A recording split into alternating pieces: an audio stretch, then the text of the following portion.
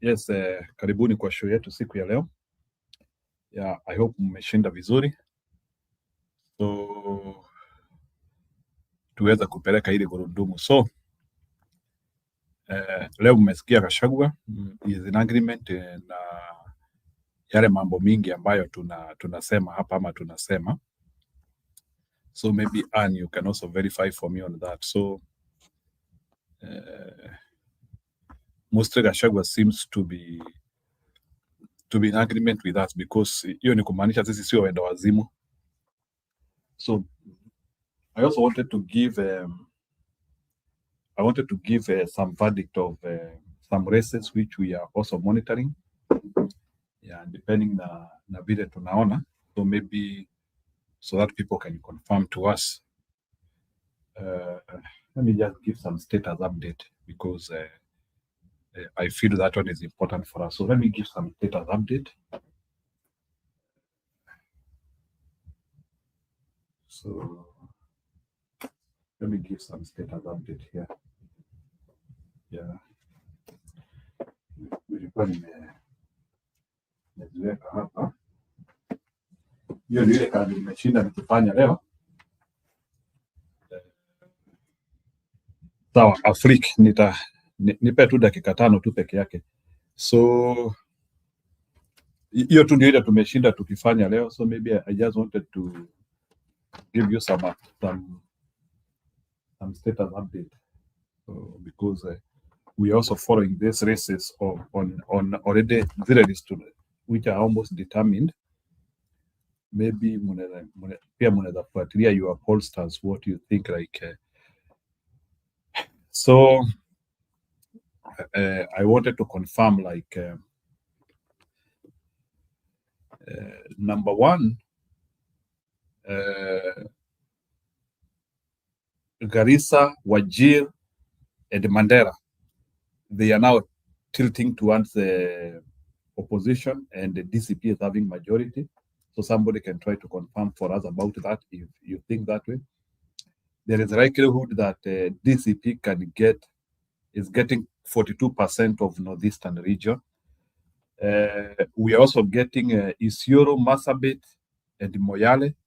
They are also tilting towards opposition, with the DCP getting the lion's share.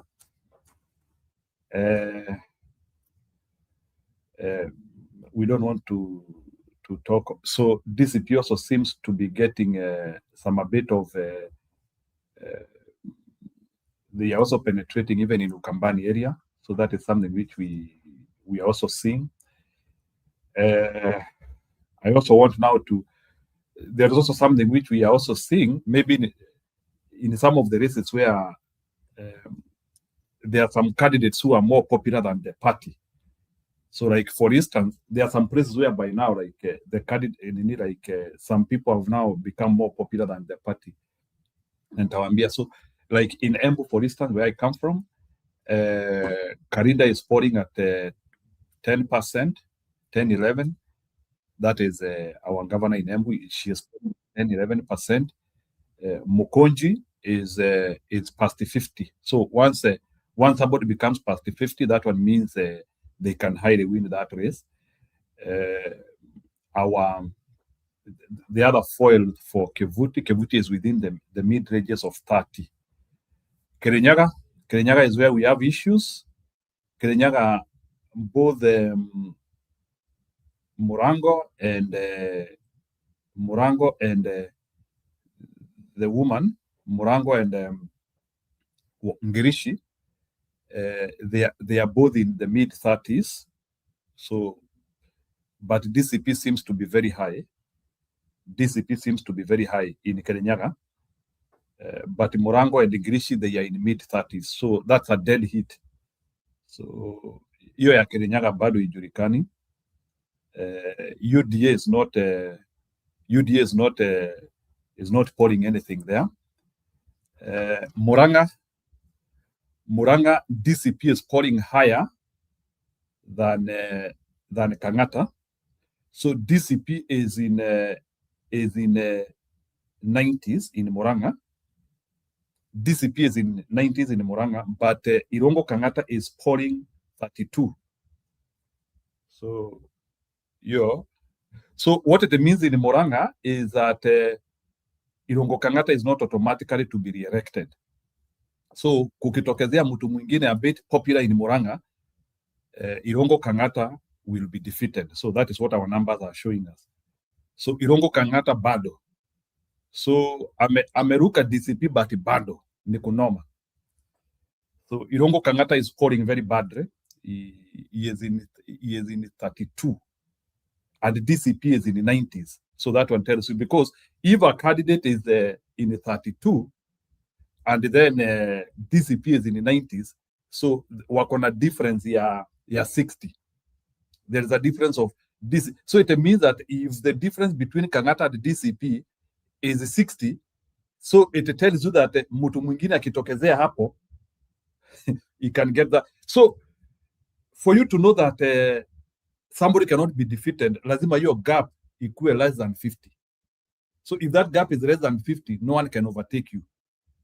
So like already in Embu, unless somebody like Mokoji does a very bad thing, hiyo race ya Embu ni kama imeisha. So that is one race which we can call it as areas now. So I don't know what Kivut can do in Embu in the 30s to convert that. So maybe, unless there is some concession, but I don't see those concessions coming. Nyandarua, that one is also a complete race. Laikipia is still not a very settled race. We are having a multi-candidate race. In Laikipia, no one has reached 30s. So no one has reached 30s in Laikipia, but DCP is scoring very high. So bado, so hiyo inakuonesha there is still a lot of work to do by candidates. Kiambu, DCP is polling very well. So in Kiambu, DCP is polling at DCP is polling at 84. I don't know why in Kiambu we are getting 84, but that's what numbers are giving us. So in Kiambu they are polling at 84. Then you are Matangi. Yeah, so DCP is polling at 84. Matangi is polling at 29 as we speak now. So kuna kitu hapo inakwambia, so again wa Matangi, chances of re-election up to now not possible. So kama kuna up to now wa Matangi re-election, he is not assured. So kukitokezea jamaa ambaye ako serious, he can easily turn wa Matangi out. So wa Matangi anaweza shindwa haraka sana. That's what we are seeing. Naikuru. Naikuru, again, DCP is scoring very well. Naikuru, DCP is scoring at, I don't know why, in Naikuru we are at 79 DCP. Again, multi-candidate. We do not see many of them are polling in mid-30s. But there is a problem in Nakuru. Your Susan Kiheka, his numbers are not coming up. Susan Kiheka is polling below 5. I don't know why. So Susan Kiheka is around 0 to 5. Taki compare 0, but hayuko vizuri. So Susan Kiheka should be planning retirement. Yeah, his numbers are not even beyond 5. Yeah, so hapo a DCP candidate should be planning himself. Nairobi. Nairobi, Sakaja is at 5. Yeah, in our polling, Sakaja is at 5.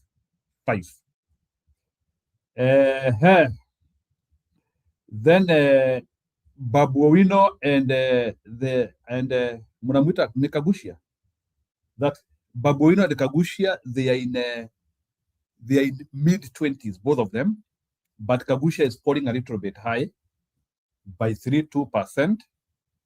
So hapo sasa sijui atafanya namna gani.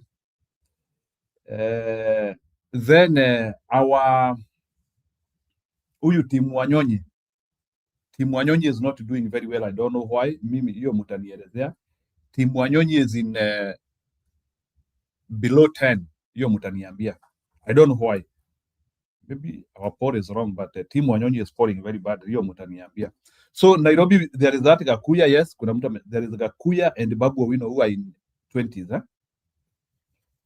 Yeah, in the 20s. So here, yeah, with Wiper still not very committed. So I don't know Wiper watacommit aje hapo. So numbers in Nairobi, they can change depending with how Wiper might want to do, because in Nairobi we do not have commitment ya Wiper bado. So we don't know like how Wiper will tilt. Aya, Mombasa, hiyo lazima niwaambie. Mombasa DCP and Wiper, they seem to share the spoil. Wiper is a little bit ahead kidogo. Yeah, but DCP is also doing good in Mombasa. That's something which I can tell you. DCP is doing good in Mombasa. Yeah, because DCP is in the 20s. Yeah, Wiper wako 36. Wiper wako 36. Mohamedari can win that race very easily. Mwajuma ni kama namba zake zinakataa. I don't know why. Yeah, Mwajuma is scoring in less 20s. So Mwajuma has to do a lot of work. Hata huko kwao ni kama mambo si mzuri. Yeah, Mwajuma yuko sawa. I don't know why. Yeah. So Peter Mbudi anataka mambo. Peter Mbudi ya DCP is scoring very high. That one I can tell you for sure. DCP is in the 70s in Narok, and the Kajiado, we are in the 70s there. We do not have a clear candidate, though. So huko things are very shaky. So huko anyone can win. So the new territory for DCP actually is northern Kenya. Northern Kenya is northeastern. That's a place where DCP can actually get a lot of spoil. Wacha niwapeleke Nyanza kidogo. Hiyo nitawapeleka. Gladys Wanga is dead on arrival. So Gladys Wanga, by the way, she is falling in below 10. So I think now Gladys Wanga, hata history yake mmekuwa mkisema anaweza kuwa deputy president, hawezi. Huyo ni kama Gladys Wanga hawezi. That one is now, she is now a cooked goose. So Gladys Wanga is currently polling at 10, by the way, below 10. Even before you over, she's not doing well. I don't know what they are going to do. Gladys Wanga will be defeated. So hapo yule mtu atajipanga vizuri in Homa Bay, there is an opportunity of unseating that woman very easily without a lot of work. So Gladys Wanga will go and get defeated. So hata Kisumu huyo besti yuko sawa sana. I don't know if he is still fighting for the election, but he is not doing good. So there is also an opportunity there. So sijui nayo hapo. Nyongo is not doing well, by the way. So there is an opportunity. Mtu akijipanga vizuri anaweza ngoa Nyongo, by the way. You can get Nyongo out.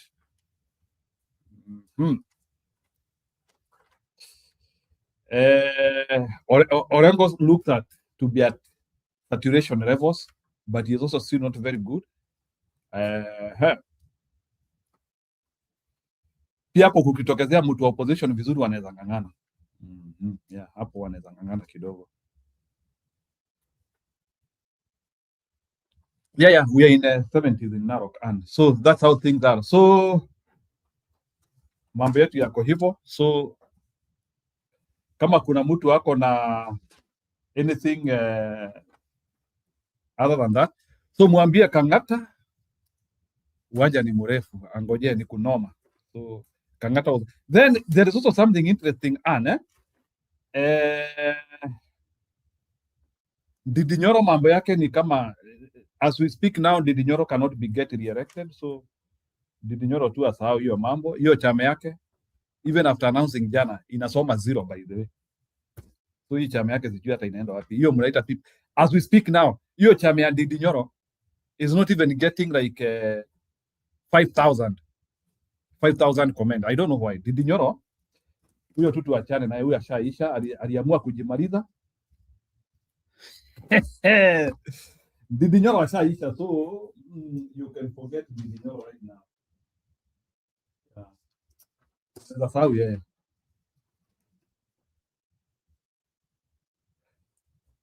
Okay, so if Tim Wanyonyi is running in Nairobi, we no in Bongoma we will have to check that. But in Nairobi, his numbers are not there. Maybe that's why. In Nairobi, he is not scoring well. So huko tutafuatilia. So we have not focused on Western. Bwana Wino. I don't want to lie. So I've not focused on Western. So maybe that one can be our next assignment. Western hatuja focus. So Western we don't have any. I don't have any numbers. So I will not focus on Western. Maybe Kiprira ako na numbers za Western. Yeah. So mambo iko hivyo. By the way, we are doing very well as opposition. Unajua we said we want to be doing this our own internal polling so that we can also be indicating. We can also be informing our people what is happening. So we have done a lot of investment in this polling, and we want to keep on telling our people the right thing. Yeah. So if there are also people with other models which are telling them things, you can come and tell us. So we can tell the opposition to focus on Northeastern. So the new, and I appreciate even Akina Gachagua, they are also working on that. The new green zone is Northern Kenya. That's a serious new green zone. Bwana Robert Oino, I've not focused on Kisii, so maybe if you give us some time, we can also focus on Kisii numbers. That one I cannot say we are focused on it. Yeah, but the last time that one nilikuwa nimeifanya last week, we had seen Matiang'i was scoring very well, but we have not gone to the individuality like to know. So if you give me like a week, I can give you those numbers. So Kisii numbers have not focused on them. So maybe I can put here. That's something we can focus on.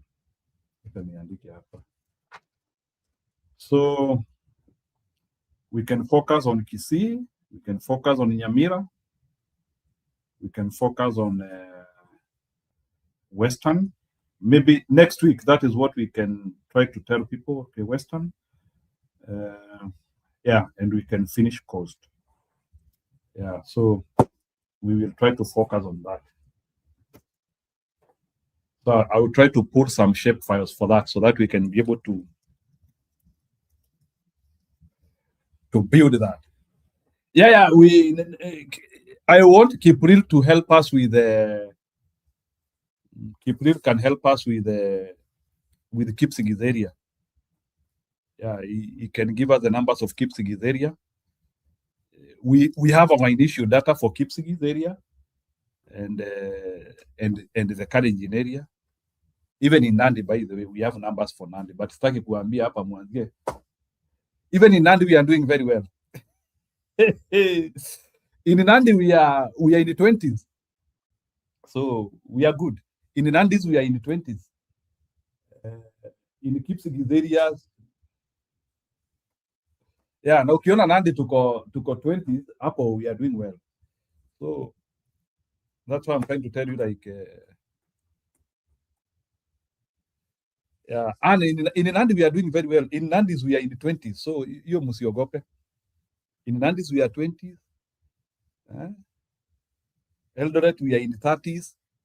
Opposition, Yeah, Kipsigis areas we are close to 40, yeah. We are close to 40, so huko tuko sawa, huko tu if we scavenge well we can get something. If we scavenge well we can get something. So na idea tu ni just focusing on this failures of Ruto. So huko tuko. So anyway, on overall opposition is doing very well. So mobilization imefanywa, so hapo tuko sawa. So comments kwa page ya Didi Nyoro.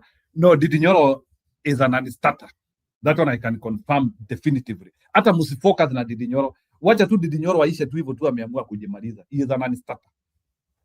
And I will not focus with Didi Nyoro because Didi Nyoro ashajimaliza. So I don't even want to talk of him again. So unajua Didi Nyoro unajua mtu akijifanya mjanja wacha aishe. Huyo kijana msimhurumie. Ndindi Nyoro tu amejifanya mjanja. And I have to tell you, Ndindi Nyoro, let me tell you, unajua Ndindi Nyoro anafikiria hata sisi ni wajinga sana. Let me tell you, kuna wakati people don't joke. There is a time, and we have seen that, hata nimeona hiyo simu ya Gachagua akipigia mama ya nani. Ndindi Nyoro amecheza na sisi sana. Na Ndindi Nyoro, he has to stop joking with us. No, Ndindi Nyoro, history ya kusoma watu utaacha. Pretending to be clever. Sasa wewe and I said it here yesterday. I said it here.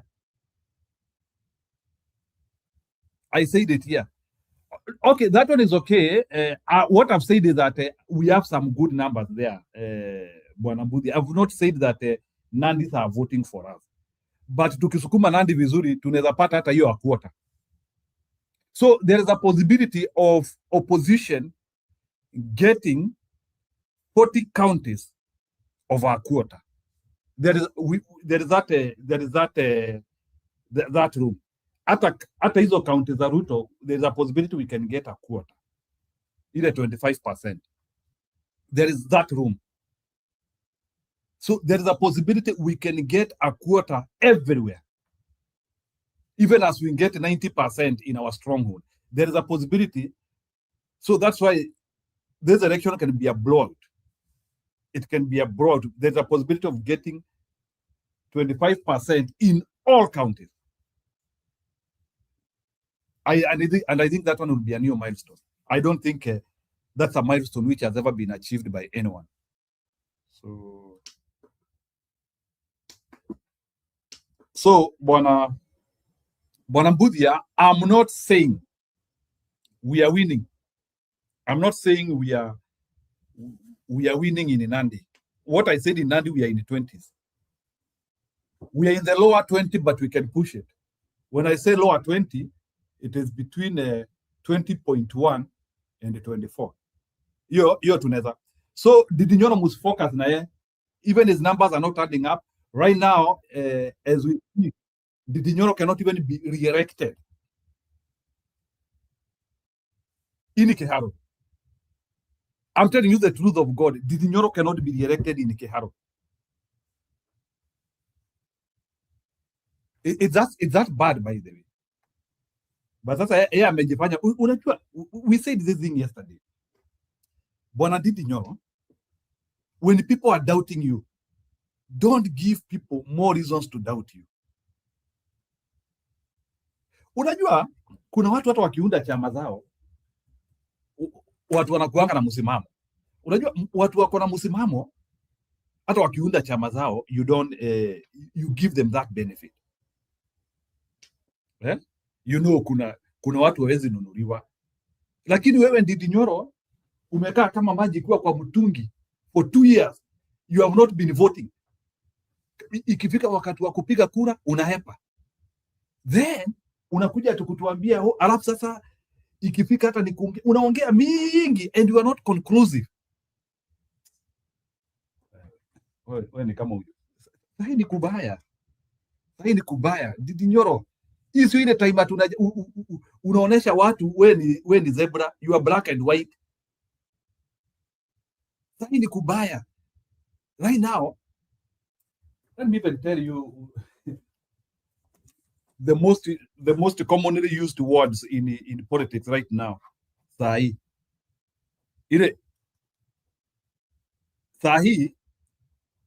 Ile word inatumika sana in Kenya, kuna kufinish kumaro. I don't know what that kufinish kumaro means. Kufinish kumaro, mutaniambia. It's a very popular one. Inatumika, it's very popular. One term. Actually, hii kitu mnaitanga two term, it is not even visible. When you try to look at the use of discrete word, the use of one term, two term is not even visible. Hii two term hata nashanganga, hii two term mnatumianga two term mnaitoa wapi? It is not even visible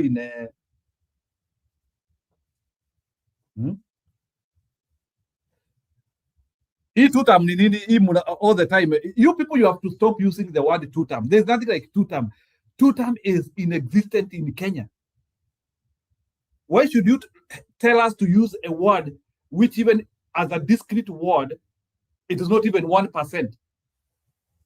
Hiyo kitu mwache kutumia. Stop popularizing something which is not existing. There's nothing like two-term in Kenya. It is not existing. That thing is not existing. And then nataka hata muende wale watu go into YouTube, the popular YouTube channels zile mnajua. Political Headache, akina Manyora, akina nani. If you want to understand what is happening, uniambie two-term, nani anatumia two-term huko? Unajua, if you want to do your own quick polling, go to these popular podcasters. Once you go to those, because that's what we do kama sisi. Go to those popular napeana two hint of what you do. So, like, for example, if you want to know, like, you take like 20 popular podcasters, go through those comments.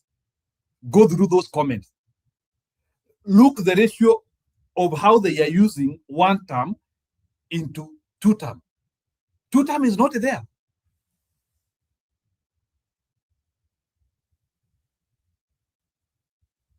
It is not there. So, wacheni kutumia kitu haiko. Two-term is root of propaganda. It is not. It does not exist. I've done that keyword search for you. It is not even 1%. Why should we even talk about it? It's not even 1%. That two-term is a vacuum word. It's not existent. It doesn't exist. I'll do an example. Najua lazima niwaoneshe how to do these things. Okay, give me one popular. Let me look for.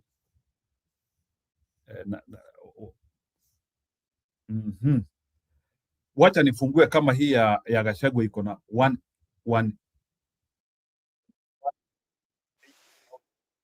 160,000. Leo, I want us to go through comments. Ile iko na comments. Ile wajafunga comments.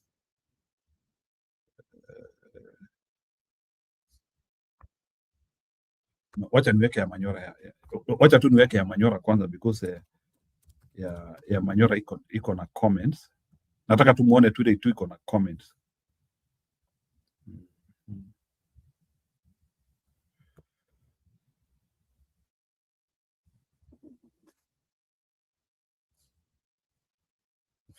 Nataka tu tuweke ile iko na comment na ni mtu ya Ruto anaongea. There's something I want you people to learn. You know, very many people have been telling me I'm running propaganda, and me, I'm not running propaganda. Nataka muniambie two-term mutaiona wapi. I want us to go through comments. You can't reinvent the wheel. We usually extract them, but there has never been a generational issue. It is not about. I don't want us now. Are you about? Nataka tu tupitie hizi comments. Muniambie two-term mutaiona. So this is one of the podcasts. You know, I'm just trying to show you in reality, even if you are not now analyzing. Huyu ni kama huyu ni Osoro anaongea. So Osoro ni mtu ya Ruto. So when Osoro is speaking, yes, you now like in this podcast, his comments, unataka sasa, you want to see positive remarks to him. So you look at positive, you are not giving Sifuna a chance versus negative, and please, then you are disappointing many Kenyans. I want us to go to the comments. Muniambie ni kitu mtaona. Comment ya kwanza, Silvanus Ruto, he must go home. He will not. He'll be here. Could there be something you people know we don't know? This is why our country is this. Opposition leaders want to be president. Hii kiburi. None. Repeat that. Nataka mupitie. The opposition leaders want to be president. Okay, hiyo ni moja positive. None. What they want is MPs to negotiate with William when he wins. Are you planning to buy land? Stop Osoro is already a former MP. Random land on Facebook, WhatsApp groups, and countless websites. Try Mukeo app. Search land across Kenya by location, budget, and size. Compare listings in one place and expand your search area to discover more opportunities nearby. Can't find the right land? Submit a buyer request and Mukeo will notify matching Wait sellers. 2027 Osoro, Spend less time utajua ujui. searching, less time traveling, and Osoro more is time appointed by finding the Ruto right to land. bring down Download Matiang'i. Mukeo today So, on Google Play but now and you App Store. have you have to weigh more comments than this one, eh? But so ndio nataka like kama mimi nimepitia comments kama hizi in like 50 pages. So when you weigh those comments like in 50 or 100 pages, which are popular in Kenya, you are now getting, when you now scale, ukiscale sasa 2-term versus 1-term. Welcome to our 2-term conversation does with not Nyoro. exist. Inasoma Conversations zero. we have regularly with men Right, and women. so that's what who I'm trying to tell you. So contributes ideas that will drive this country forward. I want to repeat what I've said many times, that conversations at are Nyiro what send you drive 30-second video when countries, someone mentioned take them 2-term in forward. Narok. And more importantly, especially for young countries like ours, No, put us there in is a something that situation where we nataka, avoid you know, going for each other if we, by talking to each other. so nile tu Problems that najaribu may like look very big even if you are not end doing up an analysis, becoming eh? manageable. Nataka Today, we are mkienda privileged kwa hizo mapodcast to mnaona, have nataka tu with naangalia us tu just Sylvanus Osoro. if you want to do it, Sylvanus Osoro usifanye is the kama chief mimi whip because yangu of is the more National detailed. Assembly. Kwa Take Kiswahili like 40 anaitwa comments in that kiranja podcast. wa bunge Those la 40 comments, kitaifa. look He's at also MP for South look at Mugango in the Kisikan. comments which are positive to Ruto Mheshimiwa, and the ones which are negative to karibu Ruto, sana. and then you scale them. Habari ya Wakisii wote. You cannot be Na able to Wakenya, you Na know, wa- tuanze na understand Wakisii kwanza. how Nyumbani, the narrative is being charity shaped. begins at home. that is true, but Yes. we So, have two national. hii We just word say mnatumia ya 2-term, muache kutumia things which do not exist. So mimi for me, hii word 2-term lazima tuiban kwa show yetu. Mbona tunatumia vitu hakuna? So any person ambaye atakuja hapa anaanzia kutuambia 2-term, we will treat 2-term as propaganda. It does not exist. There's nothing like 2-term. Najua hiyo hata nikisema najua hiyo hata hamunielewi, lakini tu ni sawa. Hiyo najua hata nikisema hapa hamunielewi, lakini wakati even when you are tweeting, and in fact you people, you are the people who are marketing 2-term. So na ndio nataka hata even our principles, ndio nimekuja kujua hata our principles ni wanjanja. Hebu muweke speech ya Gachagua, muniambie how many times does even mention even 2-term. That thing does not exist. Hakuna kitu kama 2-term. Bwana Robert Oino, there is nothing like 2-term. So hiyo kitu tunasikia tukisema, unasikia watu wakisema sisi tuko 2-term. Hakuna kitu kama 2-term Kenya. It does not exist. Ukiscale 2-term na 1-term, 2-term hata haifikishi 0. Ainui, it is not even, haifiki hata 1. Na sasa hiyo 1-term iko 99 point something. Why should we be talking about something which you cannot scale?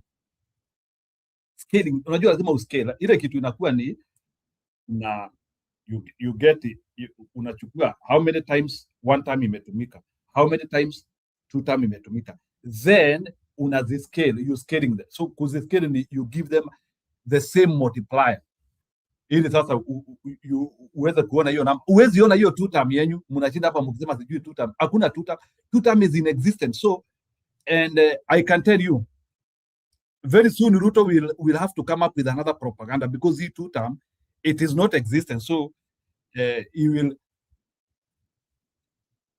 hata hiyo kitu yake amekuwa akisema all that. By the way, let me tell you, kitu yote ambayo Ruto anakuja analeta inapotelea. Like sijui hao watu nitawamalizia asubuhi, you cannot see it. Kitu yote Ruto anasema, it is not echoing. You know, a politician anafaa ukisema vitu, people echo them. Huyu Ruto yenu tu aishi. Sasa pia kitu ingine, maybe Robert Oino wewe sasa ndio utanisaidia. Hii ni kitu ingine pia we are also seeing it. Sasa hii mtanisaidia, mtaniambia hii inamaanisha nini? Pia Wakenya, they are not, majority ya Wakenya wanasema hii ni majority, na si kitu atimeitendeka. Mbeleni mbeleni Wakenya walikuanga tayari kukubali uchaguzi, lakini majority ya Wakenya, close to 70%, Wakenya wanasema hivi, Ruto akitangazwa ndiye mshindi, hawatakubali. Majority ya Kenyans, by the way, Wakenya wanasema wakiambiwa Ruto ameshinda uchaguzi, they will not accept it. Hiyo ndio level tuko sasa. Kitambo you could bargain with the Kenyans. Sasa zingine hata ungedanganya Wakenya, ungeambia Wakenya ni William Muku campaign. 70% of Kenyans, na wacha niwape hiyo namba sasa, ili muende mjipange. Hata Ruto yeye mwenyewe aende kujipanga. 70% of Kenyans wanasema if Ruto wins the election, they will not accept it. And they are ready to demonstrate. So hiyo namba ni yenyu, mjue how to use. Haya. Wacha niwaekee sasa Bwana Medhu.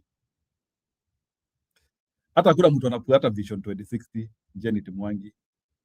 Hiyo vitu wachaneni nayo. Those are propaganda.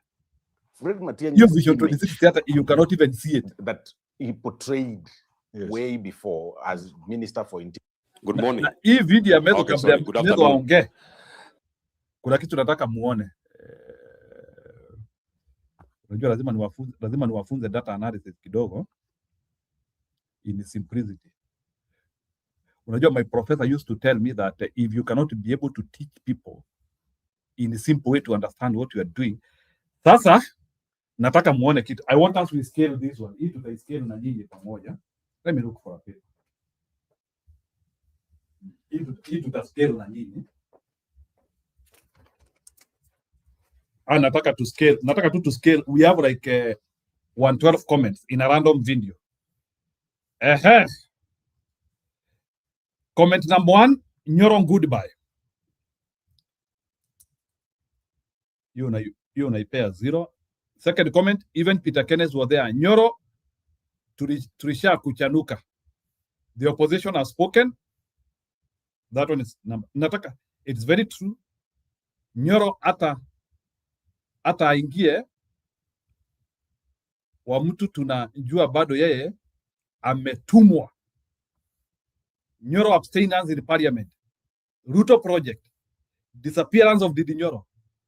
Didi is hardworking. Maybe he feels that's the only positive. Out of how many comments? Kiaro people, that was the second one. Didi has overshadowed their nonsense. Okay, that's another positive one. Thanks for information on Didi. He was unclear. Negative. The effectiveness. Nobody should trust collaborators. You can see. SG, please remind them. Nyoro is a real mole.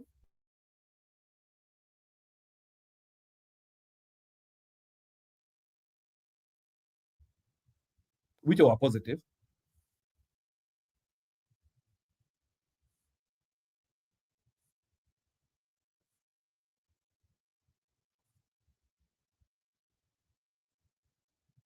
Mr. Patriotism here, another positive. Nyoro ni bure kabisa.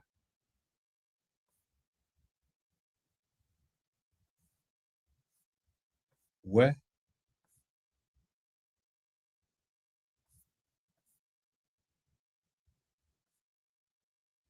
One term.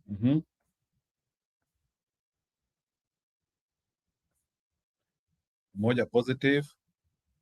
Didi is a wheelbarrow. In positive, I roughed the Medhu, but one positive.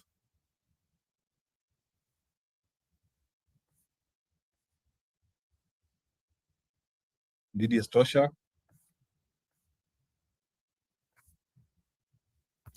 Yeah, anyway, that is one of the podcasts. Tafuta kama 10, try to analyze the comments. You can understand what is happening. So Didi is not coming out well. Didi is not coming out well. Didi is not coming out well. I don't know why, but he's not coming out well. I don't know why he had to. Na by the way, Didi aliconsult mtu. Unajua bwana, I want nani akuja hapa, aliniambia, sorry. Unajua nani alituambia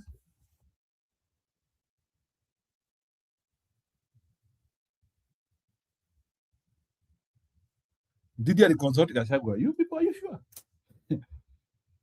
Okay. Tutungoje.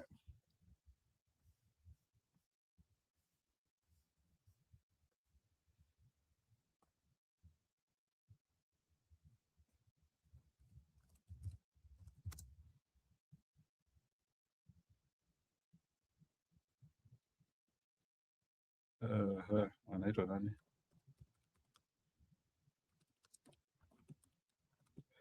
Anyway, we will give it time.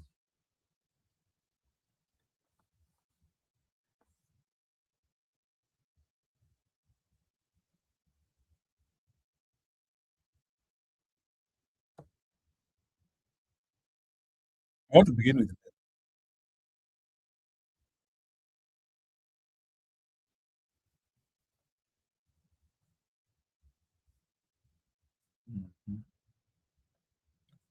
mbona sina sauti?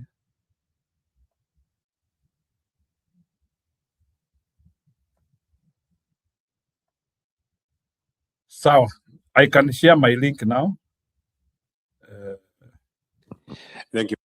Your Excellency, Rigathi Gachagua, our party leader, all members of parliament present, those from our party and those from Wiper, led by the deputy party leader, the Honorable Mohammed Ali, MCAs and all leaders from Mount Kenya South, good morning. Hey, good morning. Okay, sorry, good afternoon. I think that is better. Your Excellency, we are here with the members of parliament from our party to help you welcome our friends, our brothers, our new family, and leaders from Mount Kenya South. So karibuni sana wa Nyoro. So, Mama Mary, you can react. Your initial reaction to our podcast today, even as I continue with the video. Leo wa Nyoro, Wakamba walikuwa huko, and so many other people. Go ahead. Yes, Mama Mary, you can react. Nisikufungirie, because these videos will take some time. Thank you, Nyiro. Can you hear me? Very well, go ahead. Ya salamu nyingi na watu wetu wote pahali wako. Hii sarakasi itakuwa mingi kabla tufike mwisho wa safari yetu. Honestly, when you look at Nyoro, hiyo presentation alikuwa anafanya hapo ya kuita wenzake kuwa invite to the podium to talk, it meant something. Mtu ambaye anajifanya kama already ashapata ngazi ingine, mpaka nikajiuliza what is going on here. Why is he like inviting these fellows to come and talk? What is the preparation and what is the show for? Na hata ukiangalia hao watu vile walikuwa wana behave, you would see is a grouping. Ni kama watu ambao wamekuwa recruited na Nyoro, na akawaambia this is the way to go, this is what we are going to do, and this is what I'm expecting. We are trying to oppose something, and so we have to be very careful of what we say, kwa sababu wote walipoongea hakuna mtu aliongea against the government, walikuwa tu wanaongea mambo ya kawaida. Nikajiuliza what is happening to this guy. And remember, I said Nyoro cannot be our fellow our guy. Sasa tena nimesahau na hiyo jina yake. Tulitaja nani? Nyiro. Itabidi uniarifu, nimesahau. Go ahead. Yeah, Matiba. It cannot be Matiba. And that is true. Yeah, Because because he unajua Ndindi Nyoro has never been clear. Hiyo ndio shida yake. Unajua Mama Mary, clarity is very important. Exactly. When you clarify, when you tell the people your position, that is how they take you. Lakini huyu amekuwa ni mtu wa kuyumba yumba. Mama Mary, as you continue, do you know that hiyo chama ya Ndindi Nyoro receive a lot of support in Ruto backyard? Hao ndio wale watu wanaongea, they are the people who are very positive about him. Huko kwa nani? Wanasema ati watu wa mlima muache ukabila. You have to allow everybody to have a political party. Ni watu ya Ruto wanasema. And that one is it's a positive thing to us because it exposes them. It exposes Ndindi Nyoro where he's heading. And you cannot hide all the time. And you cannot hide for a long time before people discover who you are. Hakuna siku utaenda hapo ujifanye ati wewe unakaa hivi ama unajua hivi.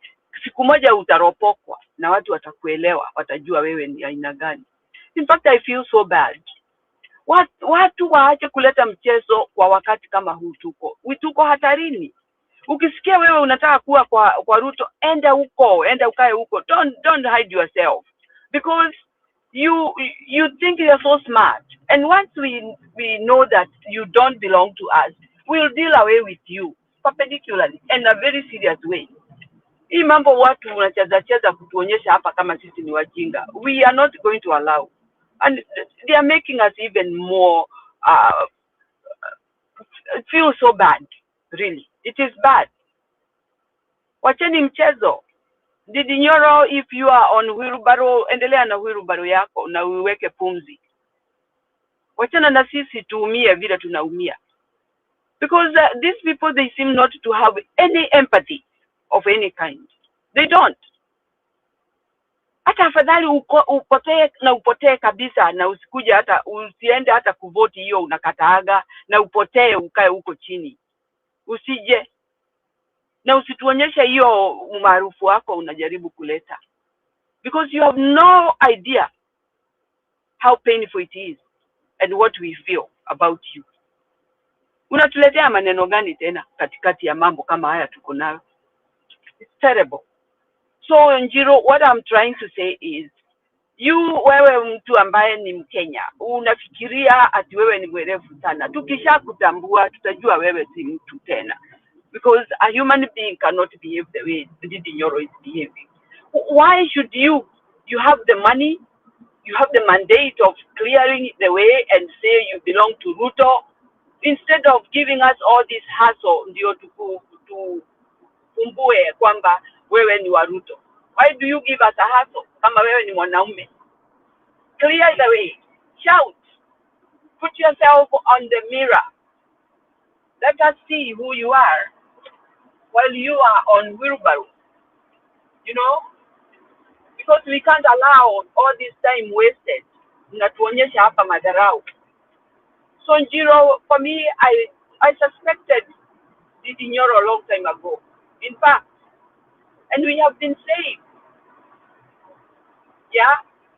we've been saying Ndindi Nyoro is not a straightforward person. He is a mole, but people tend to lag back and start thinking that Ndindi Nyoro is becoming, he is so good, like telling people what is going on economically, whatever.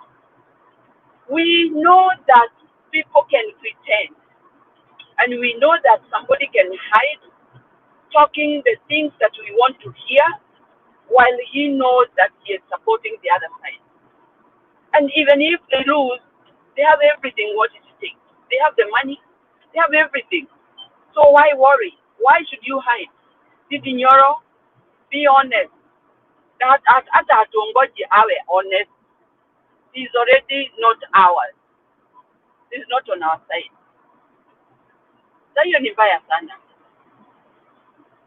Wale watu ambao wanauza wenzake, be it Kikuyu, be it Luo, be it whichever tribe, ujue wewe siku moja utalala ukilia, because we are not going to suffer forever. This will come to an end. na wewe utakuwa unaambia whole of your future, of your life until the end. I'm telling you. Nyoro, you are playing with fire because there are people who have been killed because of this mchezo. People who have died innocently because of you guys, and you think you are going to get away with it. It is not, and it will not be easy for you guys. Hiyo story tumepewa hapo na Gachagua ya Oyugis, huyo mzee, ukiangalia hivi, it will come to be to many as people who are now running for this government. It will come to be. Now ndio watalia. Though even us, tuko na huzuni kwa sababu wale watu tumepoteza innocently. Tuko na uchungu. Lakini saa ile wewe unajifanya wewe ni mwerevu, watu wanapoteza maisha kwa sababu ya tabia yako. Just know, you will come to pay. Nobody is happy of what is happening in our country. Nobody.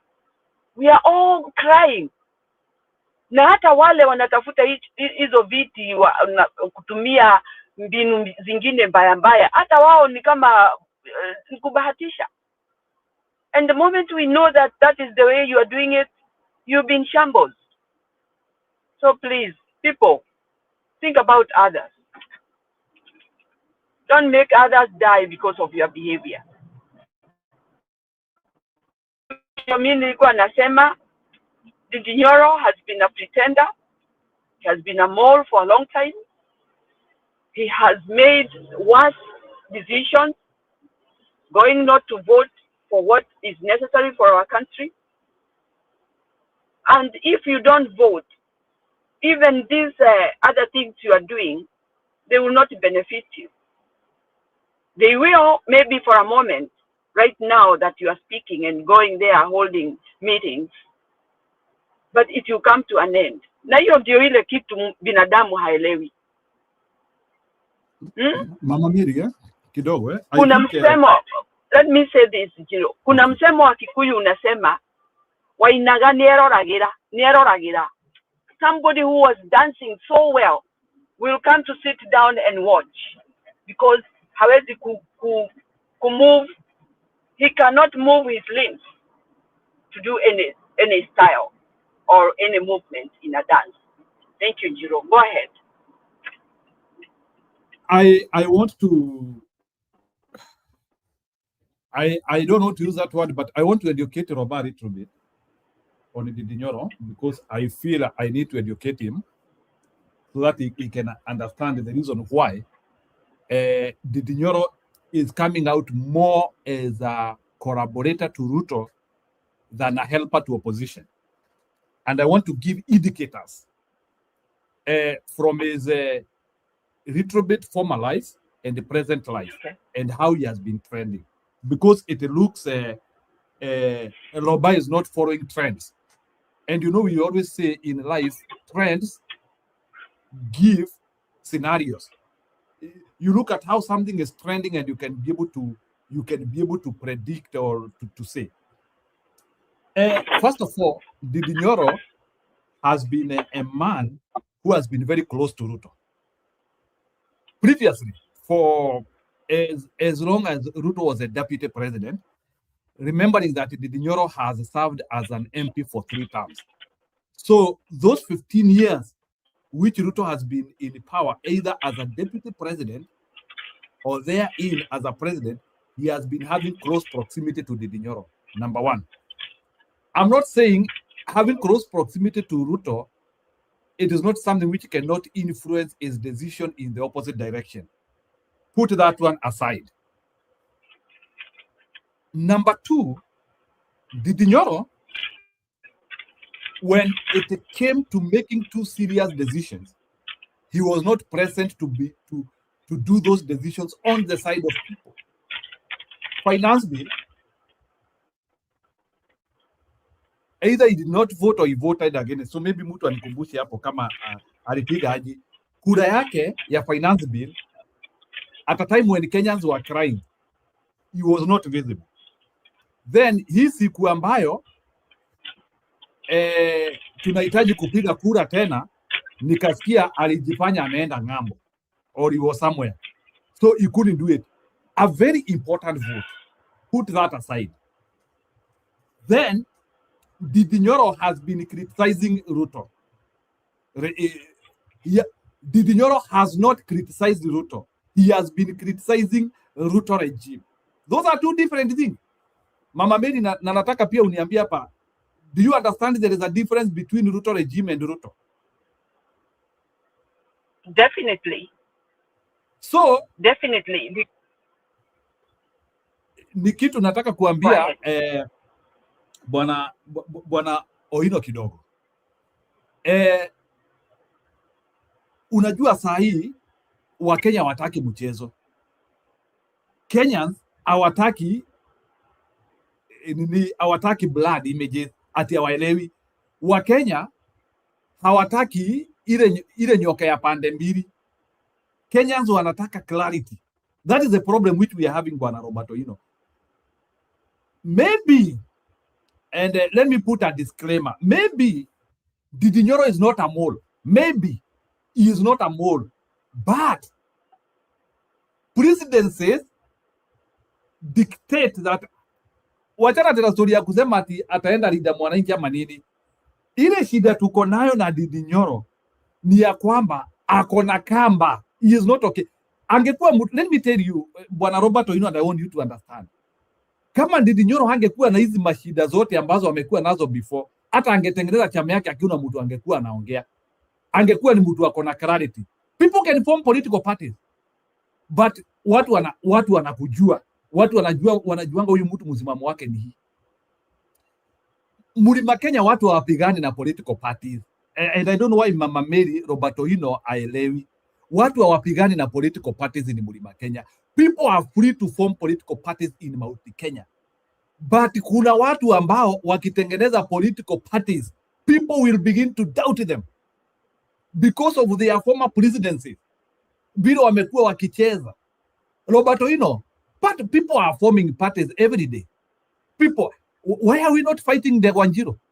Na Ndegwa is not in DCP. Ndegwa has said he is in Wiper. Mama Mary, umesikia Ndegwa akipigwa na mtu yote?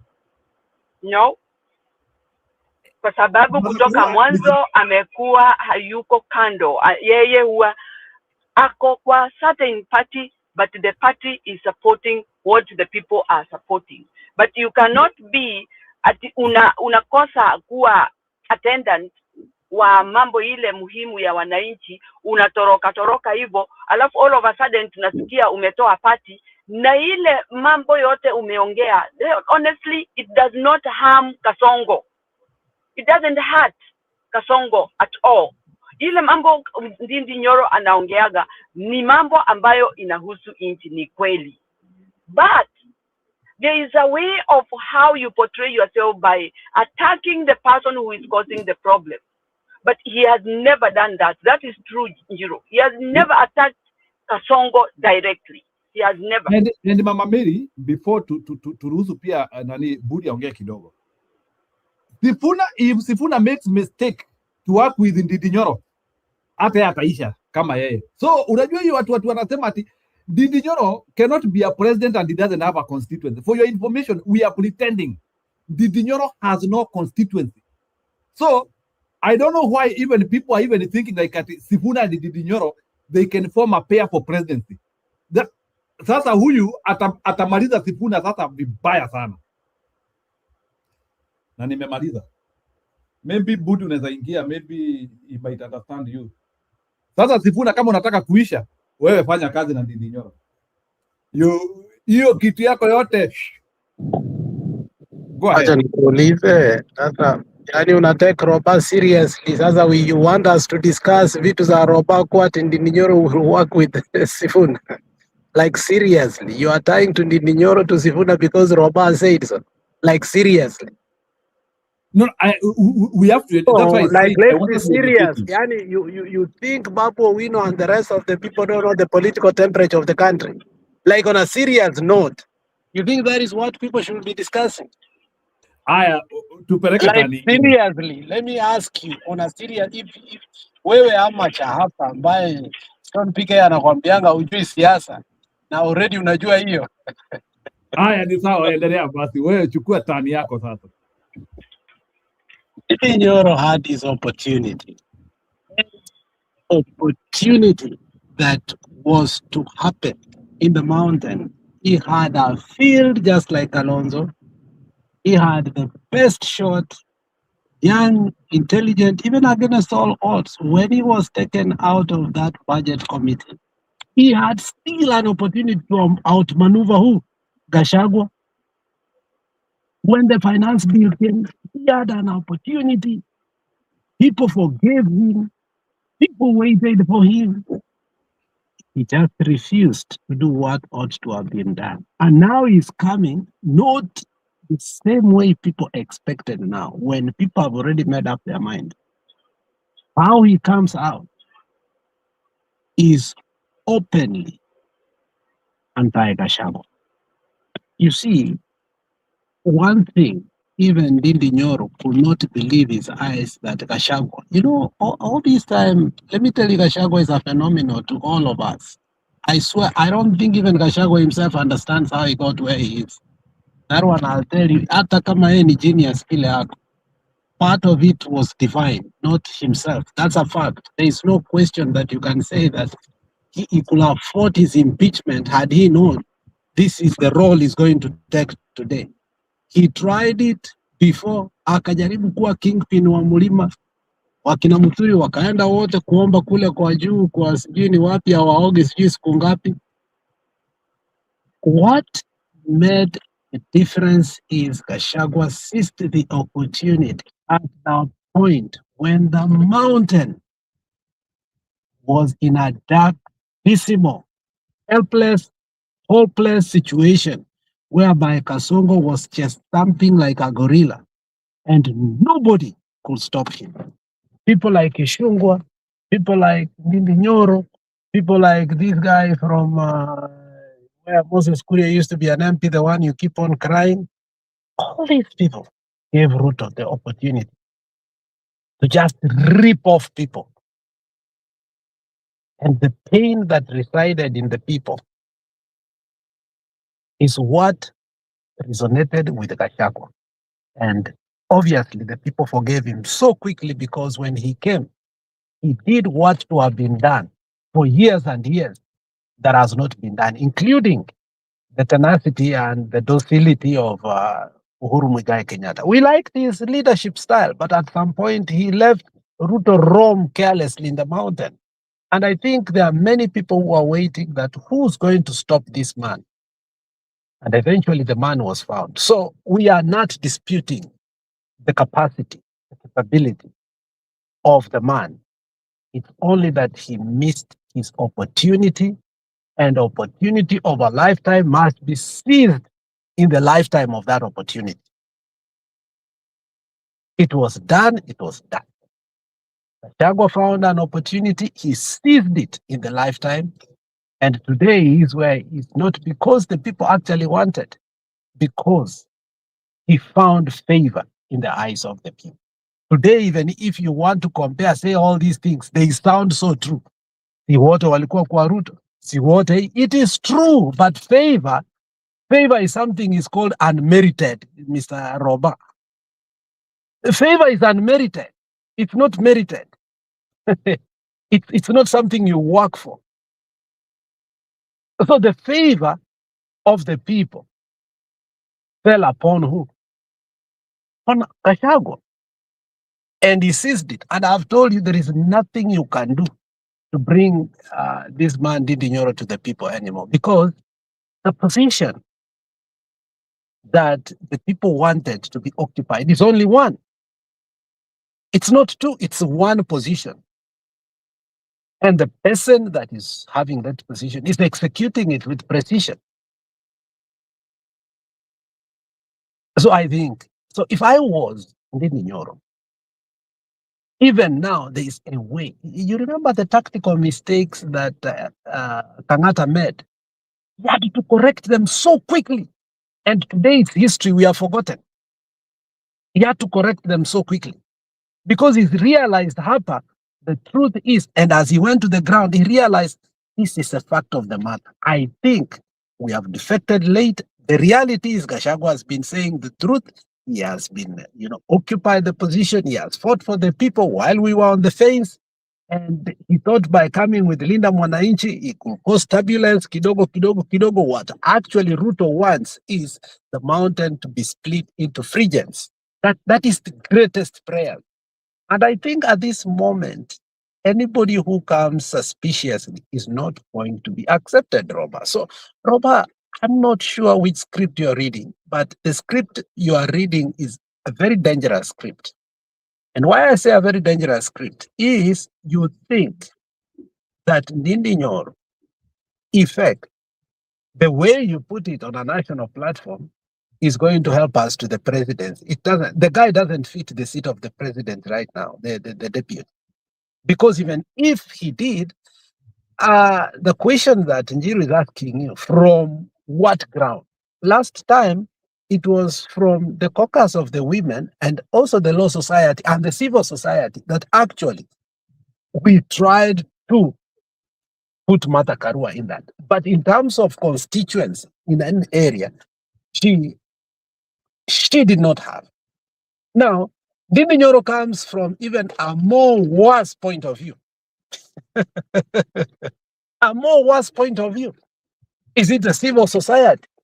Is it the men? Who does he speak for now?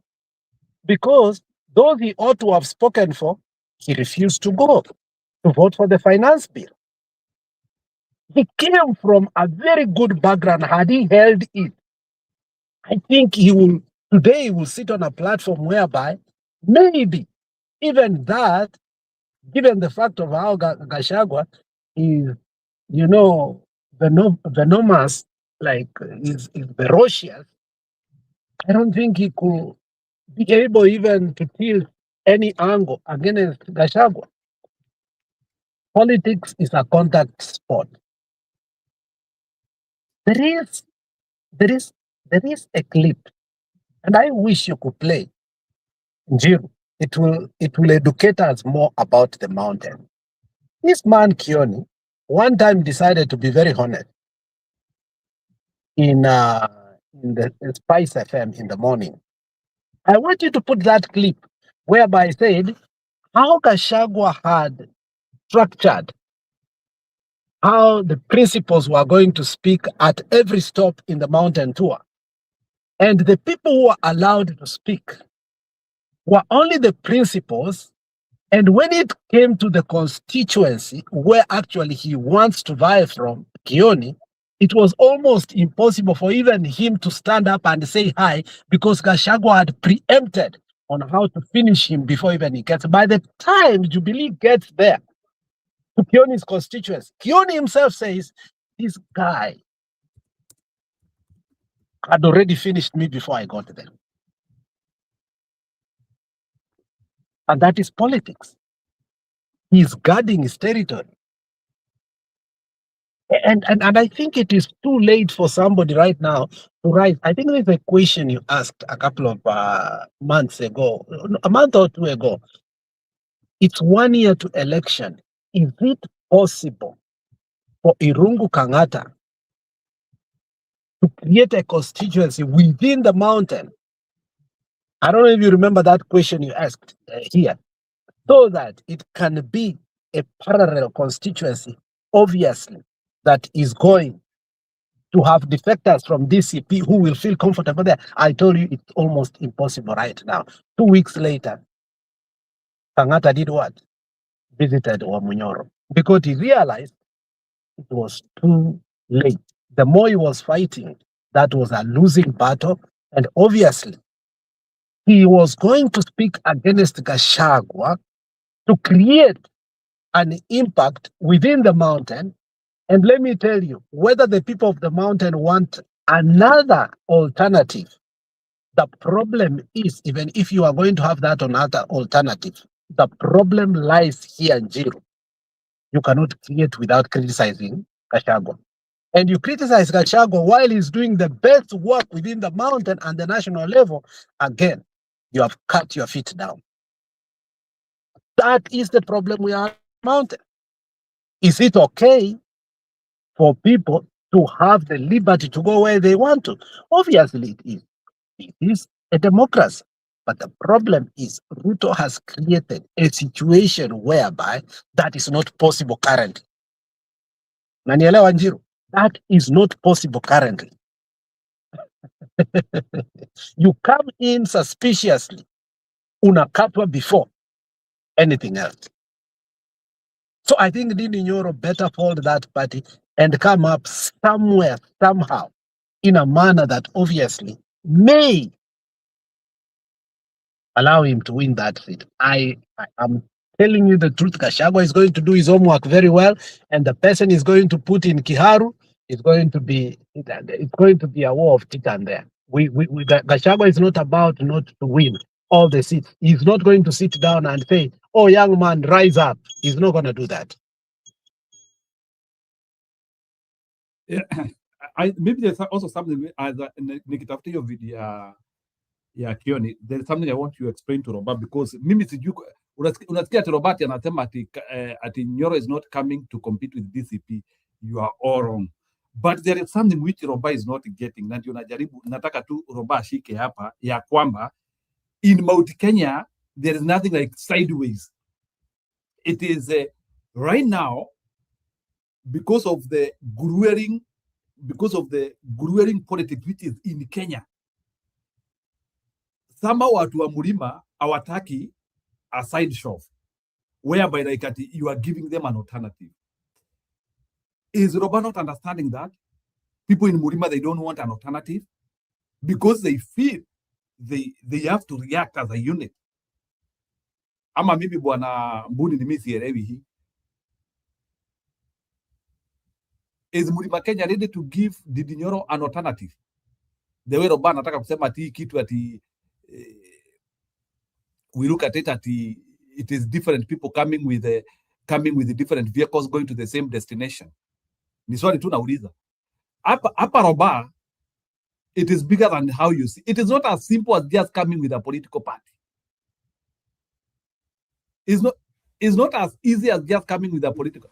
Let me give you a chance. Maybe tell Kenyans what you feel. Go ahead. Is that me? Yes, Andrea. No, yeah. So you guys, the problem is you are taking this thing personal, hatred, and because muda hajakuja TCP ni shida. No, I get it. There's nothing like DCP here. Sisi Yeah. hakuna tunasema DCP. Ni But kulingana they vile ha- uweza iko. Skiza. This is what I said. The guy is coming in because he wants to be part of opposition. That's what I said yesterday. For him, maybe to be on the conversation, he came with his own small party. But he's not coming to seek obvious. He has not said he's going to run. He has not said he's going to do what? To have candidates. But what I'm telling you, he's going to come very with opposition because he knows very well. He senses that Ruto is going to be defeated. So what does he do? He comes in. He knows that Gachagua now is the king of the mountain. He says, you know what, Kumwepa, wacha niende na hii party yangu. At the end of the day, what he's seeking maybe a cabinet strat when it's all done, when they win. What's wrong with that? But why this thing of more and other things? Why did give me the reason why did Nyoro form a political party? Nataka convince me. Yeah, I'm convincing you this. He wants to have a conversation on the table. He has his own party. He's by himself. It's not being so the problem is he didn't want to go and vote for Gachagua. He doesn't want to rock. He feels that it's above. Unana. So what we should be talking about? It's above Gachagua. Yeah, he feels kwa sababu yeye anafikiria kienda utisi pia maenda hivi. So let me feels sasa ametolea mtu suruali ama nini. Sio ati ni kitu kingine. Peleka mbio sana kidogo. Unajua numbers Ndindi Nyoro is a bright person right now. Ni swali tu nataka kukuuliza ni swali and I want to ask you scientifically. Right now in Mlima Kenya, because unajua, unless uniambie Ndindi Nyoro party is not meant to mobilize in Mlima Kenya. That's Right what now, I just told you. Kidogo, relax kidogo, nakuuliza swali. Right now, Mount Kenya, 85% is mobilizing under DCP. 85% of Mount Kenya is mobilizing under DCP. So are you telling me that Ndindi Nyoro has created a party to come and mobilize the remaining 15%? No, if you see my messaging, and even that's why I told you, nikupatia hiyo No, nataka utumie $500. data. Can you use data? Unajua, I want us to use this data. Njiru, Right now, Njiru, 85%. the problem is you don't listen. No, I'm listening. telling you, listen to me. I'm saying, Njiru, this guy amekuja na chama chake is not going to seek anything. He's not going to have candidates. He's not going to seek an office. He's coming as an individual who wants to be part of the winning team. Come 2027, he'll seek a cabinet position. So hii chama tu ni as maua tu. simple as that. Hii chama hakuna kitu inakuja kufanya. The party is not coming to mobilize. Yeye tu anakuja tu na chama yake tu. Ameona aibu akikuja tu DCP ama nini, Gachagua atafanya nini? Ataonekana mdogo. Amekuja look at this conference. Look at this message. He's trying to tell us what has done. He keep on repeating what he has done. He can do it in a national level. He's just seeking a cabinet position come 2027. Ndio unajua Bwana Roba, I want us to be real in politics. Parties are formed to mobilize and to expand. Mark that. Parties are formed to mobilize and expand. I have told you in Mount Kenya, DCP has mobilized close to 85% of people. So is Ndindi Nyoro coming to mobilize? Is Ndindi Nyoro coming to mobilize these people who have already been mobilized? No, he doesn't have a chance. That's why it is ignorant, Kidogo. Then it is ignorant to create a party in a place where people have already been mobilized. No. He's coming with his own party because he wants to be part of this opposition going forward. His messaging. You guys listen to what I'm telling you. He's going to be the opposition spokesman. No, I want to ask you a question. Nataka kukuuliza. Roba, I want to ask you, you are in a party. I'm just asking you a question. You are in a party. Now you have already been allocated a vehicle. You have already been allocated. The vehicles have been allocated the way people will go. So are you going to? No, ni swali nakuuliza. You are in a party, and the vehicles has been allocated.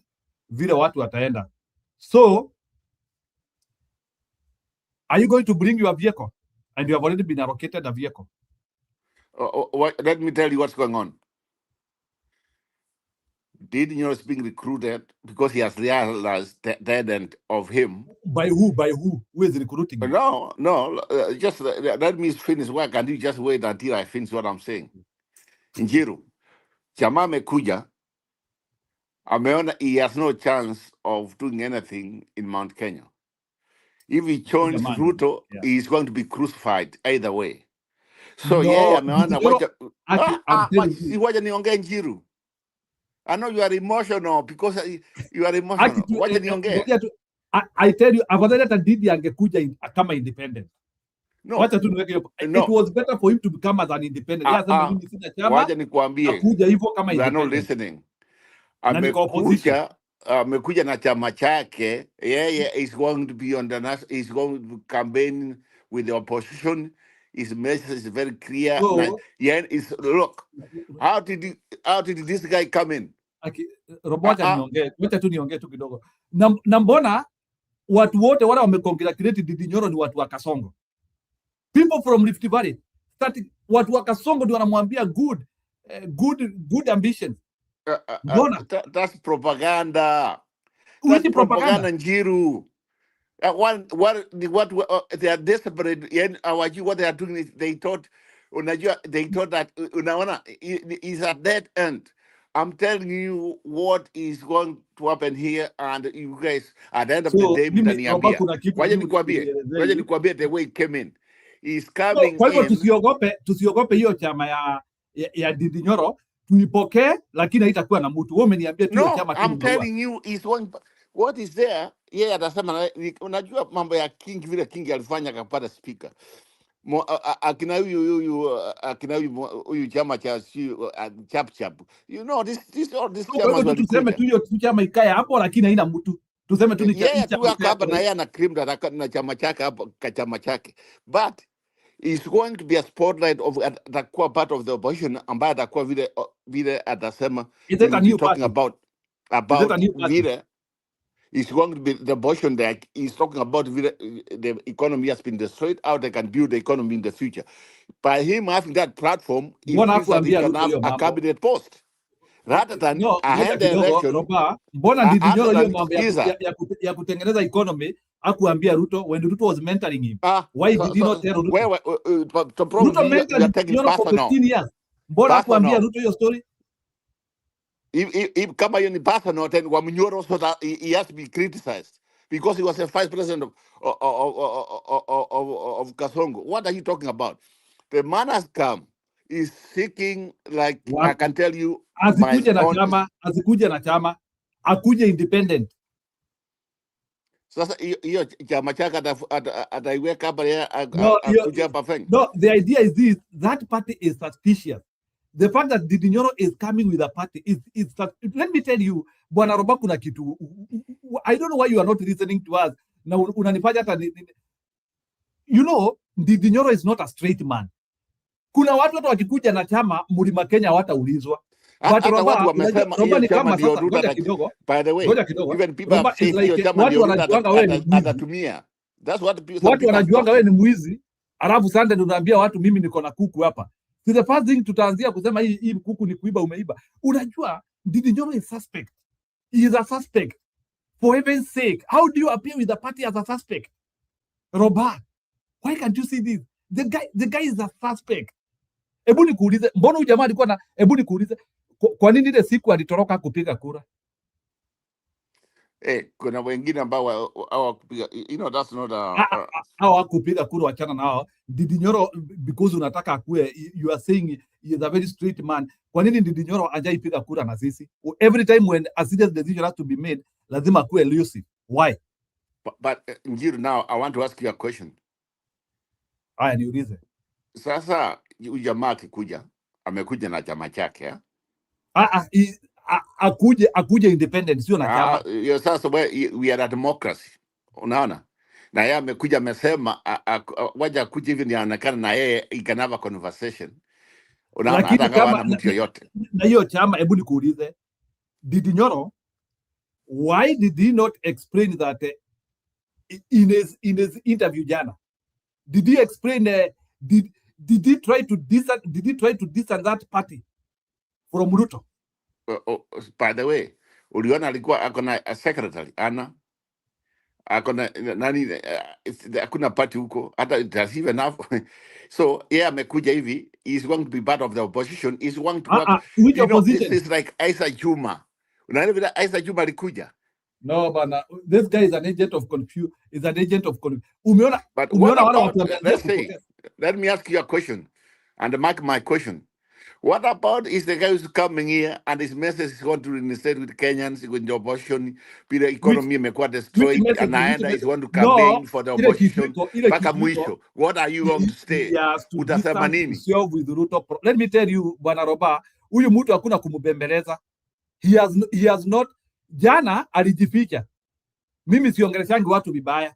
Na tunajua anasema mimi siongeleshangi watu vibaya sababu anahepa ku-criticize Ruto. He has been criticizing. Yes. Aje amemutaja. Of course.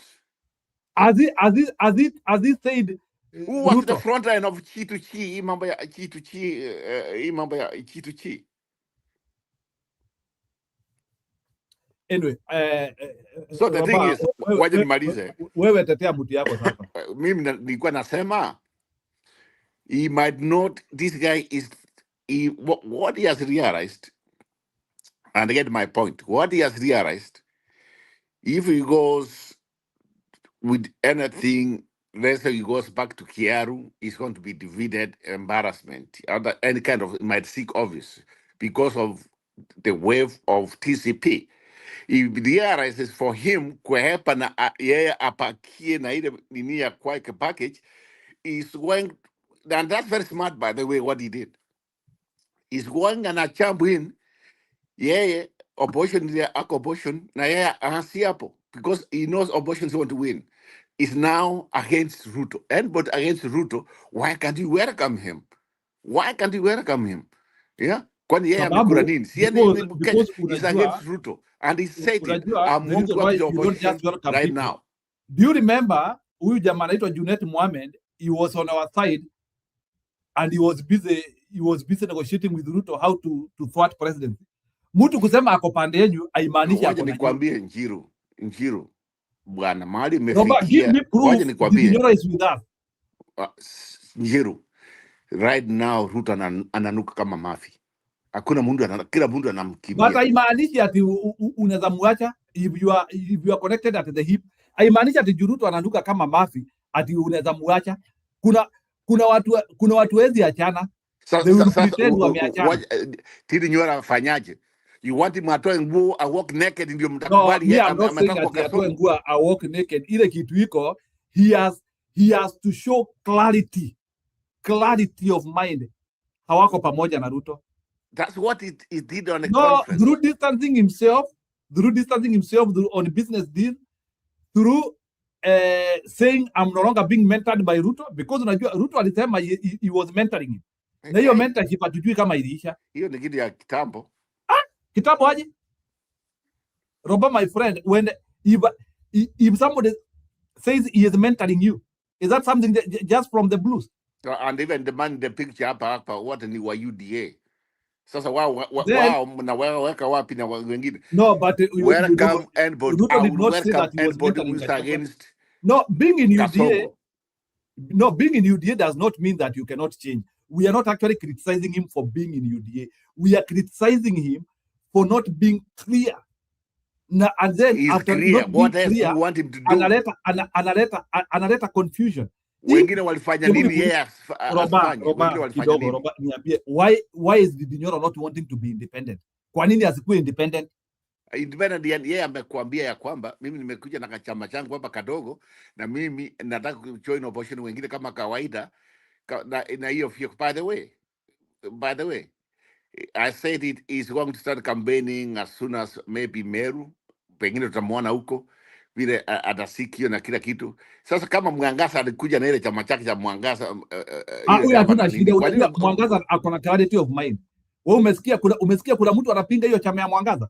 Mwangaza hata akitaka kukua na chama chake atakwambia mimi nitaweka MCA. Kuna watu Mlima Kenya, atakwambia why you bothering you? It is bothering us sababu it can be used. There's some people I know in opposition who can be used other than him right now, because I'm ana power. Yeah, akwe used to he's finished bwana. Sasa there's nowhere to penetrate. Yeah, unajua huko mahali anatoka ni Kachagwa. You know what Nyoro have taken over. This guy is trying to survive. It's survival. Sasa wewe mtoa paka ngoja survival hiyo survival nasema. Hebu sikiliza hapa uniambie. Can you tell me what this one means? Can you tell me this one what this one means? I want to plead with you. Kenyans have no problem with the president. I want to plead with you. Kenyans have no problem with the president. Kwani sina sauti?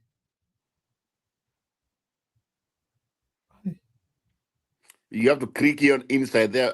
You have to put them on. You have to put it on. Is Kiki? No. I want to plead with you. Kenyans have no problem with the president. I can hear it. I want to plead with you. I can hear Kenyans have no problem with the president. We can hear it. We can hear it.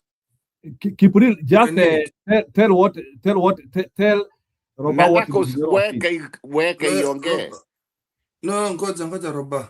Roba, let me ask you a question. This guy, has always been criticizing the government. Hajai criticize Ruto, nasema government imefanya hivi, atakuja ataonesha economics. You know, those are tricks in politics, so that when the time comes, he will say that he was criticizing. So anyway, kidogo, keep as you speak. He'll say that it is the cabinet of Ruto that he was fighting at that point in time. You know, Gachagua, every time you're the guy who always says, Gachagua akiongea, nalisema tu juzi, just like Raila. Ule mtu anasemanga kwamba bibi yako akisema bibi yako atapata mimba, anza kununua diapers. Same thing as Raila, and this is the same things that you heard about NIS. Gachagua warns you about a particular thing. Si ati ni madharau. He is telling you what is hard. He warned Kenyans. This was how many weeks ago? 4 weeks ago. Gachagua stated, many wheelbarrows will start coming up and popping out of nowhere. This is one of them. Na hapo Didi Nyoro alisema kidogo Kipuri as you speak. Na hapo kwa hiyo video tumecheza, Didi Nyoro anasema Kenyans have no problem with President Ruto. Kenyans, hey bwana, give me a break. Kenyans have no problem with Ruto. So the thing is, Robert, you see, we have very short time memory, yeah? Kulikuwa na watu wawili walipatiwa kazi, and they didn't even campaign in their own constituencies. Kazi yao ilikuanza kufunga mlima. Didi Nyoro and Ichungwa walitembea mlima day and night to sell Ruto, and it worked. And to be given their reward for that, walipatiwa very powerful seats in parliament. Number 2, wakapewa inaitwa a lot of parastatals to take control of. Huyu ameshika KPLC hapa. So over the years, Nyoro is a very clever person to protect himself in Kiaro. What he did is alichukua ile pesa extra kutoka hizi vitu za usharati na ameenda kujenga huko kwa constituency yake. There's nothing about CDF cannot afford what he's doing in that constituency, so that mumuone amefanya kazi.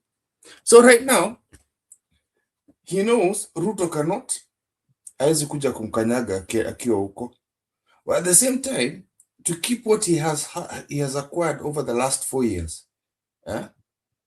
to keep what he has acquired over the last 4 years, he has to have somebody who's going to protect him, and that would be Ruto. Okay, ngojeni kidogo. So ngoja, the problem is people have been very skimmish about praising this guy. We're praising him. We know the skirmishes he has. Mtu alitudanganya bana. You know, hata kama ana build constituency yake, alitudanganya. He's the one who brought us Ruto.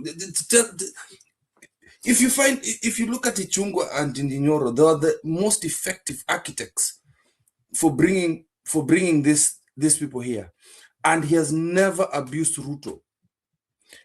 The worst case, when he started coming into, what do you call it?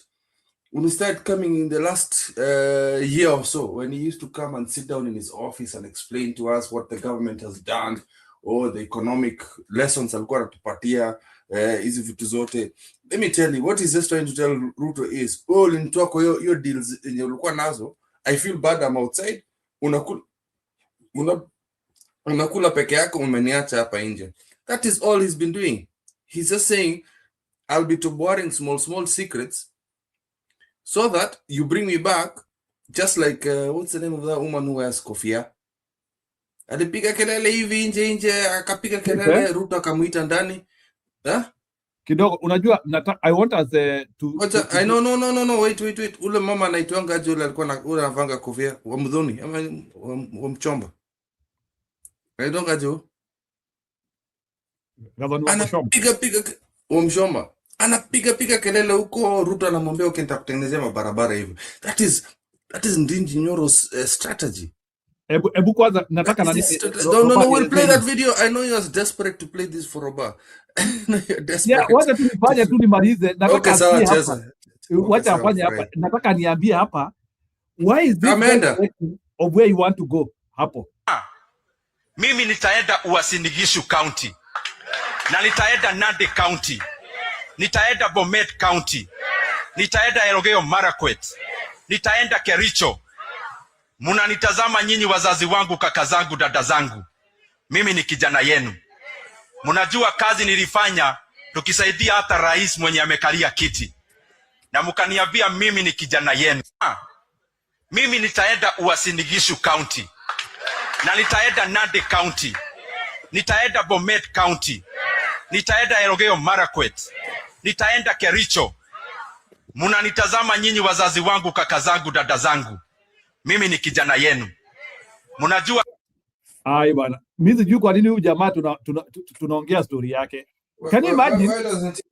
Why is he not saying Migori, Isiolo, Marsabit, Nairobi? Why specifically Nandi, Kericho? Akae huko. Baada akae huko. Kama ni mwanaume, let me tell you, kama ni mwanaume, all right? And it's a person you can trust, Nyero. Ndio mumtrust kama mtu wa party, just like naitwa John Tama Sonko. Aende hizo makaunti yenye umeongeza hii huko kwa kale. Bring me MCAs, bring me MPs. Let them sign up, and powerful people. See watu wadogo. Get me some of these old school good Kalenjin leaders. Walete tuangalie, tukae chini tuseme sasa, okay, Nyoro ni mwanaume, umenyang'anya route to some powerful people. Then we'll listen to him. Then I will listen to him. Yeah? But then even with that, I can't trust him, because that would be too easy. It would be too easy. Ruto atasema basi, I'm coming to swallow your party later on. And Nyoro is not to be trusted. I'm sorry. Mimi sioni, I can't trust that guy. I can't. Ile matusi alikuwa anatupatianga huko Azimio bana. Huyu na Ichungu.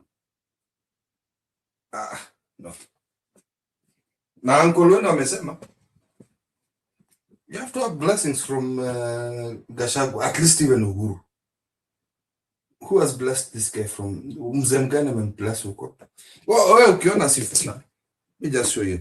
Ukiona Sifuna anaenda kuongea na wazee huko Waluya, na amepewa blessings na watu. Yeah? Robert, that guy, I think Robert, Robert, the problem is I'm just saying people. Yeah, I know. The problem is you saw a post on Facebook of Sifuna and Nyoro, and you fantasized. So, wow, this is what I want. It's not what Kenyans want. I've seen that poster everywhere. Na niye mwenye ndiye aliweka hiyo poster. He's the one who's been advertising that poster. Do you know how people actually send snipers on social media? Ndio muone hizo vitu. Alafu nyinyi muangalie mko excited. Oh, this is how it's supposed to be. Look. Hata kwanza ukiona hiyo poster tu ni unaona tu ni Njoro alijiwekea kitu. Akwe deputy wa Sifuna. No. It's not what you think. Huyo jamaa anataka kutumalizia movement bana. Nakwambia Sifuna akishikana na Didi Nyoro, he can forget it. Hiyo pole yake itarudi zero. Anaweza muniambie kuna mtu mmoja anaweza muniambie Ruto anataka kumaliza Sifuna. Anamwambia wewe jipange, tafutana na Sifuna, mconvince mushikane. Sifuna, I can tell you, ukishikana na Didi Nyoro unaenda zero. I've given you the number even before they happen. Wewe tu shikana na Didi Sifuna, kama unataka kuisha, kama unataka kujua ni mnoma, shikana na Didi Nyoro. Alafu we will talk tomorrow. Go ahead.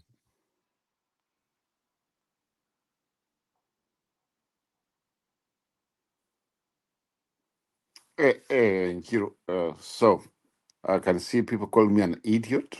I accept it. I'm an idiot. Mimi hata sikufika standard 1 hata nini. That's fine. Unaona wengine wakisema I get blocked. That's fine. But at the same time, I have a right to say what I'm saying. First of all, I'm not here to have to forget, or I'm supporting the guy. What I'm saying is what I think it's going to happen.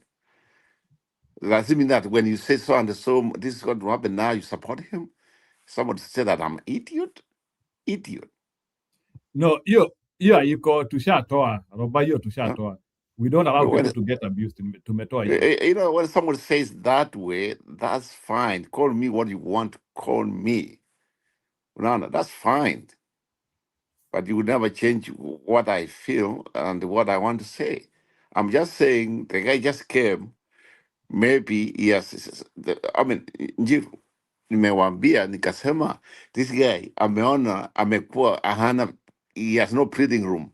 He has been blocked. He has seen there's nothing he can do in Mount Kenya. He wants to survive. So by me saying somebody wants to survive, yourself, Roba Kidogo, eh?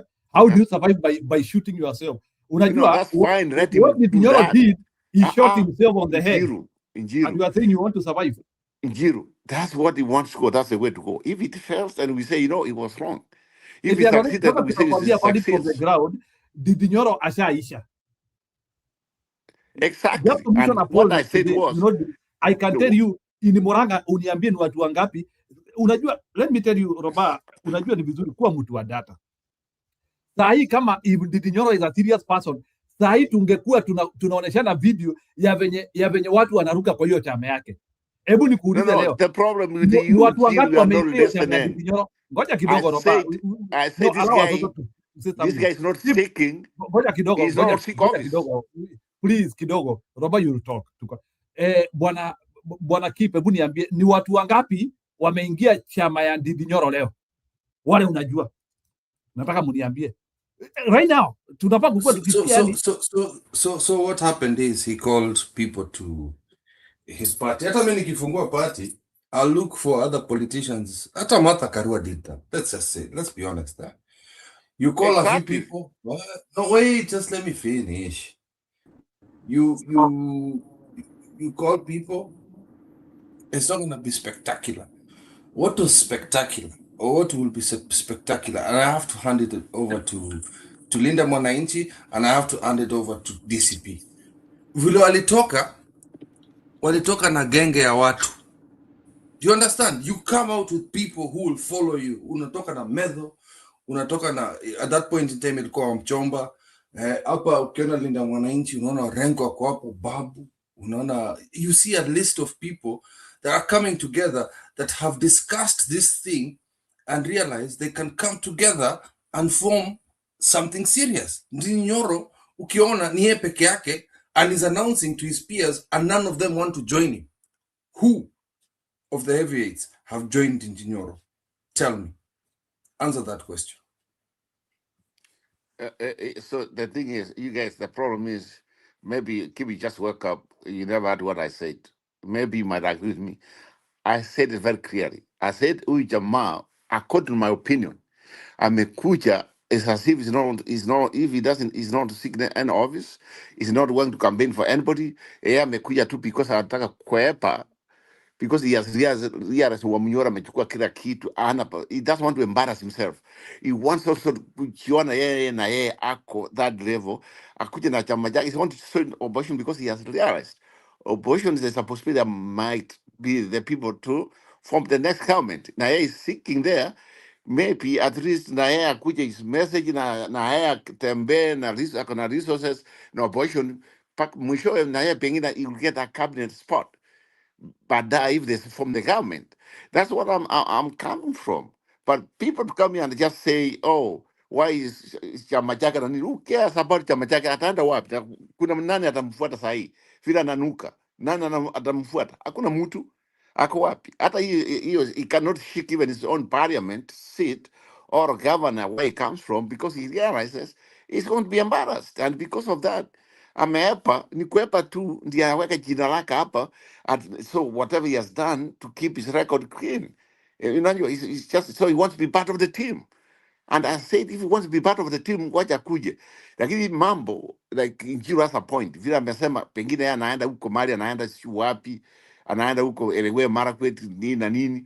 Kwenda as what? Is he going there? Is he talking that opposition would go there? Or not? Anatuambia kama anaenda kama individual. If now he's going to come in as an individual, then it becomes, then we just say he's becoming a snack. Now from there, we can start hammering him. And we just like, you know what, this guy is a more. Unaona? But if he's coming to go and help opposition to win, then with opposition waende huko mahali anasema and everything to campaign for the opposition like anybody else, Asiki, it's okay. It's welcome. That's where I'm coming from. But No, kuniambia ya it's kwamba going to be similar like Junet Mohammed. That's what we're saying. We have to be careful of such people. Junet exactly. Mohammed alikuja That's what I've been kuchafulia saying, vibaya but we sana. have to keep an eye on him. That's what I've been just saying from yesterday. Unaona? But na mimi nikasema anybody who comes says he's an opposition against Kasongo, I'll welcome him. Unaona? As long as he comes in good faith. Sijasema kitu chochote hapa ati inamunga mkono, but I said yesterday what I've been saying. Hey, you never know, maybe this guy, that ticket which I told you, him and Sivuna, maybe it might be true. Unaona? But Mali Mefikia, it looks like now he doesn't have like Mount Kenya is closed for him. There's nothing he brings on the table. Unless, like he said yesterday, he has been consulting with Gachagua na ndio Gachagua amekuja amesema sijui nini na hiyo meda amesema ati yeye ni mtu wa kuibaro. You know, let us see. But this man, for me, I feel he's coming as an individual because he feels that everything's crossed under him. He wants to be part of the coming government so that he can be irrelevant because he sees where the young people are headed to. And as anaona, hey, siwezi kuachwa nyuma, waja na mimi nikuwe part of the team. Hata nikienda na chama kingine vile amekuja na chama chake, hata atakuwa peke yake, na yeye anasema iko kingi negotiated that way. Akina nani hii chap that's negotiated that way. Unaona? So let us not be just like say, oh, say kama we want to. I'm telling you, let's not crucify him. Let's see what he has. Lakini kama akikuja more, we will know. We will know. It doesn't have no follower. Hata akiwa more, nani atamfuata? Who's going to follow him? Hakuna mtu atamfuata. Yeah, he's trying to escape. He already has escaped because he knows if he seeks whatever, he's not going to win. He can't. Yeah. So what's the next thing? For me, that's a good move because otherwise, by the time after he was hammered, he never came to vote for the finance bill. He knows that if he doesn't do something, he's done. He's done. So for him, he wants an answer kufanya nini? He wants to start cleansing himself right now. Mapema. Kuingia pengine aingie huko. Nimeongea na huyu. Hivyo you say he's talking about opposition na yeye ako opposition. Sasa na yeye akuja hapa clean himself hapo. Pengine baadaye hata kama na yeye akipata cabinet slot hapa atafanyia hapo na yeye in the office because he has realized William Ruto ni ile nyama ya punda ambayo imepewa watu punda ambayo imekufa na imechinjiwa watu illegally, kama watu wanakula punda. Hiyo ndio right now, that's what you can call Ruto. So and nobody wants to be with Ruto. They are running away. Even you guys keep on I keep on saying this. Why should he? First of all, I'm trying even to prove my point. Nyoro cannot stay with someone who don't want to run. I've been telling you guys, Ruto does not want to run. You don't believe me? Na yeye ameona anakimbia. What else do you want him to do? Ruto does not want to run for office. Sawa, ruhusu Afrika ongee sasa, tusimlock sana pia. Wacha na mimi niacha, lakini mtu asisema mimi idiot. Huyu jamaa ameniita hivyo. You know what? That's fine. No, tushatoa comment. Never change me who I am. Even you know, that's a unajua there is a possibility wewe ni you are a member of the Nyoro party, so hatuwezi kuingililia sana. Unajua no, maybe me as so Njiru, you have to get me. I've been in fact, when you want to have a stable and something healthy conversation, you have to look both sides. You can't be one-sided. I'm coming with the fact that I've been teaching students in a college. To tell you the truth, sometimes you have to balance. Not everybody can have your view. Not every student can have the view. So you have to balance some of these things. So the thing is, you have to balance everything. What we are talking, if you want to be both sides, because we have to prepare both sides. You can't be just like one-sided. And you nasema, no. You know, some of the things nimesema hapa, some of them have come, but I'm telling you, nimesema, and I put it there in Jiro. If this guy will be still in abortion, come 2027, hiyo $500 kutoka kwako. Ukitaka kusema, lakini nimesema. Mimi nimekuambia, kama yeye atakuwa more ya Ruto, come 2027, then mimi nitaa hiyo. Wacha niachie hapo.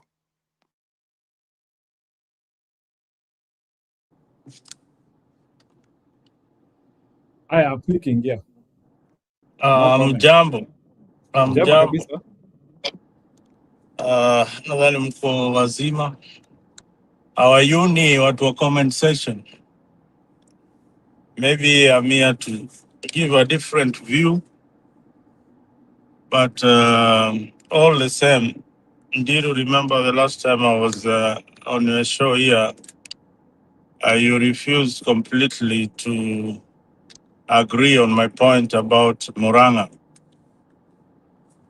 Now you have seen it happening.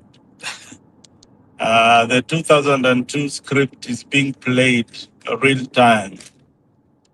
And the Nyoro is just there to divide the votes of the Kikuyu community with this new political party, and is targeting Moranga. For a very long time after Njindo Matiba exited the scene unceremoniously, the Moranga people have been quiet, and they feel that they needed to be in that position to negotiate for power. So they are coming with their own vehicle. They know DCP is already occupied most of the central region. But in the event elections are held, PDP will also be viewed as a Kikuyu party. And not everybody can vie on a DCP ticket. There will be winners and there will be losers. So Ndindi Nyoro could easily sneak in with 1 or 2 seats at the county assembly and even at the National Assembly. So that is politics. Ruto is looking for ways to divide the central people. He's also looking at two candidates who I am very certain that they might change their course.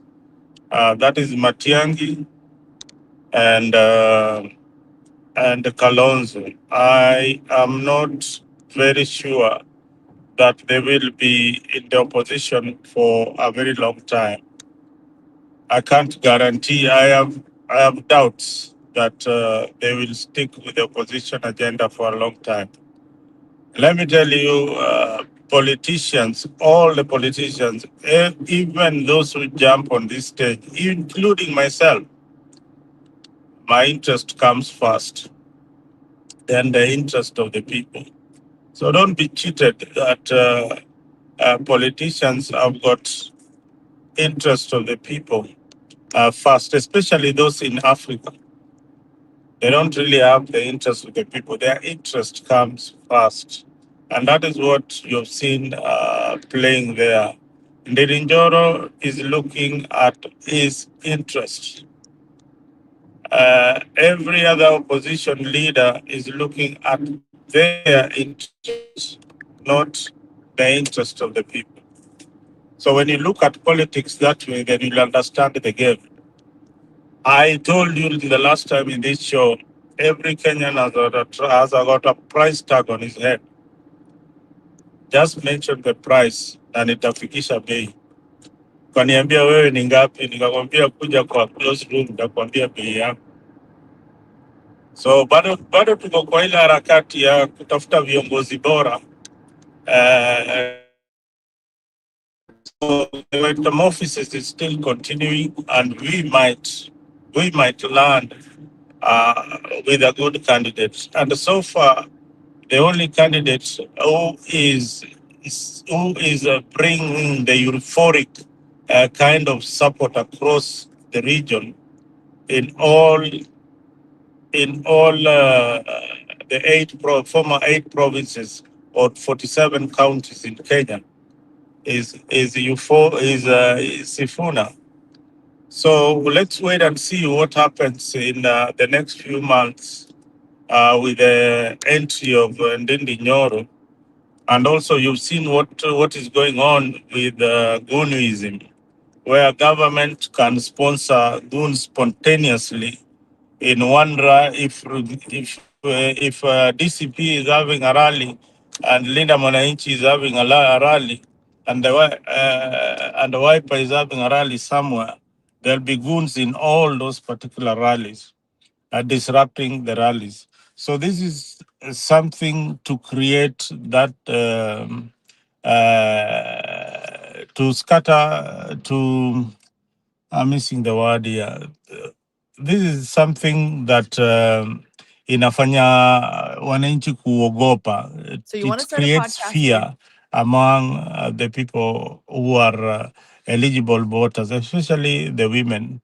So that fear, once it is created like that, nobody wants to go to the polls, especially those who fear. So that is what Kasongo and his team are doing at the moment. Create the necessary fear for all these political players that if anybody wants to go to, let's say, Homa Bay, they have seen what happened to Sifuna's group. They will think twice before they go to those particular regions. But I think Kenyans are brave enough. They know what they want now. The only thing I heard you, Njiru, is that the message should be consistent, and the message by our politicians should be one that unifies the opposition. If they don't find their candidate early enough, by the end of this year, we should be having the presidential candidate for the opposition party and the running mate. If that doesn't happen, people will be starting to find out, some mistakes within the coalitions, and that will be dangerous to the opposition. Let me leave you with that thought as I hear somebody else.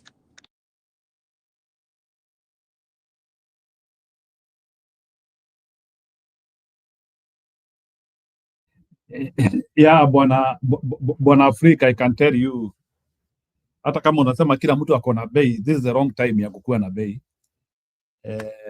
Kenyans are extremely alert because Kenyans have discovered the amount of catastrophic destruction which Ruto has done to them.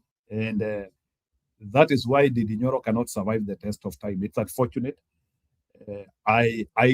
Mimi sikujuanga ya kwamba somebody with a very laborious future could have destroyed it in minutes. I don't know, but whoever advised Ndindi Nyoro, other than it is either Ndindi Nyoro is not genuine or he is not a clever man. You cannot make such a decision. And you want your future to be bright. I thought every man wants his future to be bright, but such a decision is so dumb. It's a dumb decision. At a time where, because na nimeuliza Roba hapa, right now, Mount Kenya, we have mobilized close to 85% of the people. When Ndindi Nyoro is starting his own political party, who is he coming to mobilize? The remaining 15%, who part of them will go to UDA? Or is he coming? It is only one thing which we can say. He is coming to mobilize what DCP has already mobilized. That is what when Ndindi Nyoro is forming a political party, that is what he is telling us. He is coming to mobilize, but now I will not use the word mobilize. He wants to demobilize what DCP has mobilized. Because already DCP is close to 100% mobilization in Murima, then unasema unatengeneza party ingine, and there is a lot of suspicion about you. Anyways, let's have this video and then... let me just add something. Okay. Before you play your video.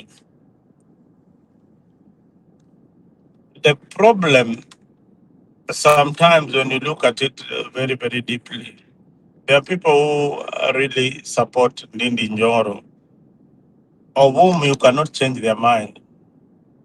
And those are the people who elect these leaders.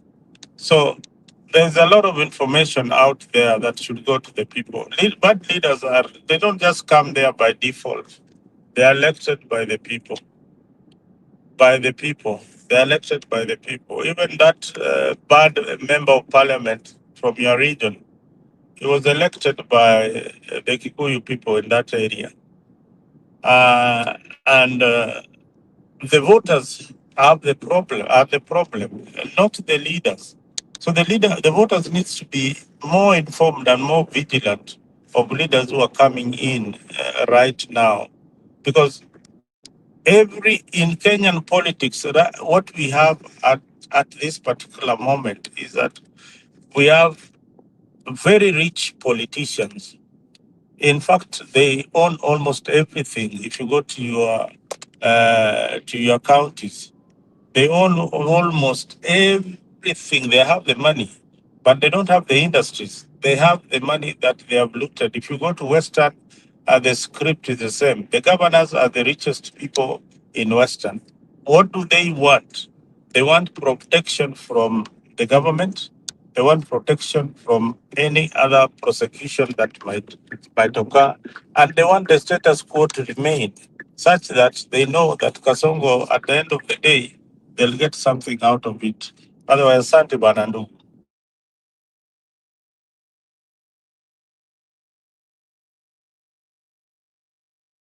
Just a name. Go to the. Doesn't matter where you practice your pedigree of politics. That we then moved and did Remuru 3 with Mother Wagari, Karua, the then NAC, now PLP. And we formed something else that was bad mouth that we were calling Kamwene. Yes. All these movements were not idle movements. No, it is, we were trying to call out people and telling them, Nikubaya. And the direction we are taking, it is not good. And don't wait for too long. Things might get to a point of no return. So we had, these are things that we saw, we claimed early enough, and we were called all names, including I was called Mogoroki, what. When you called people to Gege? When others called, no, I never called anybody to Gege. Others said the problems you're having is because you have Tugeges. It's not me. I also read that, like. You just read it.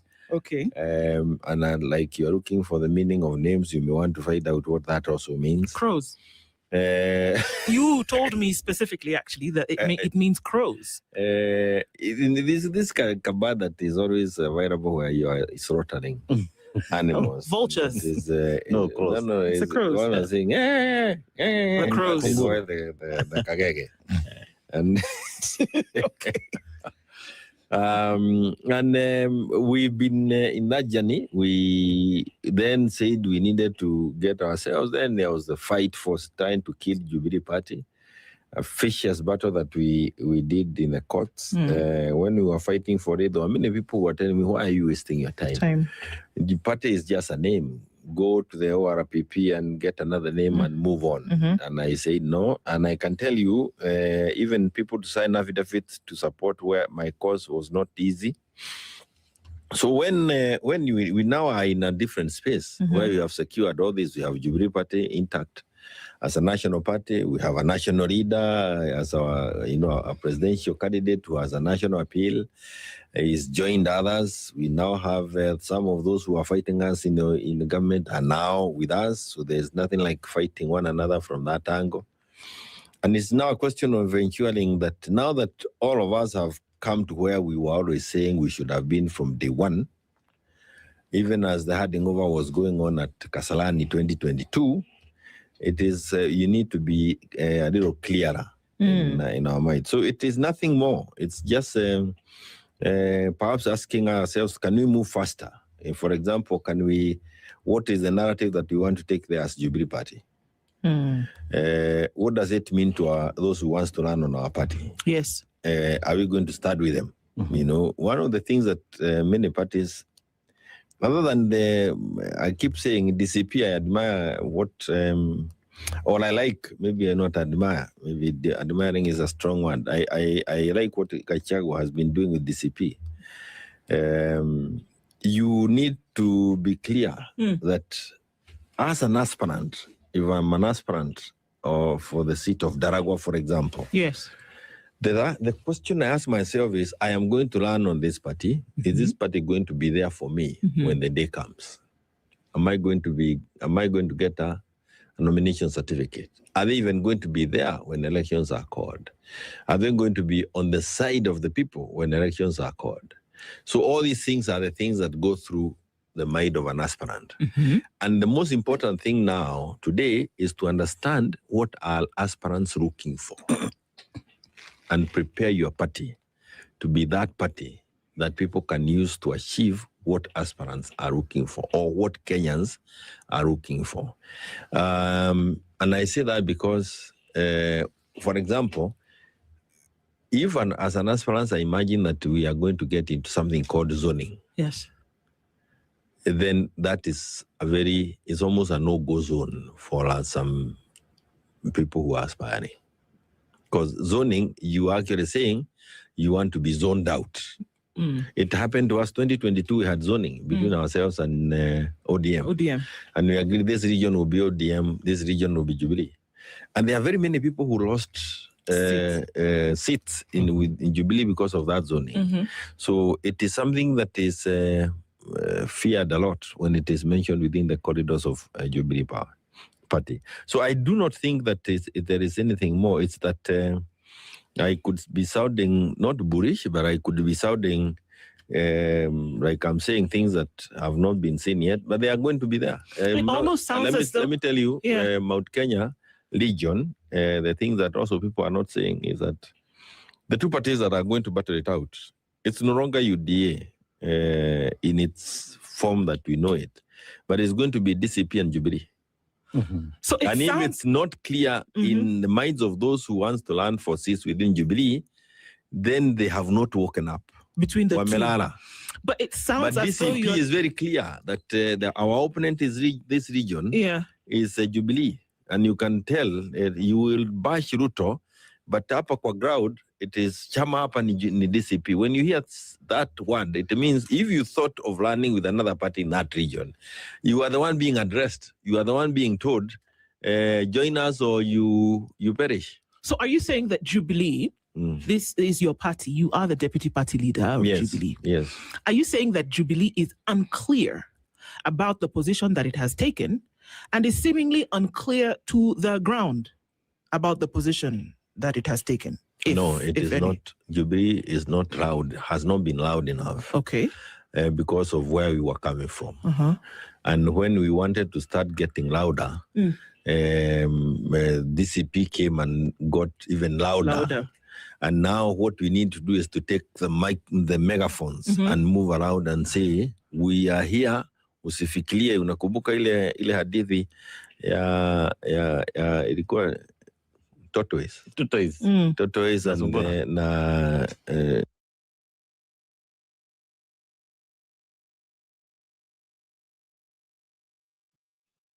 Haya, sawa.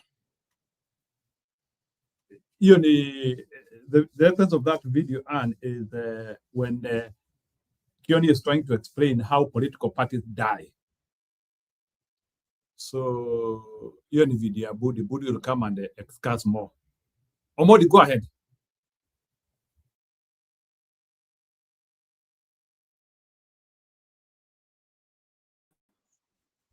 Omodi, go ahead. Umesikia siku hizi? Ngoja kidogo, nataka kuingilia jina yako. Otieno anapewa pesa, anaenda kupiga Omoni. Umesikia hiyo?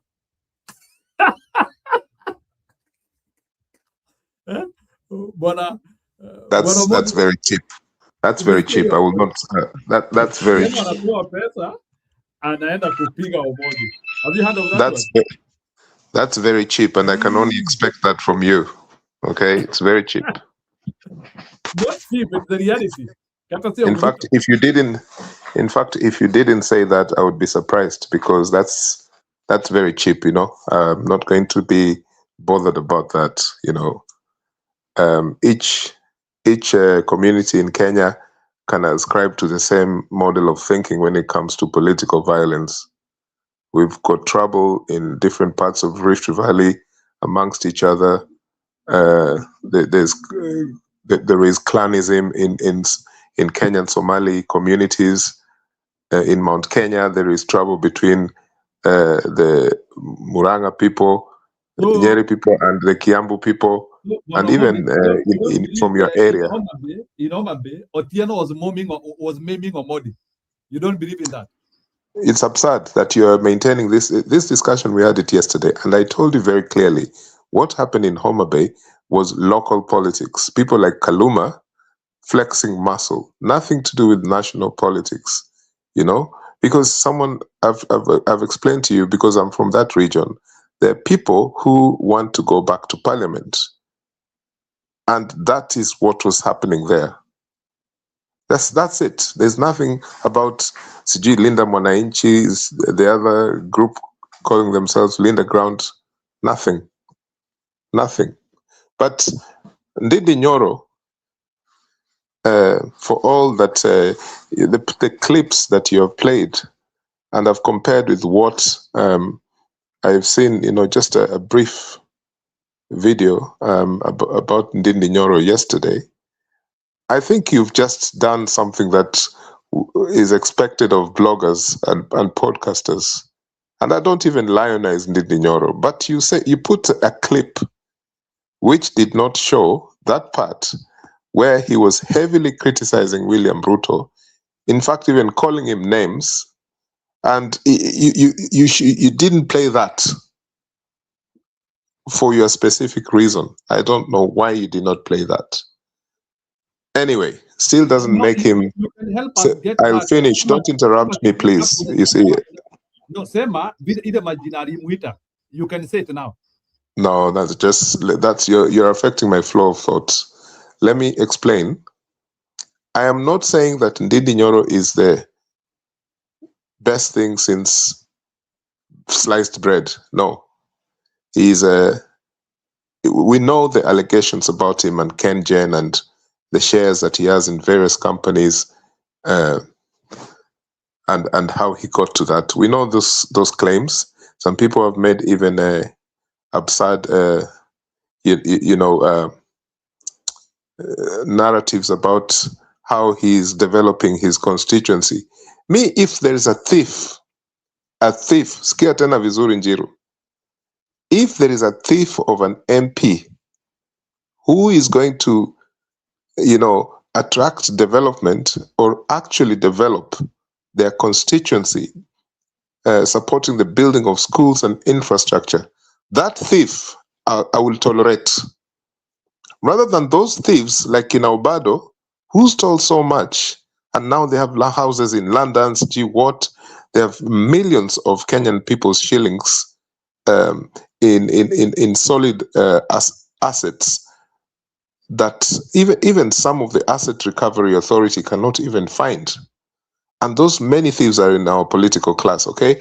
So if someone told me that Ndindi Nyoro is a thief, but the same person is telling me this thief has developed that constituency, I'm happy with it, but I don't want that thief to be in national leadership position. I don't mind if that thief just concentrates. The same thing is happening in the West. You know that. We've discussed this before. Unaona vile hawa watu wanaiba vitu kutoka poor countries, the way they literally fleece the raw materials in the continent of Africa, okay? These wazungu, and our people are just there watching. Also, these guys are very corrupt in their own countries, but they will build infrastructure with that corruption of theirs. Sasa sisi kwetu, watu wakimwona mtu kama Ndindi Nyoro with his alleged corruption, but he is developing his constituency, that is something wrong. No, I disagree with this one. But I saw some comment by Abdi Nur, who was co-founder of UDA. I think he was an interim chairperson of UDA. And he has been all over social media making some claims, which are probably true, because all Kenyan political class do this. So he said that Ndindi Nyoro has had 5 meetings with William Ruto in the last 3 months. 3 of those are physical face-to-face meetings and 2 by phone. Now, he has asked Ndindi Nyoro to prove him wrong. A more serious allegation is that Ndindi Nyoro was when Kinaruto apparently gave Ndindi Nyoro this scheme of launching a party to divide votes or steal potential candidates who are from this party to that party to come into his People's Party of Kenya. The not comptroller of titles, what are they called nowadays? Chief of staff of William Ruto, Felix Koskei, gave Ndindi Nyoro 75 million Kenyan shillings for the launch and the first few rallies. And then Ndindi Nyoro's side, they wanted that figure to be upped to 86 million Kenyan shillings. This is according to Abdi Nur, who is one of the founders of UDA, and has made these serious allegations against Ndindi Nyoro. If these things are true, I will not be surprised, because that is the practice of most Kenyan politicians. I mean, you had our brother there, Mzalendo, saying that if it was him, as a politician, he would probably do some of these things that Ndindi Nyoro is being accused of. He said something about my interest first. I am not saying that that is a good thing to do. But if these are the allegations that Yukina Njiru are afraid to state here, then you need to tell us what is it new about Ndindi Nyoro that we don't know. Because right now, you guys are shouting at Isji, Ati Ndindi Nyoro is a mole. Look, in Kenyan politics, virtually most of them are moles. Even I've heard you several times, guys, here saying that Gachagua will just be working with Ruto. Leave Ndindi Nyoro alone to run his political party. He's like the rest of them when their coalition plans start. He will be staging himself there to get a cabinet position. That's what's happening. And if his side fails, he might also go to the opposition side as part of the coalition when these guys want to form a grand coalition where they will poach from the opposition something called CG broad-based government. That's all he wants to do. It's not the best thing, but what I found difficult to listen to is people here trying to suggest that they don't know how our politicians behave. And they're basically saying that Ndindi Nyoro is a terrible person. Me, I like his transformation from a person who used to, on social media, call the Luos all kind of names. And then he found friendship with that boy, that kijana there, Babu Owino. And then, for some reason, he started working with Luos. If someone decides to transform from their old ways, I can deal with that, but that's my personal opinion. Some people may find it hard to forget the past about the way Ndindi Nyoro used to speak. I mean, I've heard him talking about, from his speech yesterday, he was against negative ethnicity. And that is something I would never have thought that could come out of Ndindi Nyoro's words. You see, so yes, there is a possibility that Felix Koskei gave Ndindi Nyoro so much money to launch this, what people are saying is a fake political party, because it's a party to divide parties and to divide the coalition, which is something the Kenyan politicians have been doing for many years. Yes, there's a possibility. But what I find contradictory in that claim is that this man is one of the wealthiest politicians in Kenya. What does he need 86 million shillings for? Can you tell me, please, Jiru? Thank you. 86 million is pocket change for Ndindi Nyoro. I mean, and that is where now the issue comes in. I think for me, the issue is not all that about money. And I think, Ella, you have nailed it very well. The problem with Ndindi Nyoro is he comes out as a politician who honestly has a path for greatness in the future. And I do believe that in the event that as we go to the nomination here, DCP, we are going to have a lot of people who are going not to be given those tickets. And you know why. Gachagua, as a person, I think he has made it very clear. The people who impeached him and Nyiro knows that will not get any ticket. You know that. There's no reason to argue about that. If you impeach Gachagua, it's almost impossible. Even if you want to be given, let's not even argue about that. The truth is, DCP is not gonna give anybody who impeached Gachagua tickets. No. So, but however, again, the situation whereby he comes out the way he came out, being a veteran politician, and also given the fact that he understands how vicious this fight is going to be, I am just disappointed by him. And there are people who are actually lying to him. And I like even what Mzalendo said. You know, the purpose of Ndindi Nyoro is very clear. It is not to run for presidency, it's to divide. The desperation within the deep state. And now I think the problem we are having is we are looking at Ruto, but we are not looking at the establishment within the mountain who don't have an alternative party at all. They are trying desperately because they know the party for the mountain is DCP. The alternative that they thought that was going to be there is Jubilee. And this is where I wanted you to listen to that clip. Kioni is saying that because of the turbulence they had, they never organized themselves early. When they needed to make noise, somebody came and made more noise at this particular time. He was acknowledging and resigning that, look, the truth is DCP has overtaken us.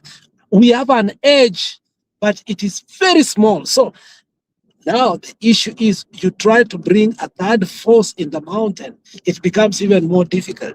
Now, I guess all these desperations are going to be there. I don't know how DCP is going to hold its nomination. I think that is the prayer of many, many, many politicians whose political life is going to die. And I'm telling you, I'm looking at the number of politicians that will go home. I don't know how they will coalesce together to, fight back. I don't know if they will have a strategy to fight back. One thing about also Kioni said is the organizational structure on how this man, Gachagua, has outmaneuvered them before even the political moments, take place. And he has totally confused these people. The problem is, do you think they made a strategic mistake to come out too late? I think so. Have the people of the mountain made it clear that DCP is their party? Obviously, yes. Are there mistakes that are going to be done during the nomination? A lot of mistakes are going to be done. Who can stand up to rectify that and say, okay, this is the alternative? So far, nobody. And I think that is the situational ethics that we used to have in the Luo Nyanza, more especially in Homa Bay and Migori.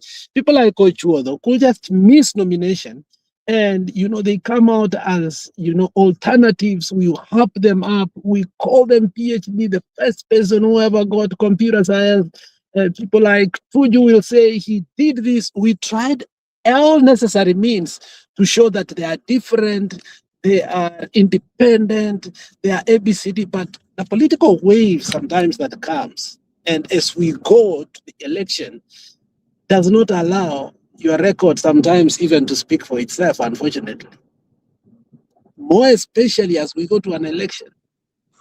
Hello. So I'm afraid that Ndindi Nyoro, I think he had his opportunity. He missed his opportunity. There's nothing we can do to resuscitate his political. I mean, it just died like So that because we wanted it. Alex. Yeah. I usually take your debates very seriously. But are you trying to suggest that Ndindi Nyoro cannot make it back to parliament, even with his development record in his constituency? Yeah, I mean, going to have Gachagua as an individual is keen on looking at who is going to be the alternative. Unaelewa? The problem is, while they were in that broad-based government, no, not the broad-based government, the UDA government, when Ruto himself said that alikuwa analia si vijana kidogo kidogo, remember Ruto belittling that he was crying all the time that these boys are undermining him. Ishungwa, Ndindi Nyoro, and the rest. So the problems between them obviously started long time ago. But Ndindi Nyoro was not as vicious as Ishungwa and the rest. And Ndindi Nyoro had sometimes tried to be. I hear that even Gachagua slept in his house. I don't know how true that is. But the ruling class, the people who have been in politics, are using Ndindi Nyoro as a decoy. This is what Gachagua will not allow. So Gachagua will put a spirited fight to make sure, not Ndindi Nyoro as a person, as the people who are using him. The problem is how Gachagua views it. It's not monolithic the way you are viewing it. It's not binary. He looks at him from a point of view that it is obviously maybe the businessmen from Muranga, the mountain people who bankrolled the campaigns of ODM, and obviously the alternative that do not want him. Now, Gashagua's politician knows that if he allows that, and whereby somebody looks as an alternative in case they bango in the nomination, if I was Gachagua, I would not allow at all Ndindi Nyoro to rise beyond even his own village, around even the neighbors. Because the danger is if he allows that, he will have started a train whose brakes he does not have. And I don't think Gachagua is naive to allow that. But I'm getting very confused because at one point, Kenyans are saying they don't want hooligans to be leading them. They want development-minded people. And then on the other hand, we want hooligans. Do you remember Polycarp Igathe trying to be something in Nairobi? And, he then had to change from donning suits we remember that. looking normal. Ultimately, the politics, look, you see, Ruto has said, the fact is this, how Ruto did his politics, I'm telling you, there's no principled politics now. Sometimes you can say that is a common denominator. How we view Ruto, or how, do you see how Trump changed our debates and the threshold of a candidate in America forever?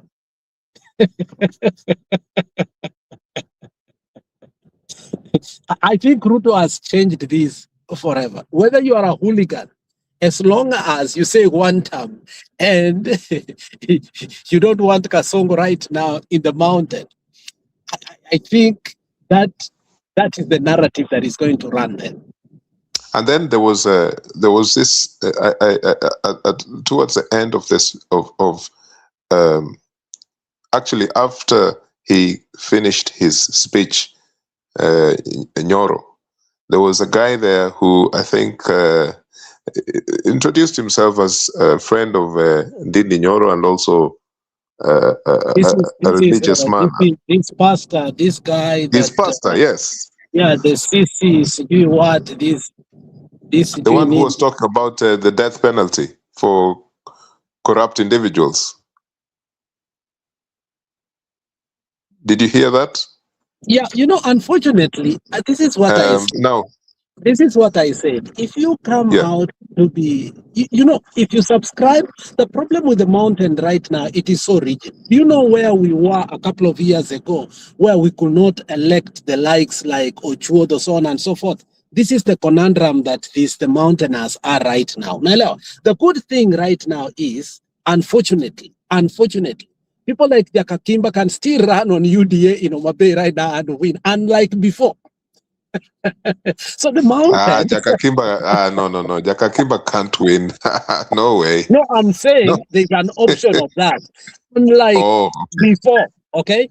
Obviously, Jakakimba can say, I'm in UDA and I'm running. Unlike before, even thinking about that was a taboo.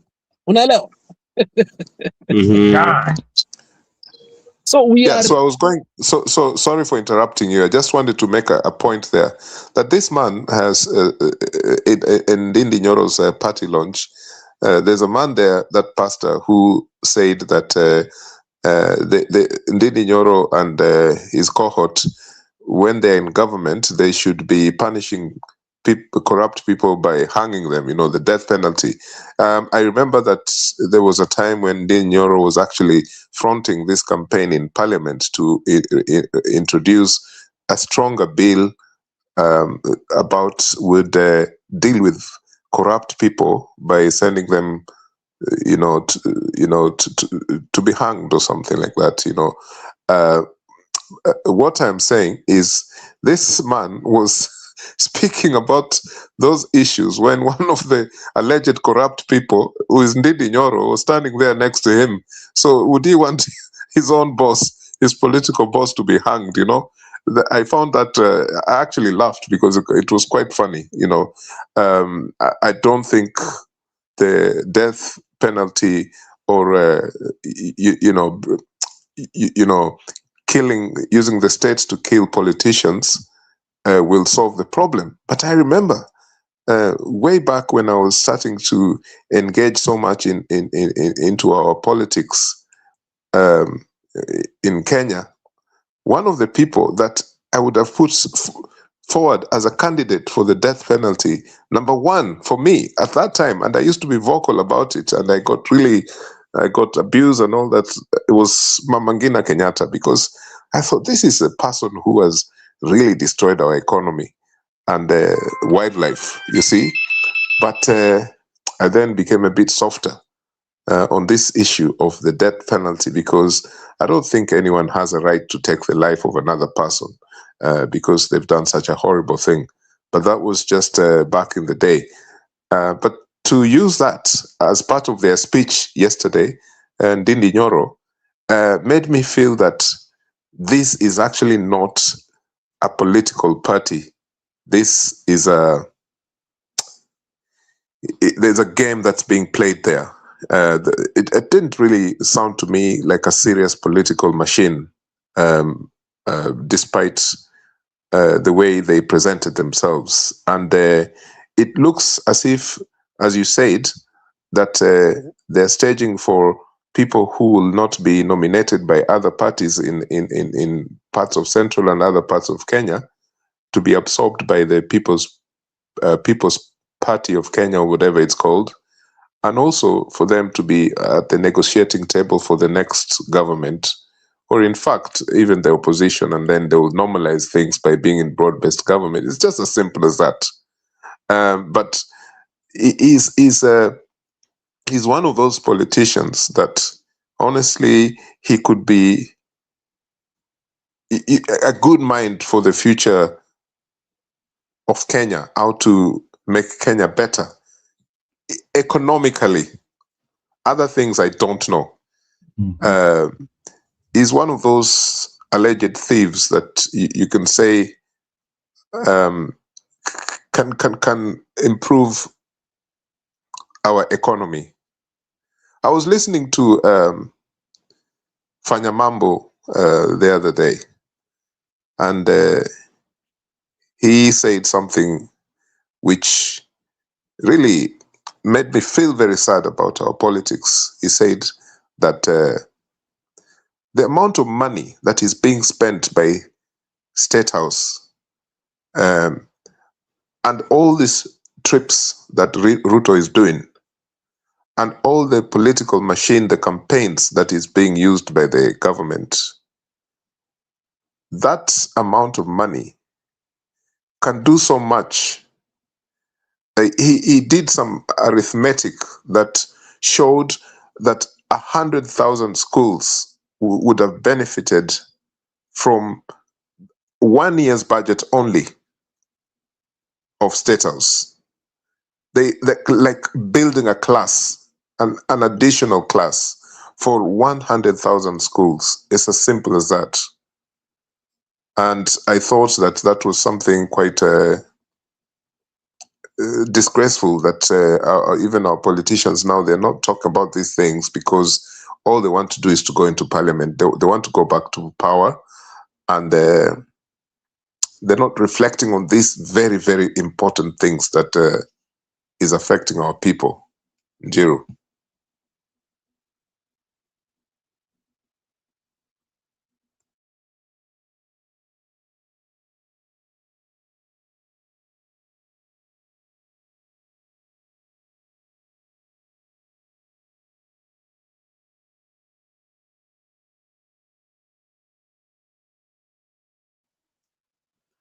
Nyiro, you have a hot microphone, but nothing is happening there. Sorry, I give it back to you, Zalendo.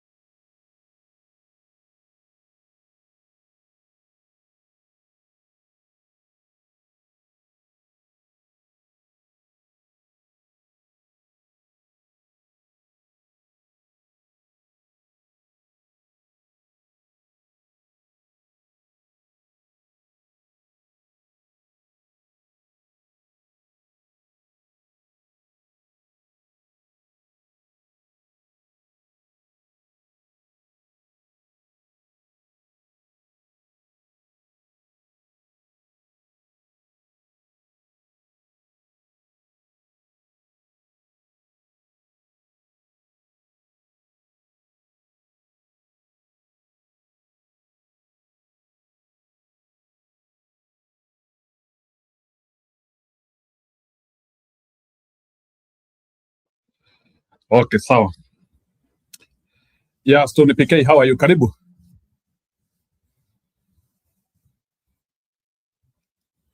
Unaendeleaje? Stone? Unaendeleaje?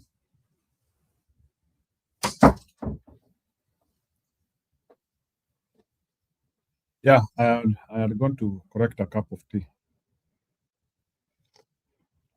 So Stone, unaendeleaje? I can't hear you. Are you there? Okay, Africa, are you there?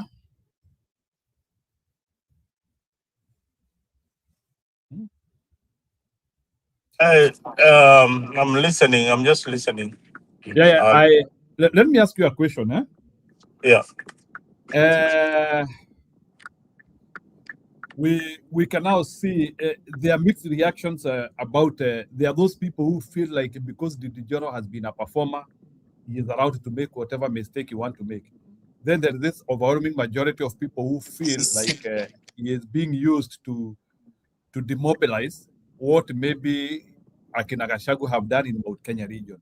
So based on the Nyoro decision, do you think his future is scattered or he can still save his face in future even after 2027? Do you think now the Nyoro has a future beyond 2027?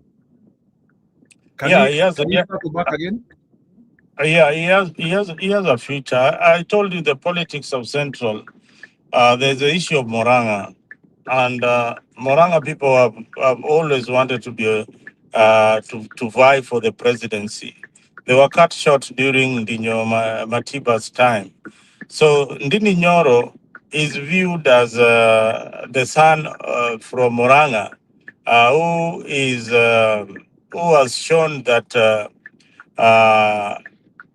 he can work for the people, because Ndindi General has always been a performer. When you look at the CDF performance records of these MPs, he's always been topping the charts. And if you look at his constituency, you wouldn't compare it with many of the constituencies in Kenya. So when people are looking for leaders who can perform, his name will always be there. When you put him at the same pedestal with other leaders who are political parties, then you realize that in terms of development, Ndindi Nyoro is way ahead of them. So if people are looking for leaders to develop their region, then Ndindi Nyoro scores a plus. But if people are looking for just leaders with the euphoria, then it doesn't have that euphoric following that people like Gachagua enjoy. I told you Moranga is the reason why Raila failed in the last election. Not so many people believed that, but had Raila chosen a running mate from Moranga, he would have gotten the number of votes that he needed to win that particular election. So the rift between Moranga and their candidate, their future political candidates, is now being unveiled. Is now being unveiled. I will be having time with other peers, as you know, somebody with his own political party to negotiate. Not everybody will fit in a DCP. Others will move to PDP party, and that's how the politics Not will play in everybody, Central. not everybody will fit in DCP. I didn't Yeah. understand that statement. I didn't understand Now that. this statement is like this. You know, when leaders we vie for party ticket. The most popular party ticket right now in Central is DCP. Now, not everybody can vie for Mandira parliamentary seat on a DCP ticket. There will be those who will not be given the party ticket because maybe Gachagua doesn't like them, or maybe the people or in that particular clan don't feel, or maybe they didn't get the majority Okay. Or Afrika kidogo nimekusikia. Let me, maybe you are not getting me. Looking at the history of Didi Nyoro, why was he not worried to start a political party? Just looking at his history, why was he not worried? Like, why could he not come as an independent? And I think even in Kenya, people can be independent. So why did he think of coming with a political party? He knows. Yeah, you see, the confidence he has is that it's very simple. And Didi Nyoro, remember, is one of the MPs that have gone unopposed in their region. So even if he comes with any other party ya chura, atashinda. Not even Kimani Ichung'wah used to be unopposed, eh? Na ndio wameharibu jina sana. They used to be unopposed. Huyu ameharibu jina. Ebu ngoja kidogo Njiru. Okay, sawa. Thank you, Afrika. I think we have new entrances in the house. We have Stone PK. Kia ora. Stone PK, are you there? Hey, ladies first. Yeah. So, Wanjeri, based on what has happened yesterday and today, Embu tunasemanga unaona ndambi zake zikivuta mafuta. Unajuanga ile katini lao. Unaona ndambi za Didi Nyoro zikivuta mafuta ama what do you see? Okay, let me agree that Didi Nyoro had been popular. He's deemed to be the performing member of parliament in Kenya. Lakini I have been home in the recent past. Mimi nimetoka nyumba mingi, home nyingi, Unajua wanawake vile tunakaanga sisi. Penye umezaliwa. Wewe, there is a possibility. You come from 5 counties. Actually, yeah, you are right. I literally come from 3 counties. At least 3 counties. And you might end up having the 4th one, which might be there. At least 3, nikumaanisha the others popping up. So, Mimi, originally, I'm from Murang'a County, and in particular, Kiharu constituency. Kwa nyanya yangu, what separates kwa nyanya yangu na Matiba's home is a valley, mto. Yani, tunaweza tembea, tupande kwa Matiba, kunaitwa kwa Jindo Embassy. Mnasikianga home ya Matiba inaitwa Embassy. Sipike ushasikia kwa Matiba kulikuwa kunaitwa Embassy. Kabisa. Embassy ni tunanga embassy ni pale. So I was home during summer na nilienda kwa shosho. Let me say this. People are seriously disciplined. Say you want to kusikia anything Mount Kenya, it will be an appeal task for anybody when Didi Nyoro to win away from discipline. And the evidence is Irungu Kang'ata amehama kwa nini? Irungu Kang'ata has also performed, isn't he one of the best performing governors? Unaona watu wa Murang'a wameset their standards and expectations. Their expectations are very high since the days of Matiba, Kenneth Matiba. So especially watu wa Kiharu for that matter. So Didi Nyoro had to meet the expectations. Otherwise, hange survive huko Murang'a. Huko watu wa survive MP. Unachaguliwa, tunakumbuka kulikuwa na Kembi Getura, sijui ni Kembi ama ni nani, unatolewa. Unachaguliwa, unatolewa because they have very high expectations. So Didi Nyoro, he only did one mistake. He remained in the government and in UDA when Murang'a walked away. And I feel like hata kama watu wa Murang'a hawana watu kama akina Gachagua, they're usually the first put to walk away from a government. They're usually the very first put to walk away from a government. And wanakona ile msemo ya Matiba ya kugana gweka, kusema na kutenda. Wanaendanga wakiendanga. So Didi Nyoro, and then the other thing that disappointed them is Ndindi Nyoro doesn't vote in critical bills. Anawapangia economy. Then when it comes to voting for critical bills, Ndindi Nyoro hibernates. So I don't think Ndindi Nyoro will win parliament if he doesn't vie with the Popular Party, because now he's seemingly, according to them, anakama mole, anakama ametumwa na Kasongo, and anybody being viewed anaputuma, he's still confirming to them. Unaona, anasema ametoka UDA. Then this chama chake kanakaa kama kale ka Moses Kuria, sijui kachama ni kanani. In fact, people are saying that ni chama ya Moses Kuria, but I don't think it's chama ya Moses Kuria. Sijui kama ni ya Moses Kuria ama ni ya Moses Kuria, I may be wrong. But Ndindi Nyoro, I wanted to say that Ndindi Nyoro, sai, ground ni mbaya. In fact, the risk in Mount Kenya right now is having a return of Togega because of DCP. Because what is happening, it is like DCP will be the party that will decide who goes to parliament in Mount Kenya region. Fortunately or unfortunately. That's my take. At least huyo ni mtu wa Kiharo ameconfirm what many people don't want to confirm. Ndindi Nyoro made a strategic mistake, and I don't know the reason why he did that. Na Stone PK tulisema jana, as I usher you in, people form political parties and you can form them, lakini ukiwa naenda kakitu in Embu or in Murang'a or in Nyeri, tunasemanga kanyama.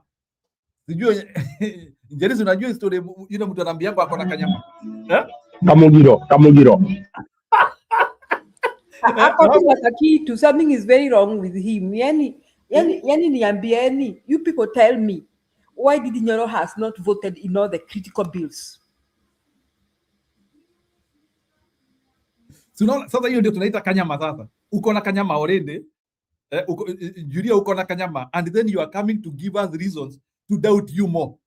Unajua umesikia Kawira Mwangaza watu wakimuongea na ako na chama. Umesikia watu wakiambia Kawira Mwangaza hiyo chama yako hatutaki story yake.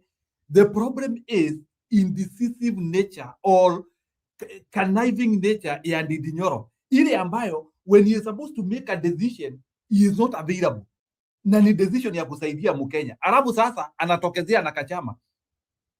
Let me tell you, Stone PK, watu sisemi mtu yote, watu people claim wewe ni murogi. People claim wewe ni murogi, yani it has not been confirmed that watu wana claim wewe ni murogi. Then Sunday nilide pahali umesimama mtu aanguke na akufe.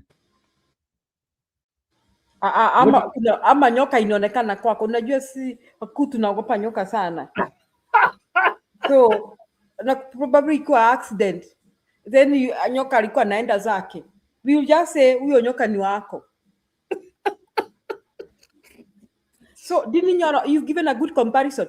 Look at Kawira Mwangaza hata akuwe na kachama kanaitwa mti, she's acceptable, and she's moving. The other day I saw her with Wiper, then I see her with Sifuna. People are just like, yeah, she's where she needs to be. Yeah, she's where she needs to be. So Ndindi Nyoro has America doubts, and let me say this, even those, it's bad that I keep making bad references. Those who are in relationships and marriages, usiwahi panda begu ya doubt, haiendangi. Ama pika ye my wrong, hiyo begu kipanda huwa inaenda kweli? Julia, let me ask you a question. You're expert kwa hiyo. Mimi I have to talk to this man. Mkoyo uko na kawivu bwana. Si useme tu kwani ni wapi ni Mkoyo ninataka nijue kama those seeds of doubt ndio my sister ako nayo. Si nimeshtuka. I have to advise this man here. This because naongea na wanaume. Hizo seeds of doubt mnapenda kupanda. Julia, let me ask you a question. As you talk about that seed of doubt, ebu nikuulize, why would Ndindi Nyoro not become an independent candidate? Kama ni chama hakuwa anataka. That is the best he could have done. He could have become an independent, and he may have a lot of votes with independent candidates. Secondly, the thing mistake amefanya makosa. Ndindi Nyoro has decided he will always be away, absent in all the critical bills.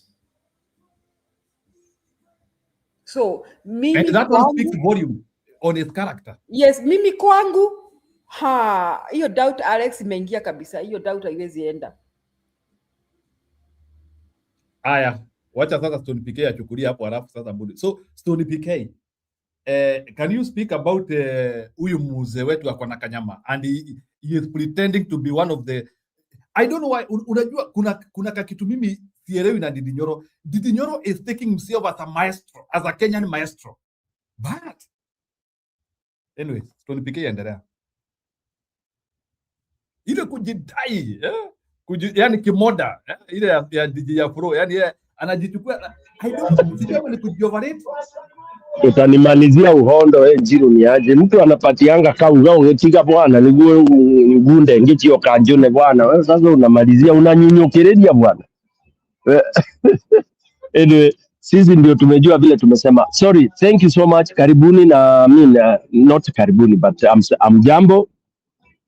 Stone PK here and nasalimia wote kwa studio na kwa comment section. Mimi nitasema tu kidogo, one or two things and then that's it. In my view, I always put that disclaimer. In my view, the picture I see through my eyes, those are the three disclaimers. Kwa hivyo ni crucify. One, Jerry is true. Ukiweka hiyo kada, those examples you are giving, usije ukaanza kuogopa tena ati unapeana, you are calling them, those are realistic examples. You know, by the way, anytime you give examples of relationships up to where you are experienced, up to your level meaning, kama uko 18, you have experienced 1, 2, 3, 4, 5, 6, 7 years up to 18. If you are 20, you are 20. If you are 30, you are 30.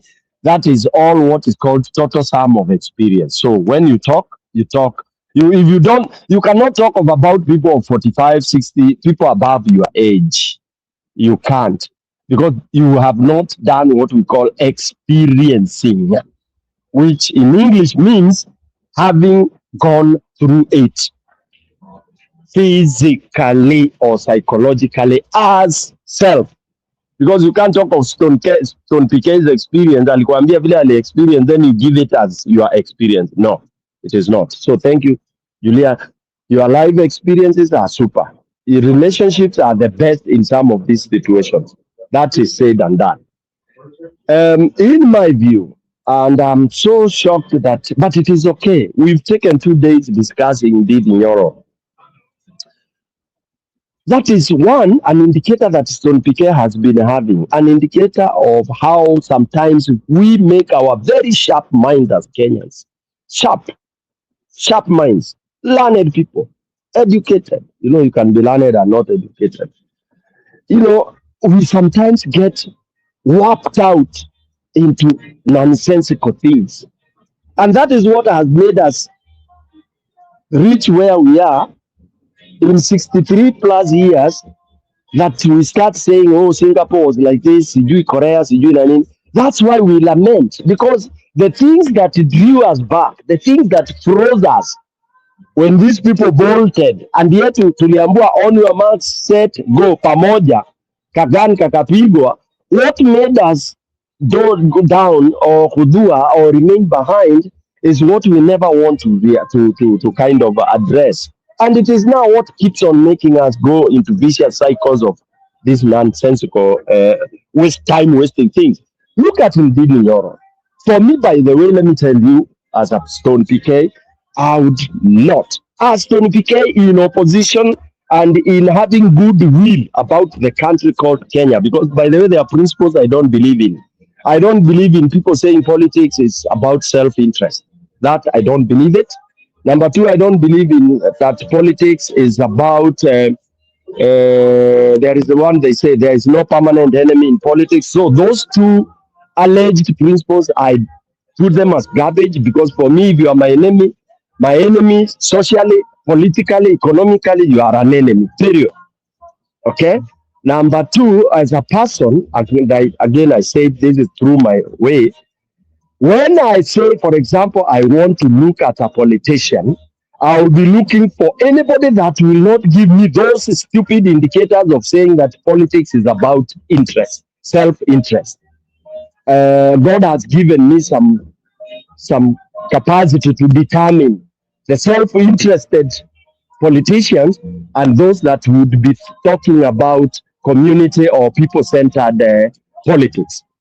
Because for me, again, politics is about discussing on how resources of a country has to be shared to people that form that space that is called a country, a nation, or whatever. So those are the principles that guide me. How many we are that look at it that way, I don't know.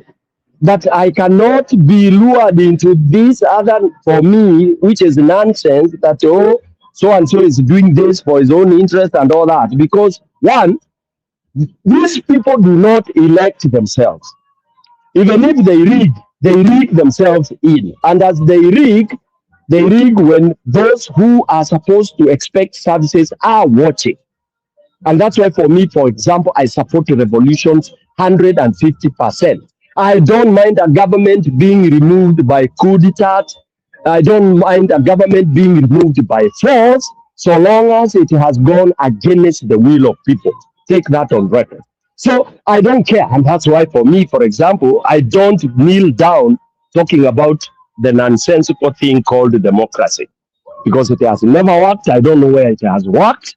And it has accepted that it doesn't work. It's just another, intoxication of XYZ. So I tend to think, for me, it is we solve the situation as it avails itself. If Stone PK, we elected you today and you have become a BS, we should get rid of you in whichever way that is possible to get rid of you, because you are a cancer, you are a problem, which you are going to, So those are my principles. Whatever the scientists or the theologians or the academicians, however you would want to place that, it's up to you. Now, let me come to Ndindi Nyoro. 2 days discussing Ndindi Nyoro. Who, anybody, today if you take a poll, Jimmy, people will tell you Ndindi Nyoro has never, ever been with us. As I mean the people that have condemned the nonsensical, the autocratic government of Ruto. So discussing that, he's coming this way, he's doing this way, for me, of course, it's okay, it's past time, but I would never even sit somewhere and imagine that indeed Nyoro is with the people.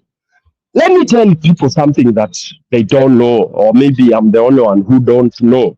The Kiharu Development Program is not indeed Nyoro's. And in Jerry, you put it there, but people are not understanding.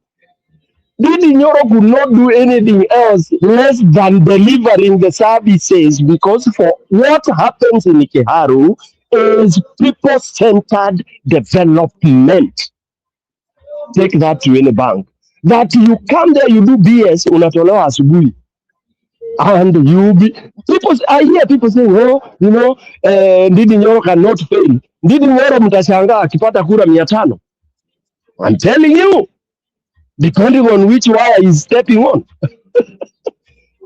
And somebody said, sahi kuna live wire ya mtu anaitwa Gachagua. As of now, I don't know how long it will be sustained. Lakini kuna waya moja ukikanyanga pande ya mlima, na ukikanyanga by accident na uapologize, unasamehewa. Lakini ukikanyanga alafu ulize kwani mtadu, bas utaonyeshwa what they will do. Kikuyus, let me be very blunt. They don't care whether yesterday you are giving us honey, milk and all this. Kikuyus are very temperamental and very temporary. Temperamental. They don't have at, huyu alikuwa wetu, alituletea matingatinga, alituwekea tiles. They care about, anasemaje, aroiga ati umuthi. Todo umuthi niguo turaria ni undu wa rucio. And you heard what Metu was talking. Wacha niteke kidogo. Ati. It's simple as that. Yes. Watu wa mlima ni wale watu ambao hata Yesu anamuweka kwa msumari vibaya sana. Haya, hata Yesu, unajua Yesu akikam, by the way, acha nisend hii message kwa Yesu. Siku ile ataland, lazima ajue ataland na message gani kwa mlima. Unajua mlima wamengoja miaka mingi na ndarioka. Leo agioka leo kiatubangite atwire atiriri ni rucio turathie heaven kana ningi tugweterera miaka ingi 8. If you tell them to wait again to start tuachane naye hata tukifocus naye. Turukanie nake wanasemaga yes. Atauliza ni aratigia ki?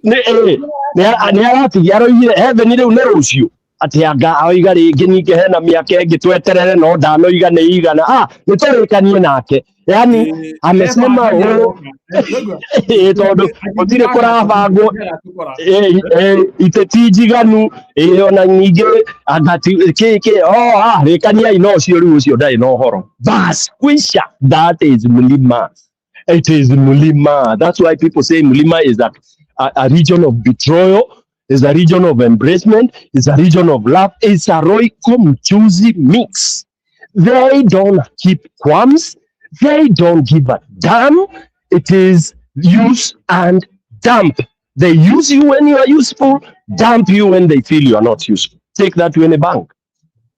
So, mtu kuja kusema Ndindi Nyoro record nani ne, what do you talk about record? What record in Mulima that could beat Peter Kenneth, PK?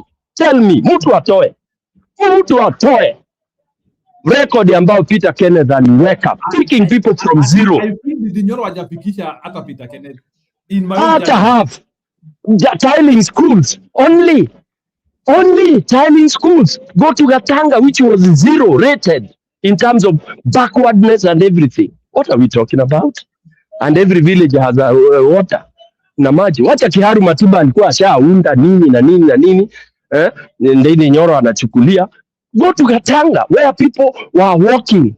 In Muranga, maybe somebody can support me here. In Muranga, wacha Muranga hii area ya Gaturi, and Gaturi is part of, is it Gatanga? Anyway, but I know Gaturi is was one of the most backward part of Muranga.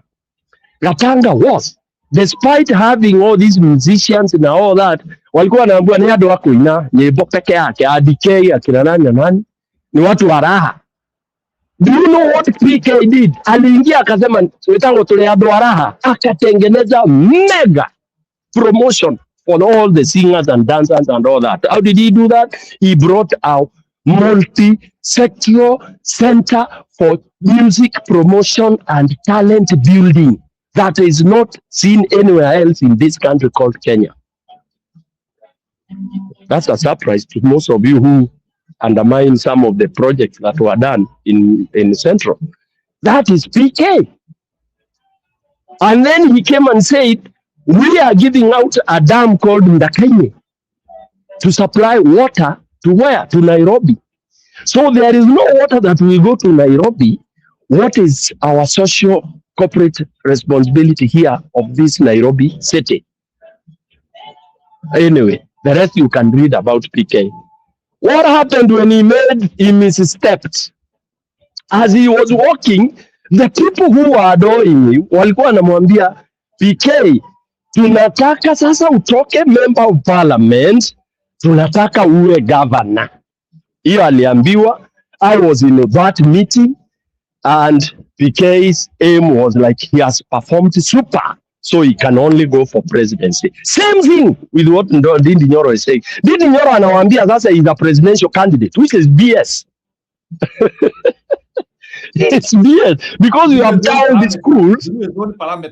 I think yes, we react to that. I think Ndindi Nyoro ashaingia kiburi beyond. I think for me it is pride. The pride ya kijinga, una pride kwa lecture Kenyans about the economy and how the economy is doing badly. Even nursery school kid anajua. And that's why it's not a subject anymore of that Kenya is doing badly. We know Kenya is doing badly. What we are talking about is how we gonna fix what is happening. And the fixing is not the theories you are giving us, because we have professors, we have everybody else. The thing, the big elephant in the whatever is removing the hindrance. That's objective number 1, number 2, number 3, that this government has to go. And when you come in and you are contributing to complications which look like they are going to bring issues about how we remove this government, then you tell me you are with us. I rest my case. Aya, sawa. So I think Mama Mary naona amerudi tena. So maybe nataka to shift gear kidogo, and we also try to analyze the new statement which Gachagua said today, which is a big statement. Gachagua said now he wants to focus on mobilizing the northern Kenya. That is Isiolo, Marsabit, hizo kaunti zote za huko juu.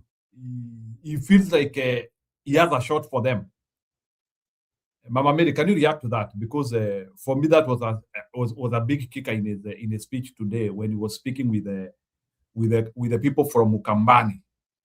Even though sikuona Kalonzo Musyoka, although his people are represented heavily. So, Mama Mary, can you react to that? Before you continue, Nyiro, nataka uanze kujua let me rephrase. When we talk of attendance and all this, don't bring those very, very, well, I don't know what statement that hukuona Kalonzo Musyoka. Kalonzo Musyoka doesn't have to go sitting where he is. He has his brigade. Na hiyo mtoe. Podcast, please stop thinking that Wiper is only represented by Kalonzo Musyoka, that PNP is mother, that's why Gachagua doesn't have to be in presence himself. Mandevu akienda ni DCP, akituma any other people ni DCP. Tuchukue hiyo vizuri as opposition. You don't have to be there in person. For me, that was Wiper. That was Wiper. People attending to Gachagua, Ukambani region. All right. So we can't say Gachagua na Kalonzo hakula, so blah blah. Then you start developing some meaning, because those are the things that people like Nani wali bring in. What you heard at Munya talking, they were talking about such things, that you have to be careful, you have to be appreciative, and you have to be humble, because you need everybody on board. Like now, ukiniuliza which party I belong to, Nyiro. Have you ever asked me that? Utaniuliza siku moja. Sorry, I intervened. Back to you. So Kalonzo not being there, just don't worry about it. Wiper was there. Mama Mary, go ahead. Thank you. Nasalimia kila mtu, Stone PK, Njeri, Afrique 24, Nyiro, tulikuwa na wewe before. Nasalimia Wakenya wetu pahali popote mko. Yes, actually, I just want to kujazia pahali Stone PK alisema habari ya permanent enemy. I am for that. I am for that. There is permanent enemy. Siwezi kubali ati niamini there is no permanent enemy when you know these people what they have done to other human beings. Unataka kuniambia kama sasa tuseme Mama Rex Masai anaweza kuwa rafiki ya mtu ambaye alichukua bunduki akapiga mtoto wake akaua? You want to tell me that can happen? You want to tell me whatever was going on for the people who signed, who voted for the motion of 2024, ndio watoto wetu wakauawa, they will be our friends? Do you want to tell me those are the people who will come and stand there in front and start lecturing us or giving us speeches, and we listen with our 2 ears and take them for granted? For sure, those are things that we will never forget. People have pretended to bring things like politics is a dirty game. It's not dirty. It's the people who are dirty. And those are the people we are getting rid of. Kwa sababu kudebate si kumaanisha uko na nia mbaya ya kunimaliza. Tuna debate, mwenye kushinda ashinda, mwenye kushindwa ashindwe. But we cannot be saying politics is a dirty game. It's not dirty. You are the people who are dirty. And for example, we are talking much about Ndindi Nyoro. Ndindi Nyoro did not vote for the most important thing, either yes or no. He just wanted to pretend that I was not there so that to be put on the side that he is a good boy. He's a good person. He did not participate on that. But know that we know when people try to shy off from something, being that they want to be more smarter than us, but we get you. You cannot get away with that. Na hakuna siku hata siku moja tutakubaliana na wale watu ambao wali vote in your motion ikawaumiza watoto wetu, na wale hawakuvote hata wao they are included. I will say that because if you wanted to save the lives of those children, you would not have boycotted going to vote for that motion. You would have said, no, I'm going to save my children. I'm going to save Kenyans who are just outside crying for their rights, which has been violated. But it didn't happen. Uwe ulivote ama hukuvote, ene sababu unatoa, we are not going to accept that. Politicians they are very cunning. Ni watu ambao wanataka kutuonyesha wao ni werefu, wamezaliwa wakiwa politician, wanajua vile wanafanya, ama wanataka kuonyeshana ni mambo tofauti kuliko ile maisha tunaishi.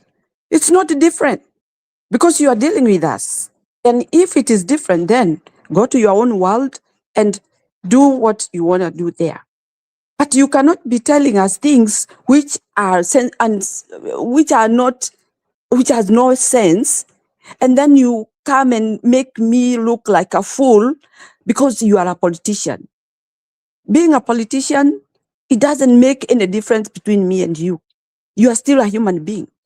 So don't argue with yourself that stupidity and then you bring it to me, trying to twist things so that I can look at you as different from me.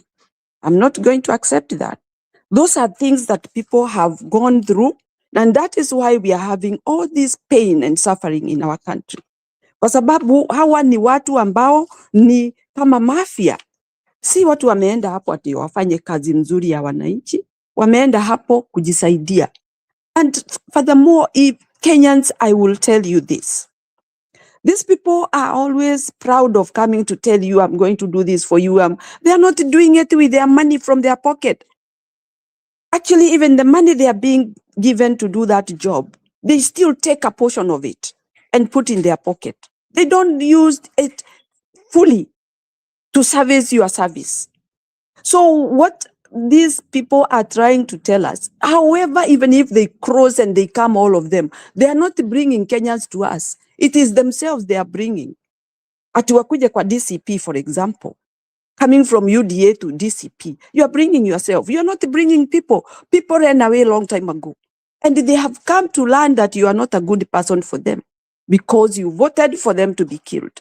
You voted for them to face the problems that they are going through, for the economy, how bad it is. You are the people, you are the cause. Kwa hivyo waache kutuambia ati Ndindi Nyoro atuambia hapo economy. We don't want to hear about economy. Because if you are an economist, we would not be in that situation we are in. And if you are fighting really for that thing, that career that you carry by yourself, you would be the best person to stand for us and make us feel comfortable in our country. And you would have controlled the economy if you are the person talking like the way you are talking. So parties doesn't make any sense to us. What is making sense is the person who is telling us which way to go. And the person who is talking sense. Wewe kuja na chama yako, shauri yako. But we are not looking about the parties. Those parties have brought a lot of division in our country, and they are not helping us at all. It is only problem, creating problems everywhere. We don't care. You betrayed us. You betrayed us from the word go. Na wezi kumni betray alafu ukuje na njia ingine ati unionyeshe utakuwa mzuri this time. Kenyans, let's not even risk thinking about somebody who betrayed us. There are so many of them. Na ujue kutubetray sisi, walitubetray kwa sababu ya pesa. Na hizo pesa ni za nani? Come to think, it's very painful when you know ati pesa yako ilitolewa kwa mfuko ama ikatolewa kwa pay stamp yako, ikapewa mtu ndio aweze kufanya nini? Kuharibu maisha yako. Those are things that we should look at. Na hiyo betrayal, it was so bad that we have lost so many children, innocent children. When I reach there, I become emotional. Kwa sababu hawa watoto, it doesn't matter hata kama ni wewe hukushika hiyo bunduki ukampiga. You are the one, the cause of that. Wewe ambaye unajaribu ati kuvuka, ati unakuja kwa DCP, ati unajifanya unataka kuleta chama yako. We don't care about that. And we are not looking at you twice. Just once and tell you, go where you know. We are not going to accept all these shenanigans that are people creating. Things that we are facing right now is because of those people who are crisscrossing all this time. Wanaenda wapi? Mtu akae pahali yako na kule kile alitafuta. Tuliambiwa ati kakitu kalitembea. People were given money to make our children be killed. Those are the things that we are looking at. Hakuna mtoto amekufa atarudi. Wako chini ya mchanga because of your deliberation ambayo unge ungekataa, useme no, this time round I'm not going to fight to vote for this. It is so annoying when you see those people coming in front of you trying to put themselves like angels, while you know they have made a lot of corruption and a lot of bad things, bad decision in our country. And that is why we are suffering. So, Nyiro and my fellow Kenyans, this is the time that we have to make our own decision, not anybody to make decision on our behalf. It is us. And this is the time that we have a very good chance to hold anybody accountable for whatever they did. We are not going to give them chances. Anybody who has an element of any mistake that they have committed, any crime that they have committed, surely we don't have time to waste. Forgiving who? Mimi hakuna kitu alinipea, na hata kama angenipea singeamrisha mtu aende akaue watoto wetu. Those are things that we are really seriously looking at. Kama ulivote watoto wakauawa, watu wakauawa ambao hatutawaona milele na milele. Put yourself in that shoe. So those are my points. And that is my take. So Kenyans, musidanganywe mara yingine muingie kwa box. Because this time round ni kupigana kabisa bila kurudi nyuma. And our focus is one goal. That government to go. All of them, whoever voted. Mimi hata sioni ni haja gani ya watu kusema, wamefanya maendeleo mingi sana area yao, kwa hivyo I don't care. If you voted for somebody to die, you also need to die. And because we cannot kill you, we just remove you from that seat. That is my point and that is my take. Asanteni sana. Thank you. So Mama Mary, I think that one is good. So Africa ama Wanjeri, whoever is ready. So I want now to react to you as well. Maybe if you may choose to react kwa hiyo story ya Gachagua saying they want to move to the north. But I also want to bring a video here where Ruto wakiwa na watu wake. By the way, leo Ruto alikuwa na town hall. Let me see if I will be able to get that video of Ruto town hall, where they tried to get Dr. Gekonyo, and sorry kidogo, let me bring it.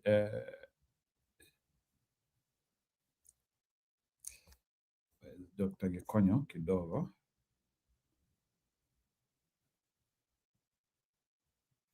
Haya ndio hii. So they tried to bring Dr. Gekonyo. Listen in.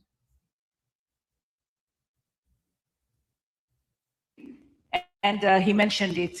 So let me just read what he said. Why don't you call him? Oh, do you want me to call him? Okay. Yes. All right. Put him on the line. Yeah, I mean, what he said, are you aware that many hospitals have not been reimbursed? Not many hospitals. Okay. We want, and can you tell us how much SHA owes hospital services already, provided? He felt that accountability for how much SHA owes. No, Yeah. let's not talk generalities. Okay, let me just call him. Call him, put him on the line, let him tell us what is the experience in current hospital. And I want my team here, The thing we do not want is people making general statements. Many hospitals have not been reimbursed. Which ones? It's good to be. Please, Mercy, do you have your data on current hospital? Yes. Can we have Gekonyo on the line? Not answering. Maybe he's in theater. Okay, sorry. All right. So,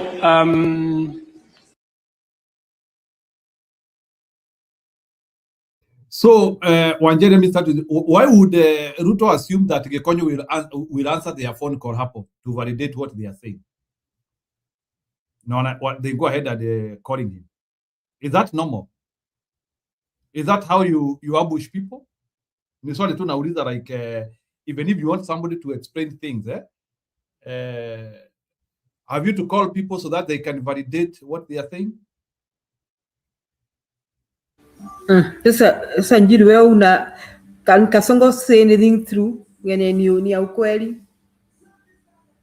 Si amepanda watu hapo wa kumsaidia. But why would he assume that Dr. Gekonyo will just pick his phone simply because wako hapo and they want to... Ruto operates like sijui aje. Hata watu watene wako wanaoperate hivyo. Ako tu na kaushamba tu kengine hapo kengi tu kaujua kali kamedioka thing kind of like unasikia ati Julia ni principal alliance. Call Julia, we ask her whether there was food in. That is how he operates. Sasa Njiri, koja kwanza niko na phone call. Okay.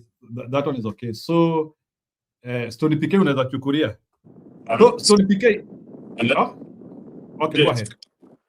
I think I have a different opinion.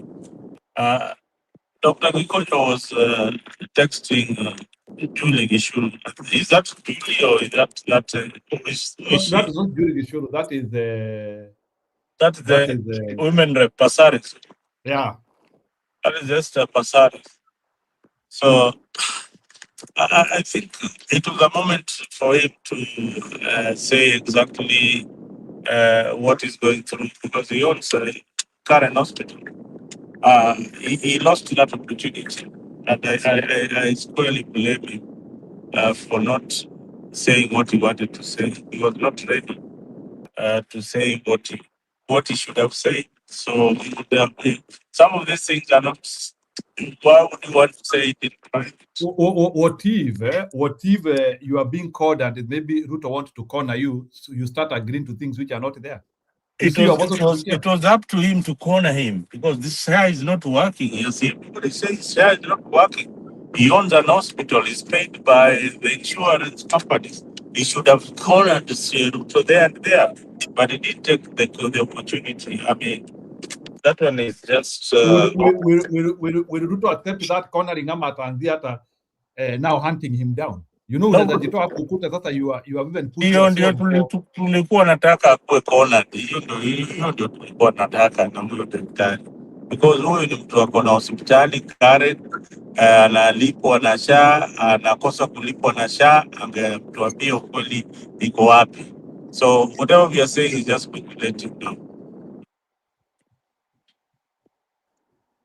He had the moment because he was comfortable texting Pasaris, and then debate, hey, sasa hebu tuambie shida iko wapi.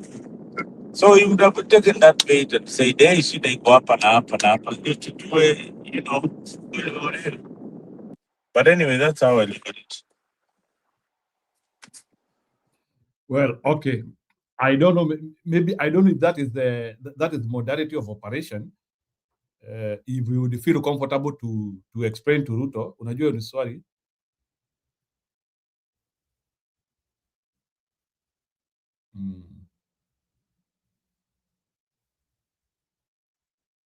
Yeah, Ruto Ndio anasema. ukaulizwa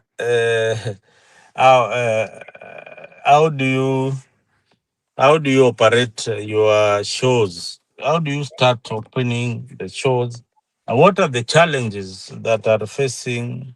What are the challenges? What other challenges do you face when you start moderating your show every other time?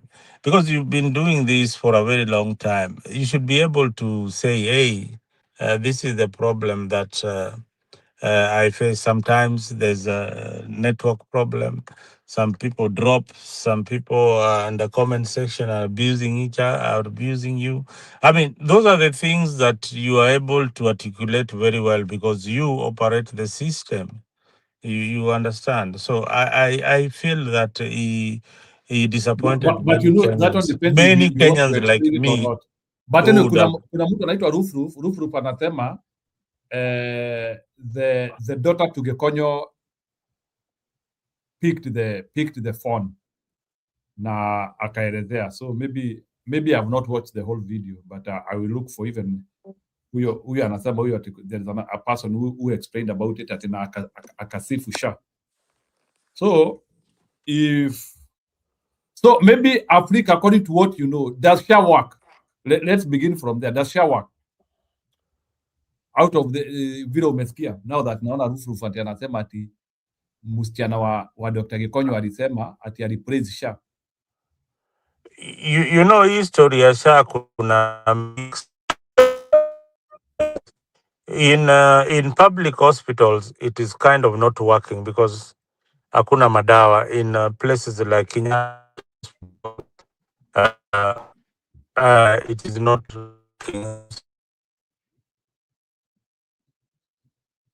But I've also met people who are telling SHA actually paid the entire bill ile walikuwa nayo. So kuna side mbili, so you don't really know nani anakuambia nini because kuna mtu tu But do atakuja you na know story yake until you have the experience yourself is when I can do you know really that when judge. it is close to election kidogo, do you know that when it is close to election they will pretend SHA is working? Kama sahi they can start paying people ili muingie box. Are you aware of that? Yes. Kwa hiyo ni wakati wa any politician will do that. Ni wakati wa uchaguzi. Right now, one thing which I know is that sahi SHA itafanya kazi. Sahi they will make sure that SHA like 70% of claims or somehow they will look for ways to make it work. Alafu sasa kutoka hapo because they want to put an argument in the election. But looking at it naturally, is it working? Let me say that the idea of SHA, the whole idea, forget about the politics that is in it. The whole idea of SHA was a very good insurance scheme if it was implemented properly, because it was in any terminal illness, it was paying like 100%, which was never there before. I remember how people who are going through dialysis, the kind of money they were paying on a weekly basis or on a daily basis, and people who are suffering from cancer, oncologist doctors, who I call in Kenya killer doctors, sometimes they hold patients, and most of these people cannot afford that kind of money that that these oncologists are asking for. So if SHA was able to take care of any visitation by an oncologist, which is normally about 40,000 Kenya shillings per visit, or 20. So for somebody who is poor, who cannot afford that kind of money, SHA was working for them. If it was just the way it was supposed to work, because the other medical scheme was not taking care of terminal illnesses. There was some kind of illness, ungekuwa na pengine cancer, there was a percentage that it would have taken care of. But SHA, I think it is almost taking care of 100% up to a certain duration of time. That is a plus for the scheme compared to what we had before.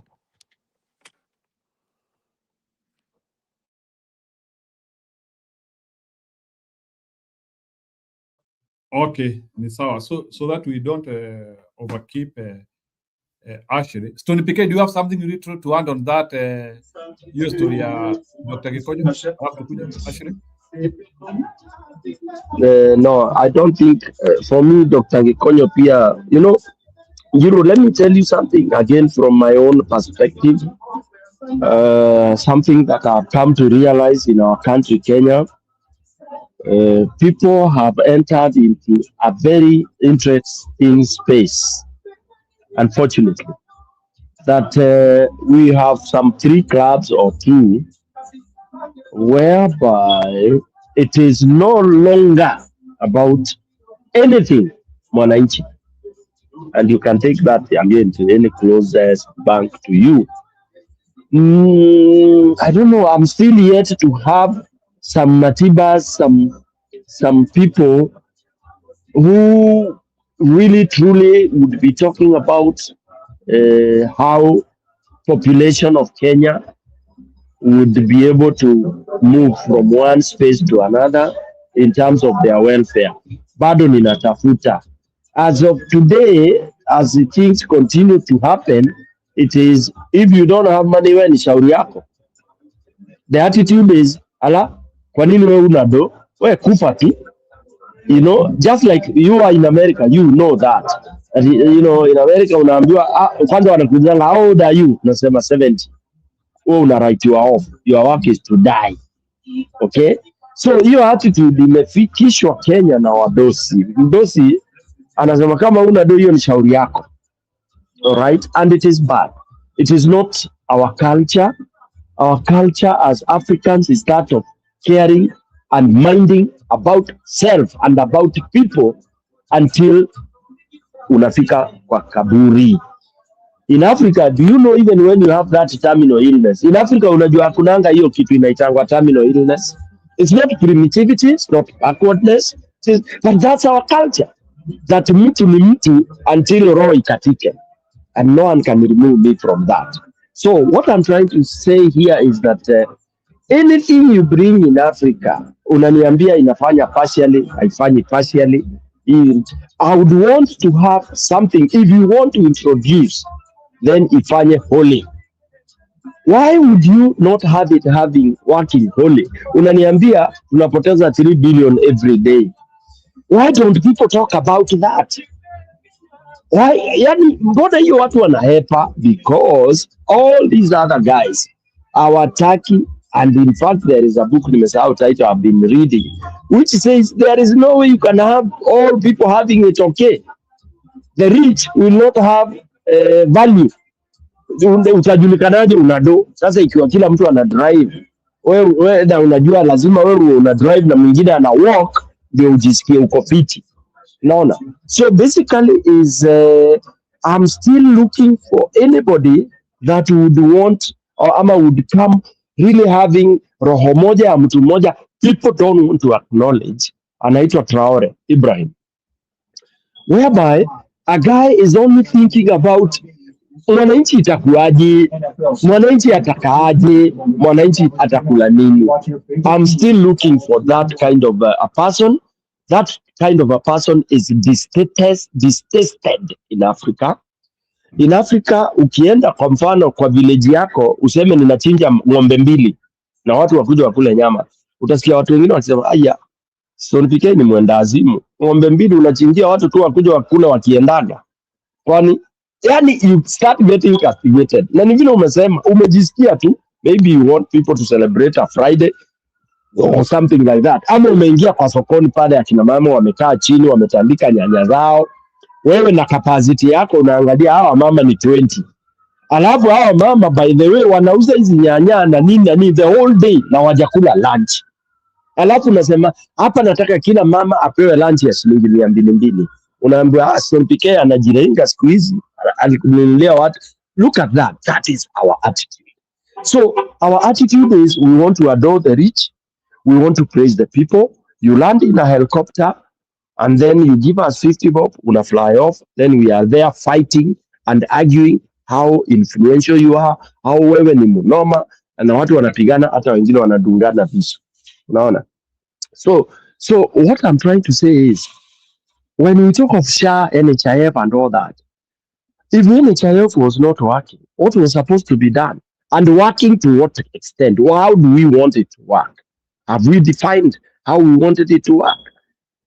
If we defined what we wanted it and how we wanted it to work, then that is what we should have done. That is what is called fixing the problem. But because we have thugs, we have idiots, we have not idiots, but thugs, criminals and all that in Kenya, and we believe and adore them. It is in Kenya where unaambiwa mtu ni mfanyi biashara, but you don't ask what business anafanya.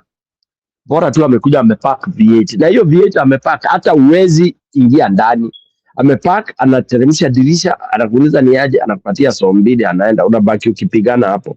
Mazee, Sonipike ndio mwisho. Umeona mazee hiyo gari amevuta hapa mazee. Unaona hiyo shati alikuwa amevaa. Je, hiyo mshipi and all that. So we are still so far away that we are able to even discuss indeed Nyoro for 2 days. Yet we know it is, according to PK, BS.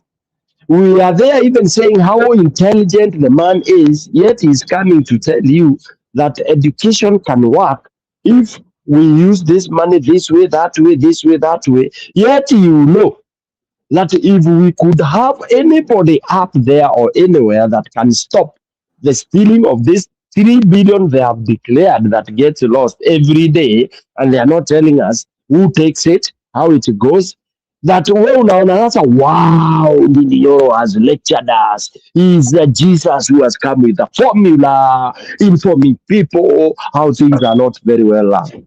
We are still a million miles away from solving our problem.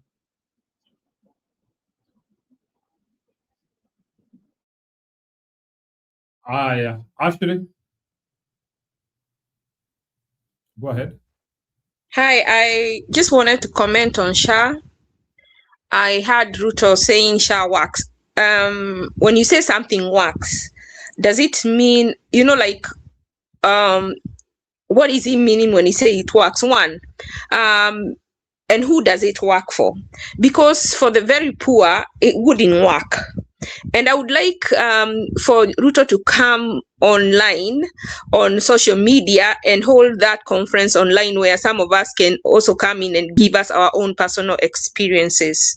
Because I think Dr. Gekonyo was more concerned about what can happen if he gave an honest opinion.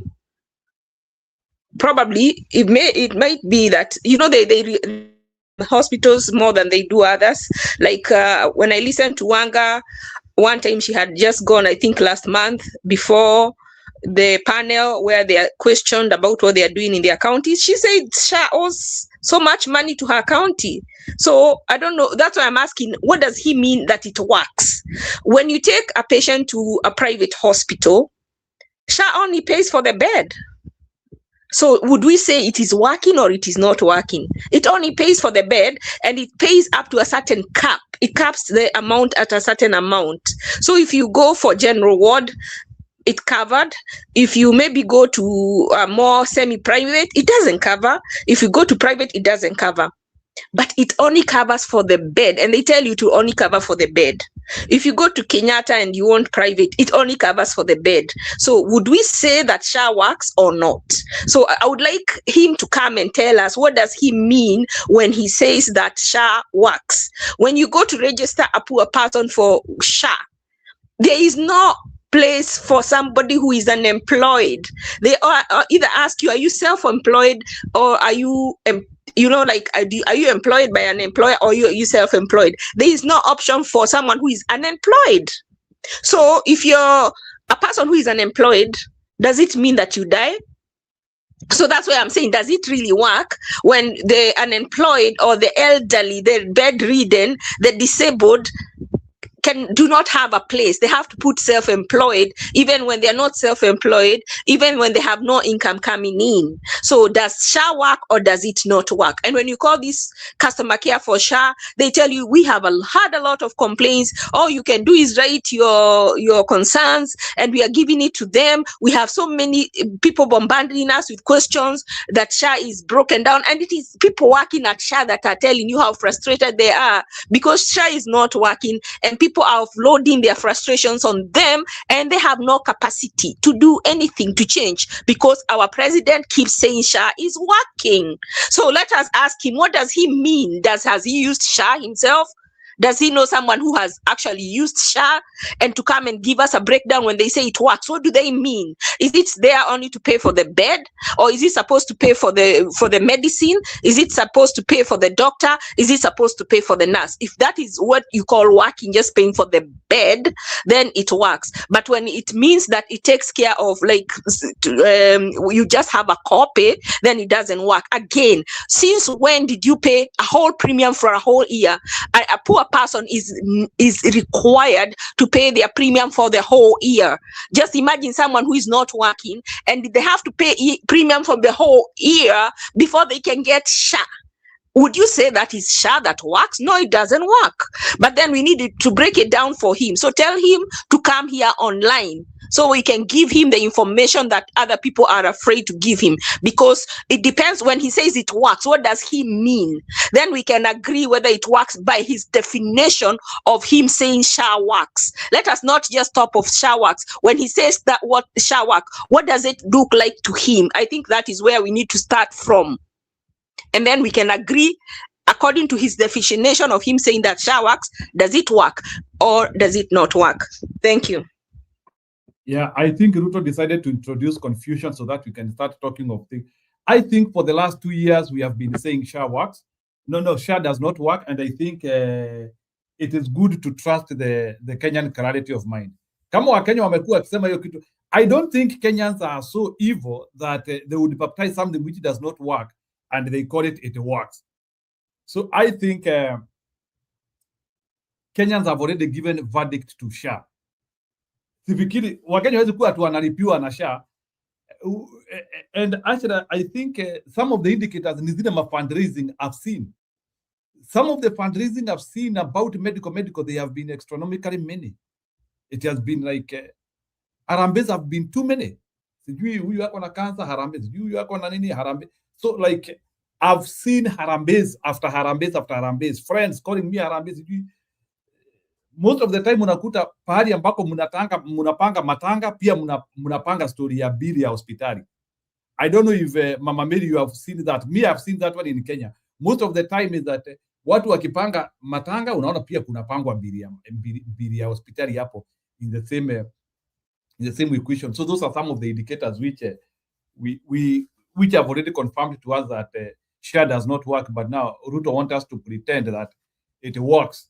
Sasa nitumie your statement ya Stone PK pretends. So Ashley, can you comment about Didi Nyoro? What is your first reaction after you saw what happened? Sijasikia ukisema hiyo, hata maybe unaweza kuwa huko umekuja hiyo story, but are you aware Didi Nyoro alitengeneza chama yake? So what is your initial reaction to that? Actually, I want to hear from you about on that story. I had you talk to Mary, so I thought it's what I think is Kenya is a multi-party democracy. Everybody has a chance to come and say what they want to do, and then it is up to us, the Kenyans, to decide whether to accept or reject them. So if we don't like what he's saying, we just ignore him. I don't think we need to spend so much time on him. If we decide he's a mole, we just ignore him, and then he'll learn. It's simple as that.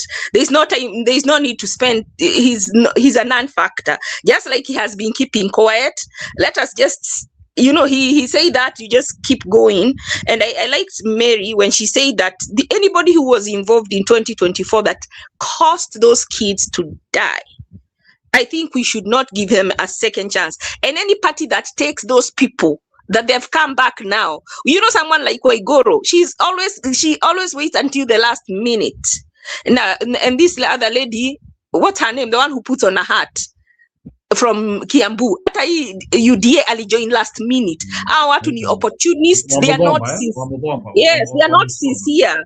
They are not sincere. Hata hawa watu wanajoin saa hii. Hata DCP isikue tricked. Hata Linda Mwananchi isikue tricked. I had Ndidi Nyoro saying that hawa watu wamekataliwa na party zingine wakuja hapo. So Ruto did not act alone, and Ruto would be ineffective. Kama saa hii Njiru kifungwa hii show na hakuna mtu anaingia, don't you see? So we facilitate it to grow. So even Uyo Ruto, if we are saying Ruto is bad, he is bad together with the people who have facilitated or enabled him to enforce those laws. Juu hawezi make bills ye mwenyewe, zinamekiwa in parliament. So anybody who has helped him pass a bill that is retrogressive, that is oppressive, is part of him. So when you say one term, it cannot be him and then you isolate somebody else who has contributed. Because wao watu yo uongelesha wanaenda wanapitisha hizo bill, they are part and parcel of why we are where we are. So if we want Ruto to go, he has to go with those people who have refused to listen to people and have enabled him. And that includes Ndidi Nyoro. Ndidi Nyoro knew in 2024 tuseme alipasi hiyo law na he saw everybody was refusing it. Even just slightly after that, he still stayed in government even after he saw people being killed. Had he come out and said, I am not part of this, I think we would be redeeming him. But like someone just said right now, when he comes and says we can do this, see ati watu waezi fanya, watu ana ideas. Even in this show, we have very many ideas of how we can change Kenya. The problem is there's too much corruption and no independence of institutions, and that is where we are, and that's why we need a leader that will respect the law and will be able to uphold the constitution. Because once that is done and there is independence of institutions, I think we'll be able to grow.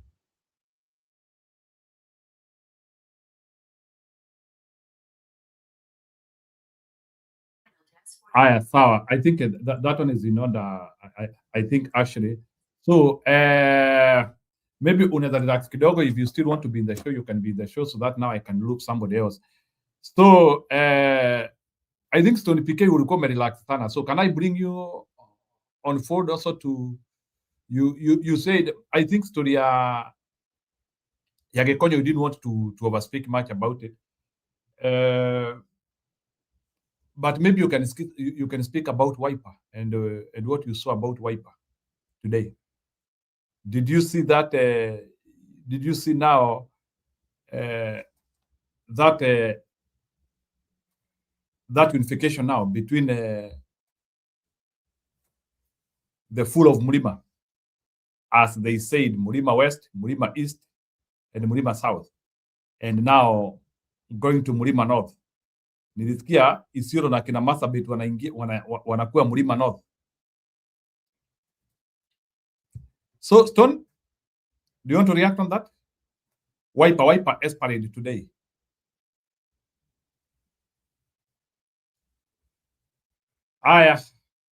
Mama Mary, do you want to react to what you saw in Wiper today? Because Wiper was in Wamonyoro. Yes, Jiro. You know, right now, people want to unite. Watu hawataki mwanya wowote kati ya wananchi. People want to unite, to be one, so that they can get what they are looking for.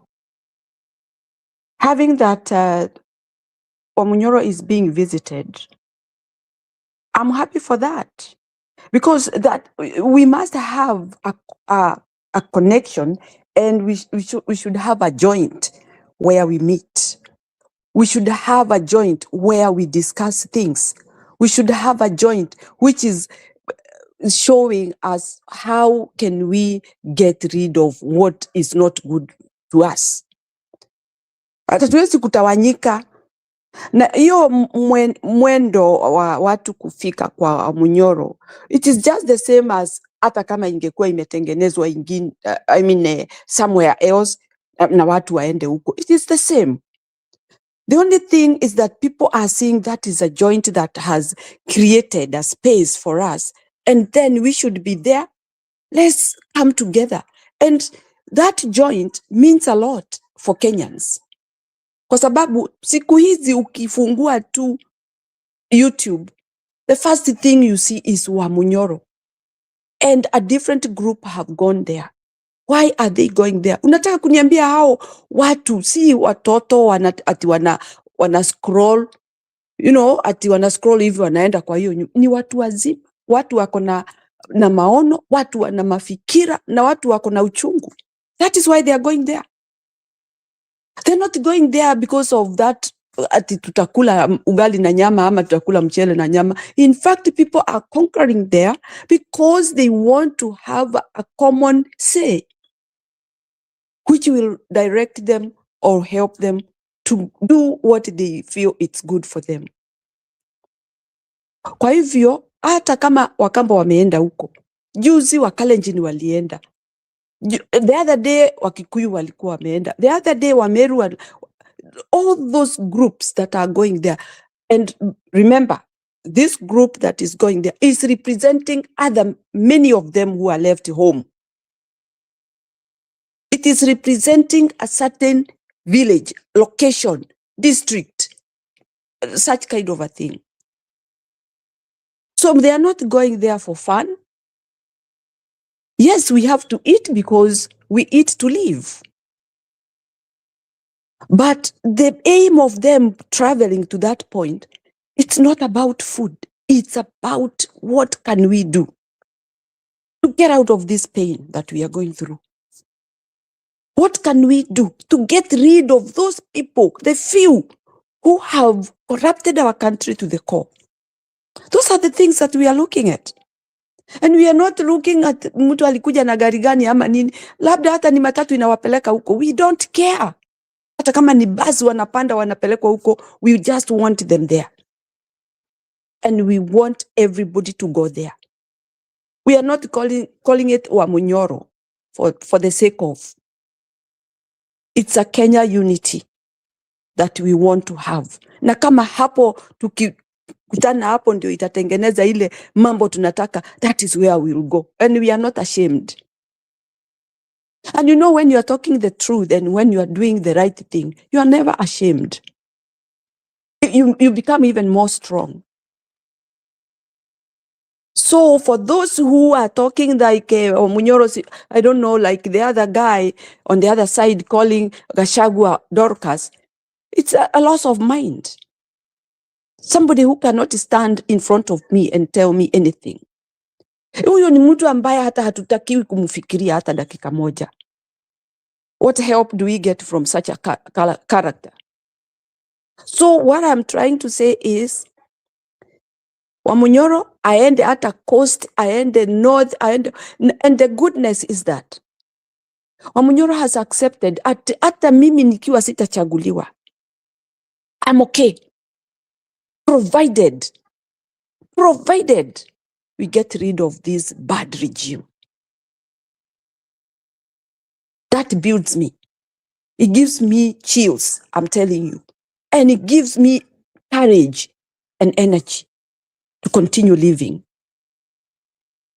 Kwa sababu hii mambo machafu na mambo mbaya watu wametendewa. In fact, it is very, very bad. Very devastating. when you look at how people are living right now. Kwa hivyo Nyiro, hao Waipa kuja kwa hiyo boma is a plus. Wakalenjin walienda huko is a plus. Wameru wataenda huko wama walienda is a plus. Wakikuyu from different locations is a plus. Because the party that we want is about Kenya. It's not about DCP, UDA or whatever. It's about Kenya. We are so many scattered in Kenya. And we are all crying, looking for how our country can stand. So that we can know now we are in safe hands. We can work. We can make our own life prosper. We can marry. And we can take care of our lives. God being in the midst. Lakini hii mambo ambayo watu wameishi kwa maisha hohehahe kwa sababu ya watu wachache. Na ndio hao sasa wanawanyemelea waje kuwaambia ati nitawafanyia hivi. Ulichelewa wapi? And furthermore, sisi hata hatutaki kufanyiwa chochote. We have got everything that God has given us. We don't want any ati kuja kutuambia nitawafanyia hivi. Usitufanyie. Just be a good person. Represent us to that government that we will get so that the government can release what we deserve. Si kuja kutuimbia hapo ati nitawafanyia. You cannot do anything for us. First of all, who are you? You are an employee of me, and I'm the one to give you directives. And you don't want to take those directives. Once you are elected, you become arrogant. Then you start throwing mishale kwangu. Niumie sababu wewe umefika hali ulikuwa unaenda. Those are things that we are looking at. It's not a big fight. It's just getting rid of those bad people. And there are very few, we are millions, Kenyans. This is easy job if we can only close our eyes and focus. Our goal is ahead of us. It's not besides us. Au wako hapo kwa kando kando, wachaneni na wao. Wanajaribu kujirekebisha, ndio ati tuwaamini. But we are not going to do that. Tungekuamini kutoka wakati ule tulikuchagua kwa sababu tulikuamini. Umetuonyesha madharau, umetuonyesha you don't care, so why should we care about you? Umefanya watoto wangu waumie, why should I care about you? Umefanya watoto wangu wakakosa shule, why should I care about you? Umefanya mzazi wangu akakufa kwa sababu hakuna dawa, why should I care about you? You have made many die, why should I care about you? You think you are more important than anybody else in our country? You are just like me. Ni hiyo tu maringo mko nayo kwa sababu mko pale kwa mfuko ya pesa yangu ambayo mnajichotea na mimi mnaninyima. Think about that. Now it's regrets in you guys because you thought this is the end of your time, end of time in this way, that you are now on that seat, nobody can tunya. But remember, you have got that period why you should be on that chair. And that is what we are looking kukupokonya. Tupe mtu ambaye atatuheshimu na mtu ambaye atatutendea yale tunatakiwa kutendewa kwa heshima. In fact, when I see politicians trying to boast, I just sympathize with them. Look at yourself. It's not that you employ yourself. We are the one who have employed you. We have given you that favor to be on that chair. It's a favor. It's a favor we have given you. It's not yours. And so we are taking it away. Kwa nini usikie uchungu tukiichukua? Saa ile umetuumiza. Ni ole wako. Ungefanya mazuri, ndio uendelee kuwa hapo. Sababu si ati umekosa pesa ya kutumia. We are giving you salary every end of the month, lakini ukawa so greedy that you went beyond. Ukaninyima mimi, ukachukua kilicho changu, ukaweka kwa mfuko yako, ndio uendelee na maisha mazuri. Na mimi ni zorote. Na hivyo ndivyo imekuwa. Why should I care about you? That is where I stand. Kwa hivyo, Nyiro, these people visiting Nyoro, they are our people who care about the Kenya we are in right now and thinking about the other people in pain. Asanteni sana. Thank you, Nyiro. Yeah, thank you, Mama Mary. Yeah? You know, and thank you, Bwana Peter Mbudia, for this video. You know, when I was giving my verdict, actually, Mama Mary, I didn't know that such things are happening in the ground. So I'm surprised. So, and I was saying this, and maybe Stone PK nataka uingie na hii. Unaona hii kitu mnaita tuta, na nataka kusema tena. Acacia, Adept, and the rest. Hii kitu mnaita two-term, it is inexistent. There is nothing like two-term. You cannot see it. Scientifically, there is nothing like two-term in Kenya. And I will insist again. So, work is, and I want us, kama sisi ni watu wa upinzani, tuachane na story ya propaganda ya Ruto. Two-term is a propaganda by Ruto, which is not within the political platform of Kenya, because we cannot see it. So, that thing which is called two-term is inexistent. So, nataka tu kuwaonya tu kuambia, wewe ukiendelea kuongea tu two-term ujue unaongea vitu haziko. Wacha tuone huyu raia ambaye alianzia kuongea maneno ya Ruto. Somewhere in Nyoro, we see what happened. Anyway, I'm sorry, hapa sio Nyoro. Hapa, I'm double sure this place is like around 200 kilometers from Nyoro also. Because, you know, people have been saying that hii maneno ya one time nione tu Nyoro peke yake. So, there is a clear indication there is nothing like two-term in Kenya. Wacha tusikie huyo. Nyiro. Nyiro, mimi nataka kusema kakitu bwana. Umeniweka kwa baridi kwa fridge. Unadhani freeze? Okay, si kavitu icheze alafu uongee ndio nilikuwa nataka kukaribisha nayo. Nataka uone. Sawa. Hamna noma. Weka. Best yako hapa alianzia mambo alafu uone vile kile kinaendelea. Oh, sorry. Sijaka sauti.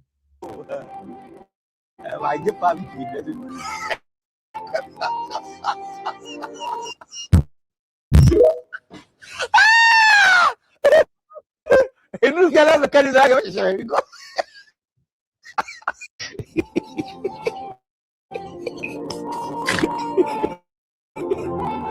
Aduh, wajib paham kita tu.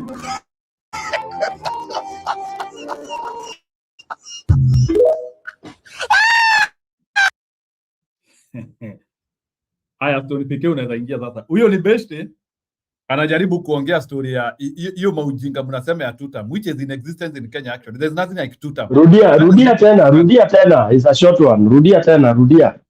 Oh. It's amusing. Wacha ni rudia tena, it's amusing. Na kurudishia tena kidogo. Oh. It was ngoja kidogo.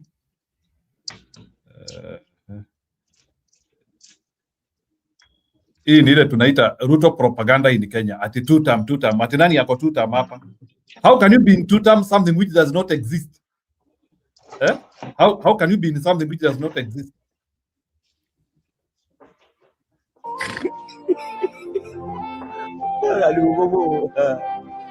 Wajib paham kita tu.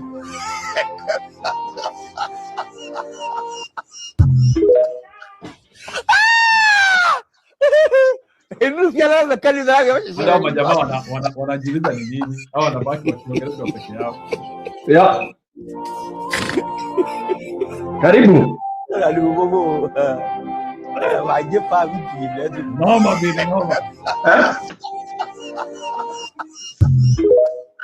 Sawa, Stone PK ndio hiyo.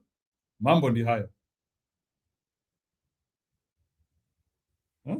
Unajua hiyo ni ile meeting ambayo unajidoubt.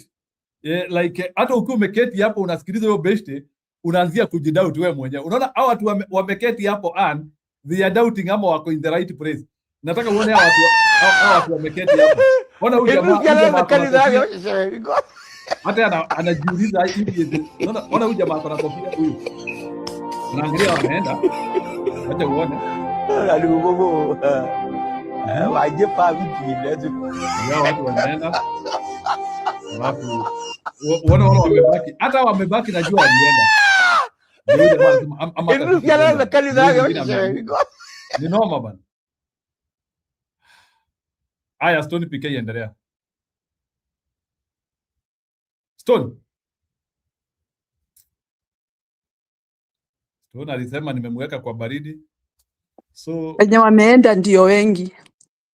So Mama Mary, do you know that there is nothing like two-term in Kenya? That is Ruto propaganda. It's being forced to be heard, but there's nothing like that because everybody anaongoja the last minute amalizane na yeye. Two-term so please, is, for the avoidance of doubt, na let's not promote something which is not there. Hata sisi tumejaribu kuitafuta by the way kwa data haiko. There is nothing like two-term in Kenya. In Kenya, people are either one term or waiting to decide, but hakuna mtu anaenda two-term. So hiyo kitu inaitwa two-term, it was Ruto propaganda. It is inexistent. And I insist again, two-term is inexistent in Kenya. Endelea Mama Mary. I think two-term is with the people. It's not with the person who is saying it. Because sisi ndio tunajua who to put your next. See at two-term next. Because next time, maybe we will elect somebody else, not the person who is there. So first term, yeah, one term there is because already the person is on the chair. But the next one, it doesn't exist because who knows? People are dynamic. Tomorrow it will change. We can pick someone else. So actually that is true, Nyiro. It's not there and it shouldn't even be talked about. Mtu akisema two term unamuondokea tu unaachana na yeye because how do you convince me that you're gonna go for the second term? How? Why do you say two term? What are you trying to tell me? Is it something that you are trying to dodge? So for me, actually, Nyiro, I'll support that. There is no two term. First term, yeah, ukishaingia, ukijua umeingia kweli kabisa. First term, nimepata. Two term, nothing. Second term, hiyo ni sisi tutaamua, si wewe, na hawezi kutuambia. So it is not there, Nyiro. I say that. Aya, thank you Mama Mary for that. So maybe ningetaka pia watu wanikonfirmie wale ambao maybe people who are following that. Muniambie hii kitu ya two term muna watu wanaongeanga all the time two term. Where is it? Because I've been hearing Ruto saying two term. I don't hear it. Or we don't seem to see it where you are supposed to find it. So, but ukienda kwa data you can see one term. Huyu anakwenda. And like you can see those things. So those things are things you can detect. But hii kitu all the time Ruto anajaribu kusukumilia Wakenya sijui two term. It is inexistent. So Bwana Stone PK, are you there? Wewe ndio unasema tunakumalizia mchuzi. Ama let me say something, Nyiro. Two term, that's like just a slogan that will end. Two term. Kwa sababu kweli kabisa sisi tunajua kile kiko kwa mkono yako ndio chako. Kile hujapata huwezi sema nitapata. Huwezi sema tutapata kesho. No. You cannot predict because things can change by tomorrow. Na ukiangalia hii kitu anaitumia na style kwa sababu anajaribu kueleza watu the reason why it should be 2 term. You shouldn't tell us why it should be 2 term. Surely you shouldn't explain. It is us to make that decision whether it will be second term. Hata tusiseme 2 term, second term. Sababu second and 2 it's different. Second term is us to decide. 2 term is like you are deciding for yourself. And we can't agree with that. Kazi yetu ni kuangalia mtu yule tumeandika ametuhusisha kwa mambo mazuri ama mabaya, ndio apate hiyo second term, sio 2 term, second term. Hii 2 term anajaribu kuleta huo mjadala ati kwa sababu yeye lazima awe 2 term kwa sababu kuna president wale wengine wamekuwa 2 term. But the situation, the environment is very different right now, very different. And that is why we don't want even to hear 2 term. In fact, kuna watu hata wakisikia 2 term ni kama wanarukwa na akili. Hiyo kitu ambayo anajaribu kuleta.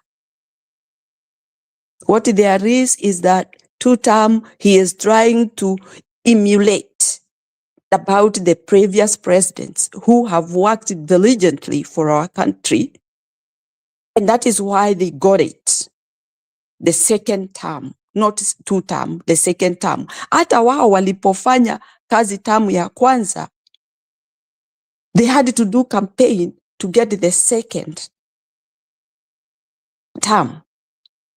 They had to work hard to bring the second term. Huyu ni nini amefanya ndio ati apewe second term? Si 2 term, second term. Ni nini amefanya? And why are we rejecting him? Why are we saying that it is not going to happen? We want him out. Why? Hiyo ndio swali ile wa Kenya mnatakiwa kujiuliza. Ni kwa nini hatutaki yeye awe yako kwa hiyo kiti next time?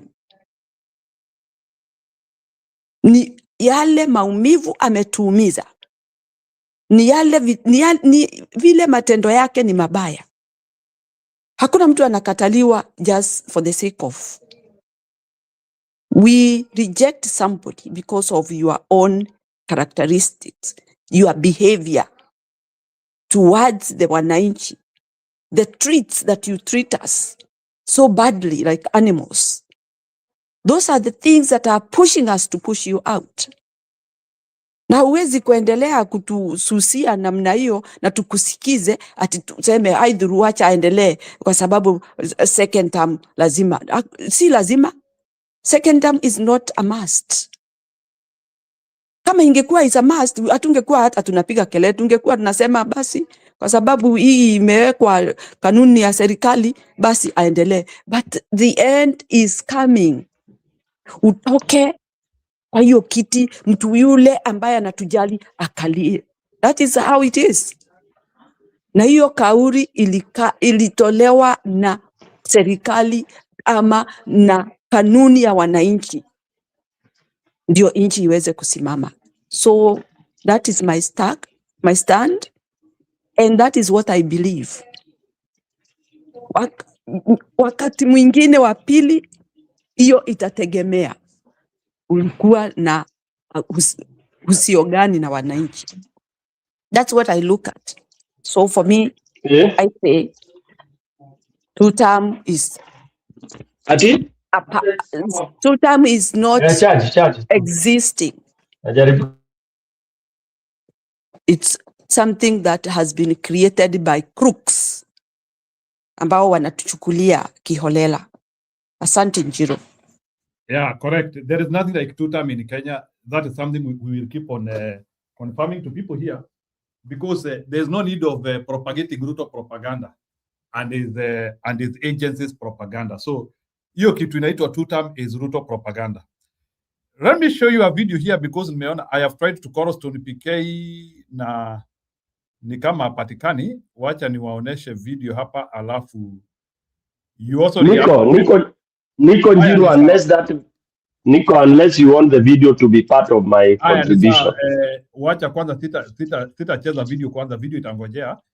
I want you to react kwa hii propaganda ya Ruto. Hii kitu Ruto amekuwa akiita all the time two term. What is two term? Two term is, as per the constitution, a presidential can go for one term and also can be re-elected for a second term. Now, the education that people like your favorite Gachagua should be giving to Nyoro.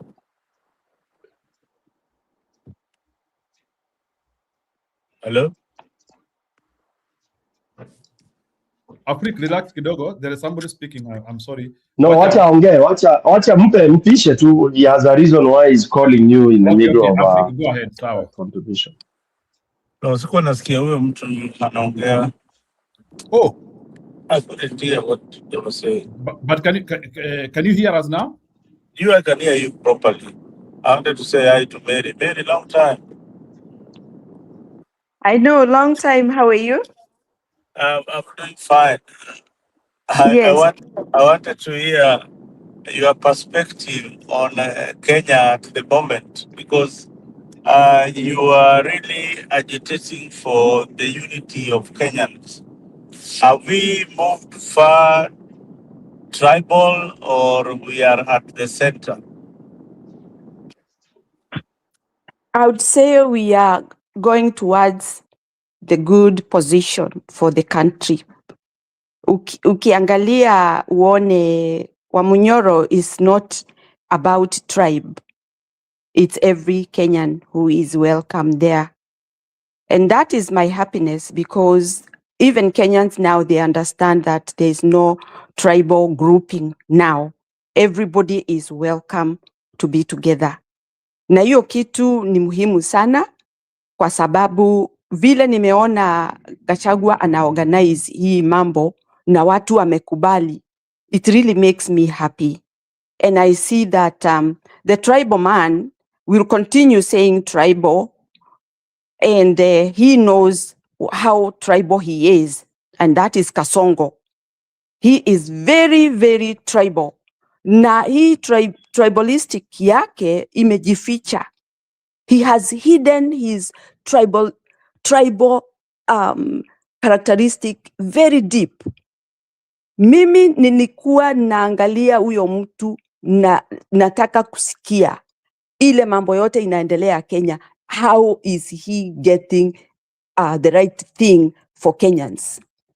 Nikasikia hata jeshi ni kabila yake. Hata can you imagine all the positions in Kenya? Big positions are being held by his tribe. Now you ask yourself, tribalistic inakuja aje kwa watu wengine ambao wanachanganyikana, wanashikana? How does it come? While you see the biggest tribalistic person is the leader of the country. It pains me. Kwa sababu, yani sasa amechukua hiyo jukumu na kuchukua hicho kiti cha kufanya watu kadhaa, watu wa upande yake wawe more advanced or more they are achieving more because he is sitting there than any other person. Lakini akitoka nje anakuja kusema ati huyo mtu tribal, while he knows he is biting the big bite being a tribal. So Africa 24, hii mambo ambayo inaendelea, I support it 100%. The way people are going to Nyoro. Nyoro represent our country, represent our Kenya, kwa sababu hakuna mtu hajaenda hapo. Na kama ingekuwa ni mbaya, those people who are going there from all those locations would not be going if it was a trap. This is not a trap. It's about Kenyans airing out their grievances. And that is the only way you can vent. That is where they go to vent. And it is welcome. So I hope I have answered you, Clinic. Afrique, sorry. Yes, you've answered it very well, although partially you are he was skewed towards Nyoro as a standard measure for tribalism. I wanted you to look at all the tribes in Kenya. Are they thinking politics of tribe? Are they rooting for one of their own, or what is really happening? And then also, you know, there is something that is happening. Maybe people don't see it, but the opposition needs to have a clear message that this is exactly what we want to do. And again, we need one candidate. Nyoro is posing as the strongest candidate in the opposition movement at the moment. And his supporters believe that he is the solution to removing William Ruto. Some of his supporters, I would not say everyone, but some of his supporters, although he says that he is going to support any other candidates if he's not chosen as the flag bearer. And do you also think presidency at the moment and win? I think you got lost a little bit. I didn't hear some of the words. Yeah, I was saying that some people think that Nyoro is running for the presidency. His supporters. What is your take on that? Okay, I think that's a good question. And I have heard Gachagua answer that question very well. Gachagua amesema, if I am not elected, if I'm not chosen to be the flag bearer, I'm okay. I'll support the person who will be chosen, which makes me comfortable if he means it. And I believe he means it, because it is not the time of jokes. It's time of seriousness. And what the other thing I would add, Mr. Afrique 24, I'm seeing Kenyans coming together in a common good because of what they are going through all over the country. It doesn't mean that we have to have 100% of Kenyans coming together. We still have those, I'll call them rejects, those people who are hardcore, who don't care what the country is going through. But I believe the country is going to the right directions. And for them to reach a point of opposition choosing a flag bearer at this time, I understand they are struggling. I understand they will come for one time common good for them to make a decision. Now is time for them to sit. I know that time is coming, but I cannot predict because I don't know what they have in their mind. But I believe these people are working towards one common goal, to make the country stand and change the direction where the country is heading. That's my feeling. And I am praying and believing that they will not let us down, because we Kenyans, we are watching their steps and we are following what they are telling us. Those are the things that we are looking forward, and they should give us direction as the time comes. I'm not going to rush them, but I'm going to be patient and wait. We might rush them and then they make a mistake. Let's give them time. They know what they discuss, because we are not always present where they are. We don't know what they are thinking. Everybody is thinking maybe different.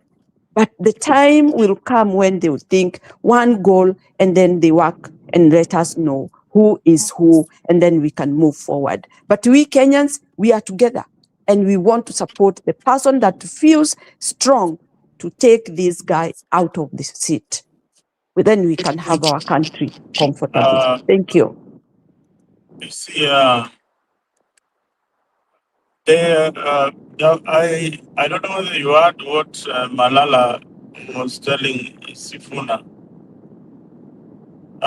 yesterday, that since you don't have a political party, come and join DCP and we move with the DCP. Now, Leader Mwananchi is yet to form a political party that they will come to negotiate.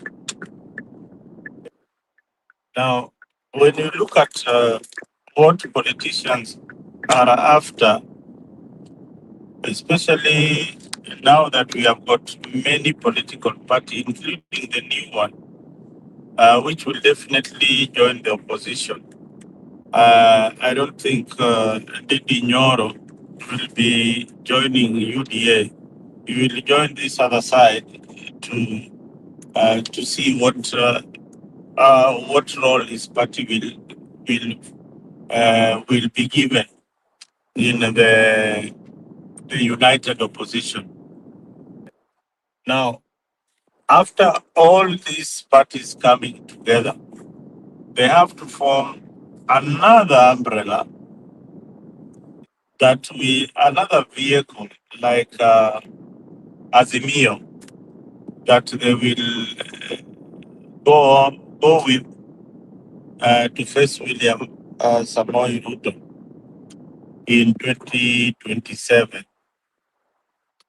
There is no time. There is no time. These guys need to start talking. They need to start having joint rallies.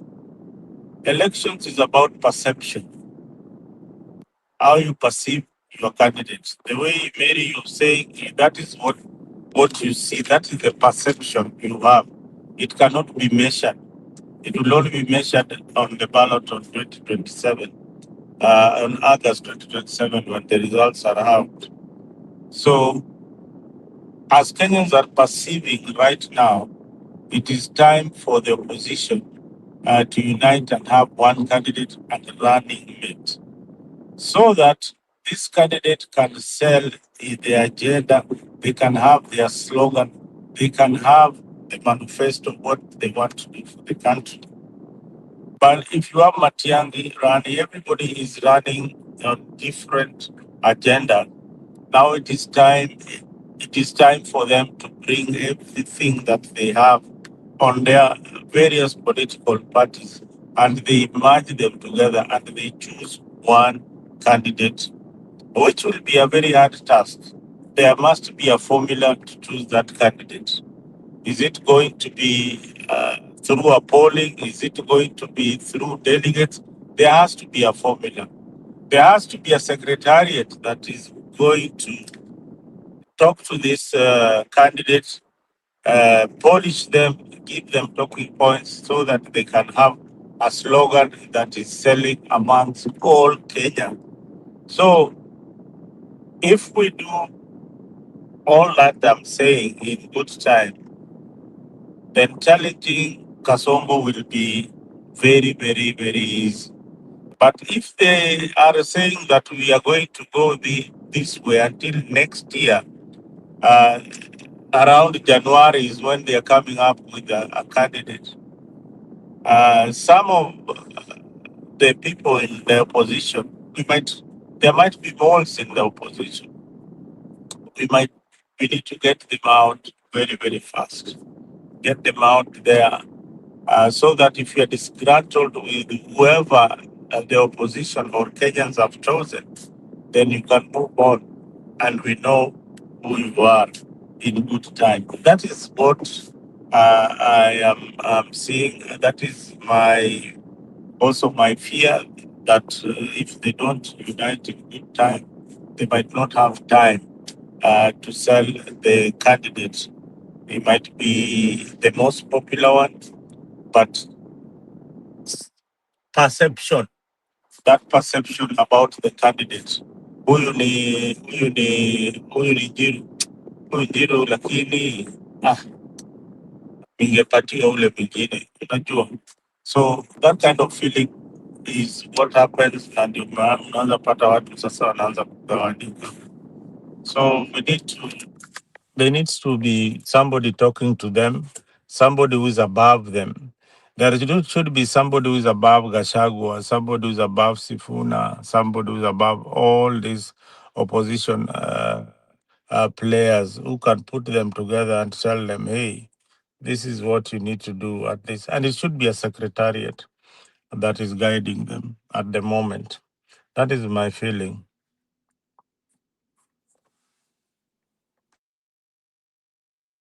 Okay, Mama Mary, wacha nicheze hii video alafu sasa tuweze kureact pamoja. Very worrisome. Okay, we will react about that one, but there is something here peculiar. For the first time in the history of Kenya, violence bringers are known. Na wanaoneshana huku na hakuna kitu serikali inaweza fanya. Popularly known as Abdi, is the alleged leader of a feared gang known as the Hammer Boys, and is now at the center of investigations into Sunday's deadly chaos in Homa Bay.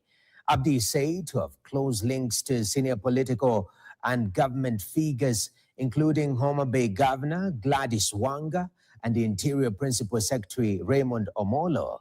As we speak, 2 people, including a police officer, are dead, while scores are injured, nursing panga injuries in hospital. KTN sought comment from both Governor Wanga and PS Raymond Omolo, but the duo had not actually responded by the time we went on air. KTN senior security reporter Francis Ontomwa reports. The face of a ruthless gang leader, full of hate, a man working at the behest of politicians and who can do anything to please his masters. In this video captured a few hours after Sunday's skirmishes in Homa Bay, Abdi Sobe is clearly in a celebratory mood. We have stopped them, and they can do nothing about it, he says.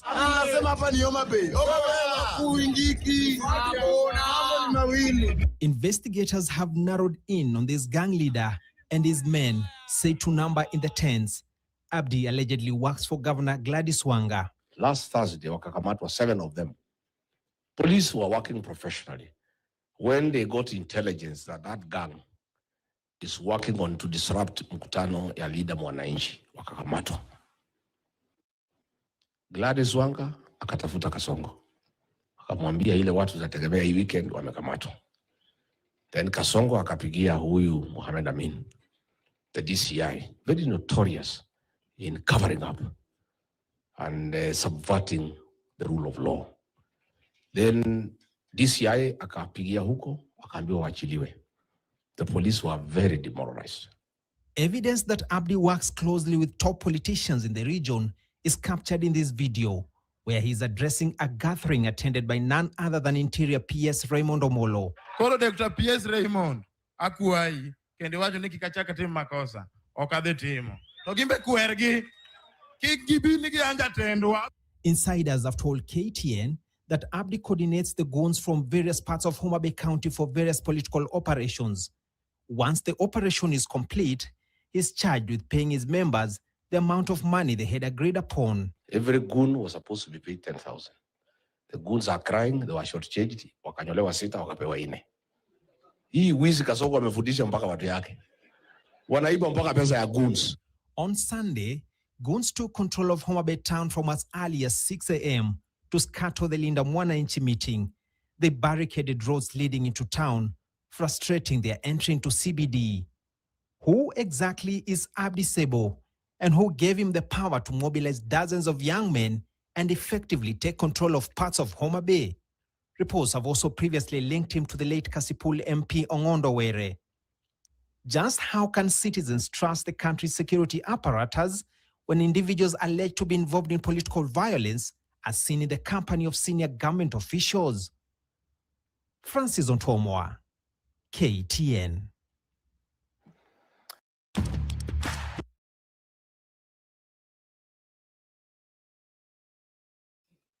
I have no words. Mama Mary, mimi hata mkitaka niongee hiyo story, I have no words. That one is beyond repair. Na huyo ni mtu anatafuta kura achaguliwe mara ya pili. Unless we are a joking country. Mama Mary, you can react. I think you can react that to Funge because I need to get out because I'm driving a car which I cannot be having my phone. So That's okay, Nyiro. I'll just comment just a little bit. So what I'm going to say is, yeah, that is a person using guns for to the innocent people, and some have died. You just wonder, that person is sitting in a building, very comfortably, smartly dressed, but the people who are doing wrong, bad things to others have been deployed by her or him. And he is in the building, seated there like a very innocent person. But what is running in or in her mind? Bad things. And we Kenyans, we dare elect such a person? Mtu ambaye anatafuta watu wabaya, wale ambao wanatakiwa kuwa wameshikwa, wamewekwa ndani, ndio anaenda kutafuta waje waumize watu ambao hawana hatia. Na wakishafanya hatia hizo hawashikwi, ati wakishikwa kuna yule mtu amesimama hapo anasema hapana, msiwashike. What kind of a country? What's different between Kenya and Haiti? Nothing. It's the same. So I'm looking at our country and I want Kenyans to note that those are the people we don't want in our country. Those are the people that we want them out of power. Wasije wakatuletea madhara kama hiyo. Hata kama ni Mjaluo ameuawa na mimi ni Mkikuyu, I feel it because that person was not going there to die. Hata huyo Wanga akitoka ambiwa atauliwa, mtaona vile hiyo sura yake itachange. So what I'm looking at is that these are merciless people. Why should we care about them when they are doing all this to Kenyans?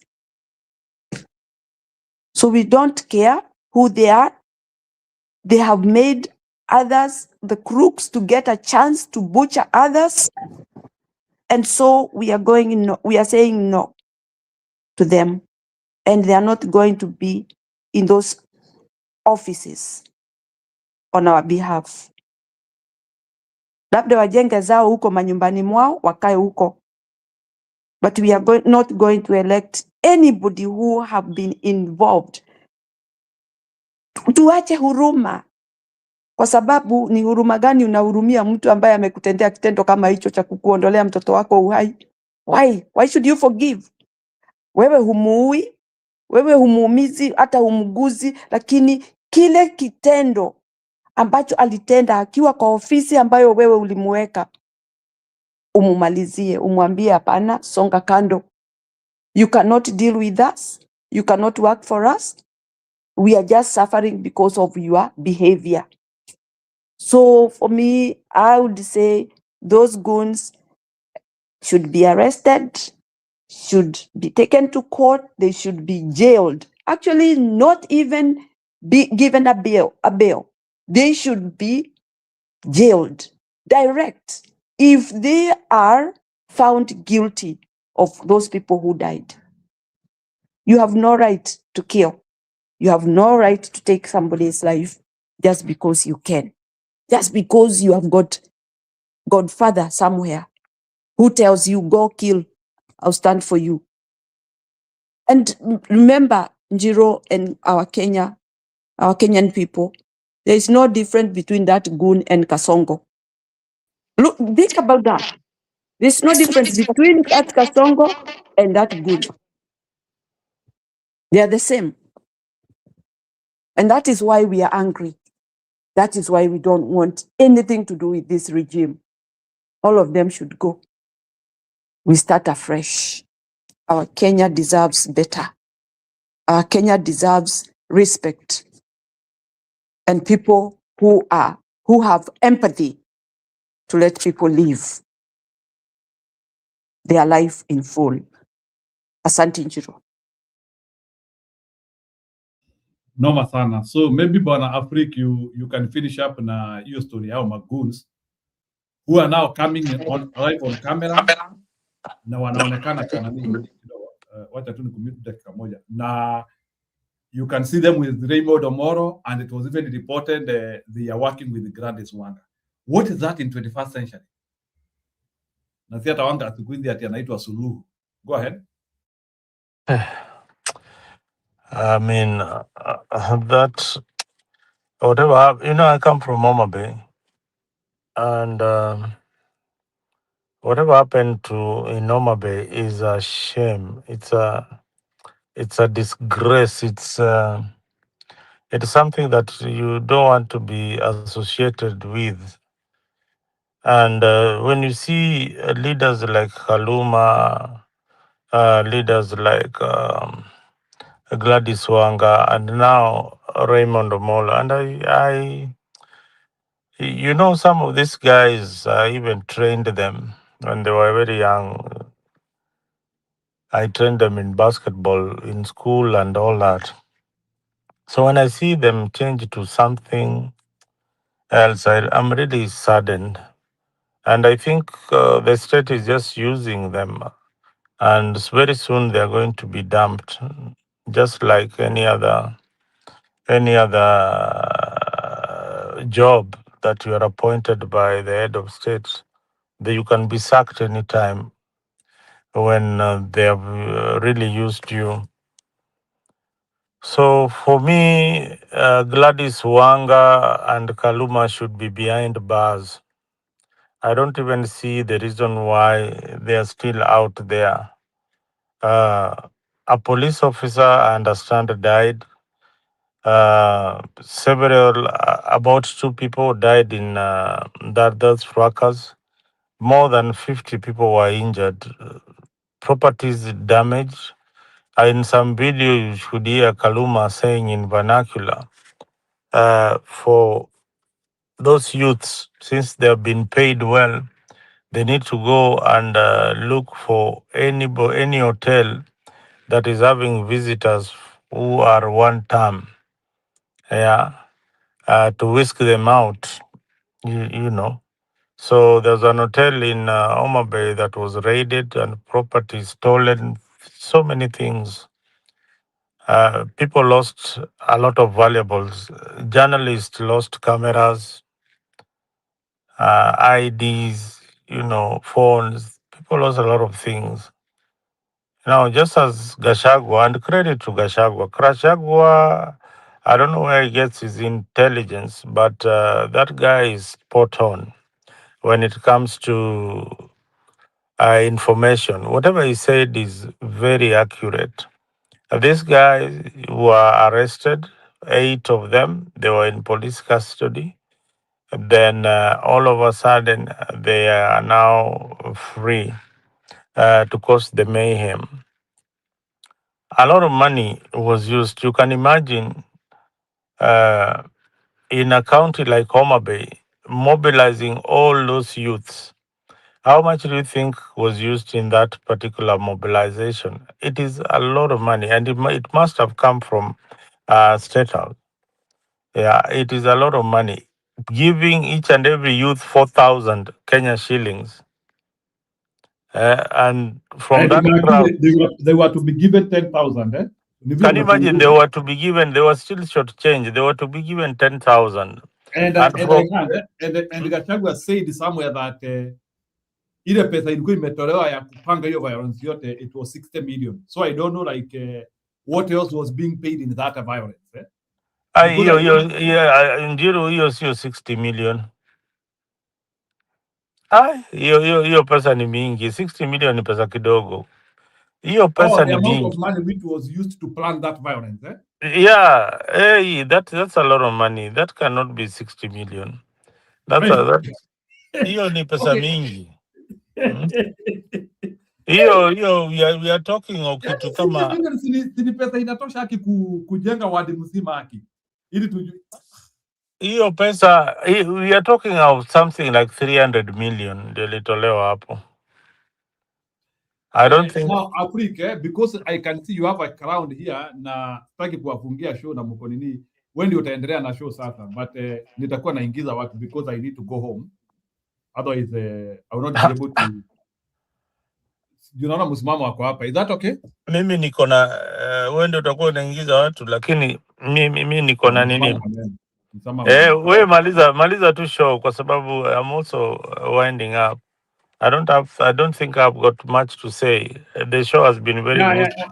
Okay, ni sawa basi, wewe fanya conclusion because wacha nifanye conclusion. So naona umeshapiga 4 hours. That's good enough. Anyway, what I can say is that to the young people and to the leaders who are in power, please don't be used. You saw what happened in ICC. If you are a police officer and if you don't misuse your gun, and shoot innocent people. Everybody has a right to attend or to associate themselves with any political movement of their choice. Kenya is a free country. You can go anywhere. You don't need political permission from ODM to come to Homa Bay or from the governor of Homa Bay to come and visit Homa Bay or to come and talk to people. She has got no right. She doesn't own the land. She doesn't own the place called Homa Bay. So let us be very, very careful. And to the Law Society of Kenya, Kanjama, the Law Society of Kenya has got a code of conduct. Kaluma should be struck off from the bar. His name needs not to be in the Law Society of Kenya membership. He needs to be out like yesterday. That case needs to be brought forward and that guy needs to go. At least do something, Kanjama. You can do something about the issues that are happening, that happened in Homa Bay. If Homa Bay is not an example, then this thing will be replicated elsewhere. And to the state, you see, whatever happened in Homa Bay also happened in Gachagwa's rally somewhere. It was spontaneous. The state has decided to use goons to disrupt peaceful rallies where people are not even armed. People are just coming to listen to their leaders. It's unfortunate that tumefika hapo. Kenya belongs to all of us. We are preaching peace. We need a peaceful election in 2027. Let everybody exercise their democratic right and space. Otherwise, asanteni, thank you for listening to me. Kama nimekukera, pole sana. Kama unipendi pia pole. Lakini hayo yote 9 ni maoni yangu. Thank you.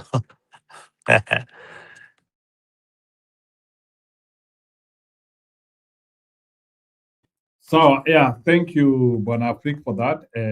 It was a wonderful show. Yeah, tutafungua kesho because I need to go back to the house. It is late where I am, and I also need to prepare kupitia pahali asubuhi. So yeah, so the reason why I've decided saa zingine I usually go home driving, but right now I'm not using my car, so I'm using a car where I'm not supposed to use a phone, so that's why itabidi tufunge show. But tomorrow we will pay on that because I know people want to talk, which is okay. So kesho we will pay up on that. Thank you for coming. So Bwana Afrik, kuna kitu ja commentia and I wanted you to comment about it. So when we are talking like maybe it's something which our poll is showing, maybe you can, maybe to what extent do you agree with it? It looks like Kenyans feel or Kenyans are not commenting too much about that Ruto propaganda 2-term. You know, when you scale between the 2-term and 1-term, 2-term is unseeable. To what extent do you agree on that? Do you think 2-term is something which has a crown in Kenya, or is it having? When they're talking of 2-term, do you think it is something which which Kenyans are talking about? The Kenyan voter is a very complicated kind of person, and even if you do that poll a million times, somebody will just say whatever they want to say. But on the booth where he's supposed to vote secretly, they will vote for something else that you wouldn't even believe. Somebody would vote for people they know clearly is a murderer, and they are okay with it. When you see like the incident that has happened in Noma Bay, people are praising Gladys Wanga for killing those people, and causing that kind of mayhem. And that's 2-term slogan in some area. They want to make it as the law. Like you know, people like Gladys Wanga are saying, if you hear anybody saying 1-term here, make sure that you deal with them. So you see that kind of thing, that kind of fear that can make somebody say 2-term, you know. But in some areas now, when you move closer to central and all that, you hear, hey, ukuni 2-term. So it depends on where your polling numbers are coming from. So I would say generally, Kenyans can say anything. The voters in Kenya, nakwambia, they need a lot of uhamasisho. Yani, a lot of civic education, because first, people don't know why they are going to vote. Secondly, they don't even understand that there is power in that voter's card that they have. If they only knew what is in that voter's card and the consequences, we would not be where we are at the moment. Thank you, Nyoro.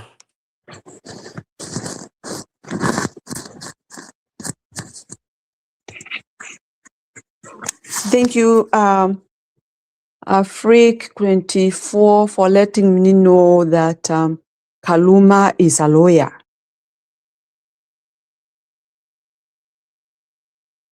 I appreciate so much. Otherwise, I didn't know that. Jiro, are you gone?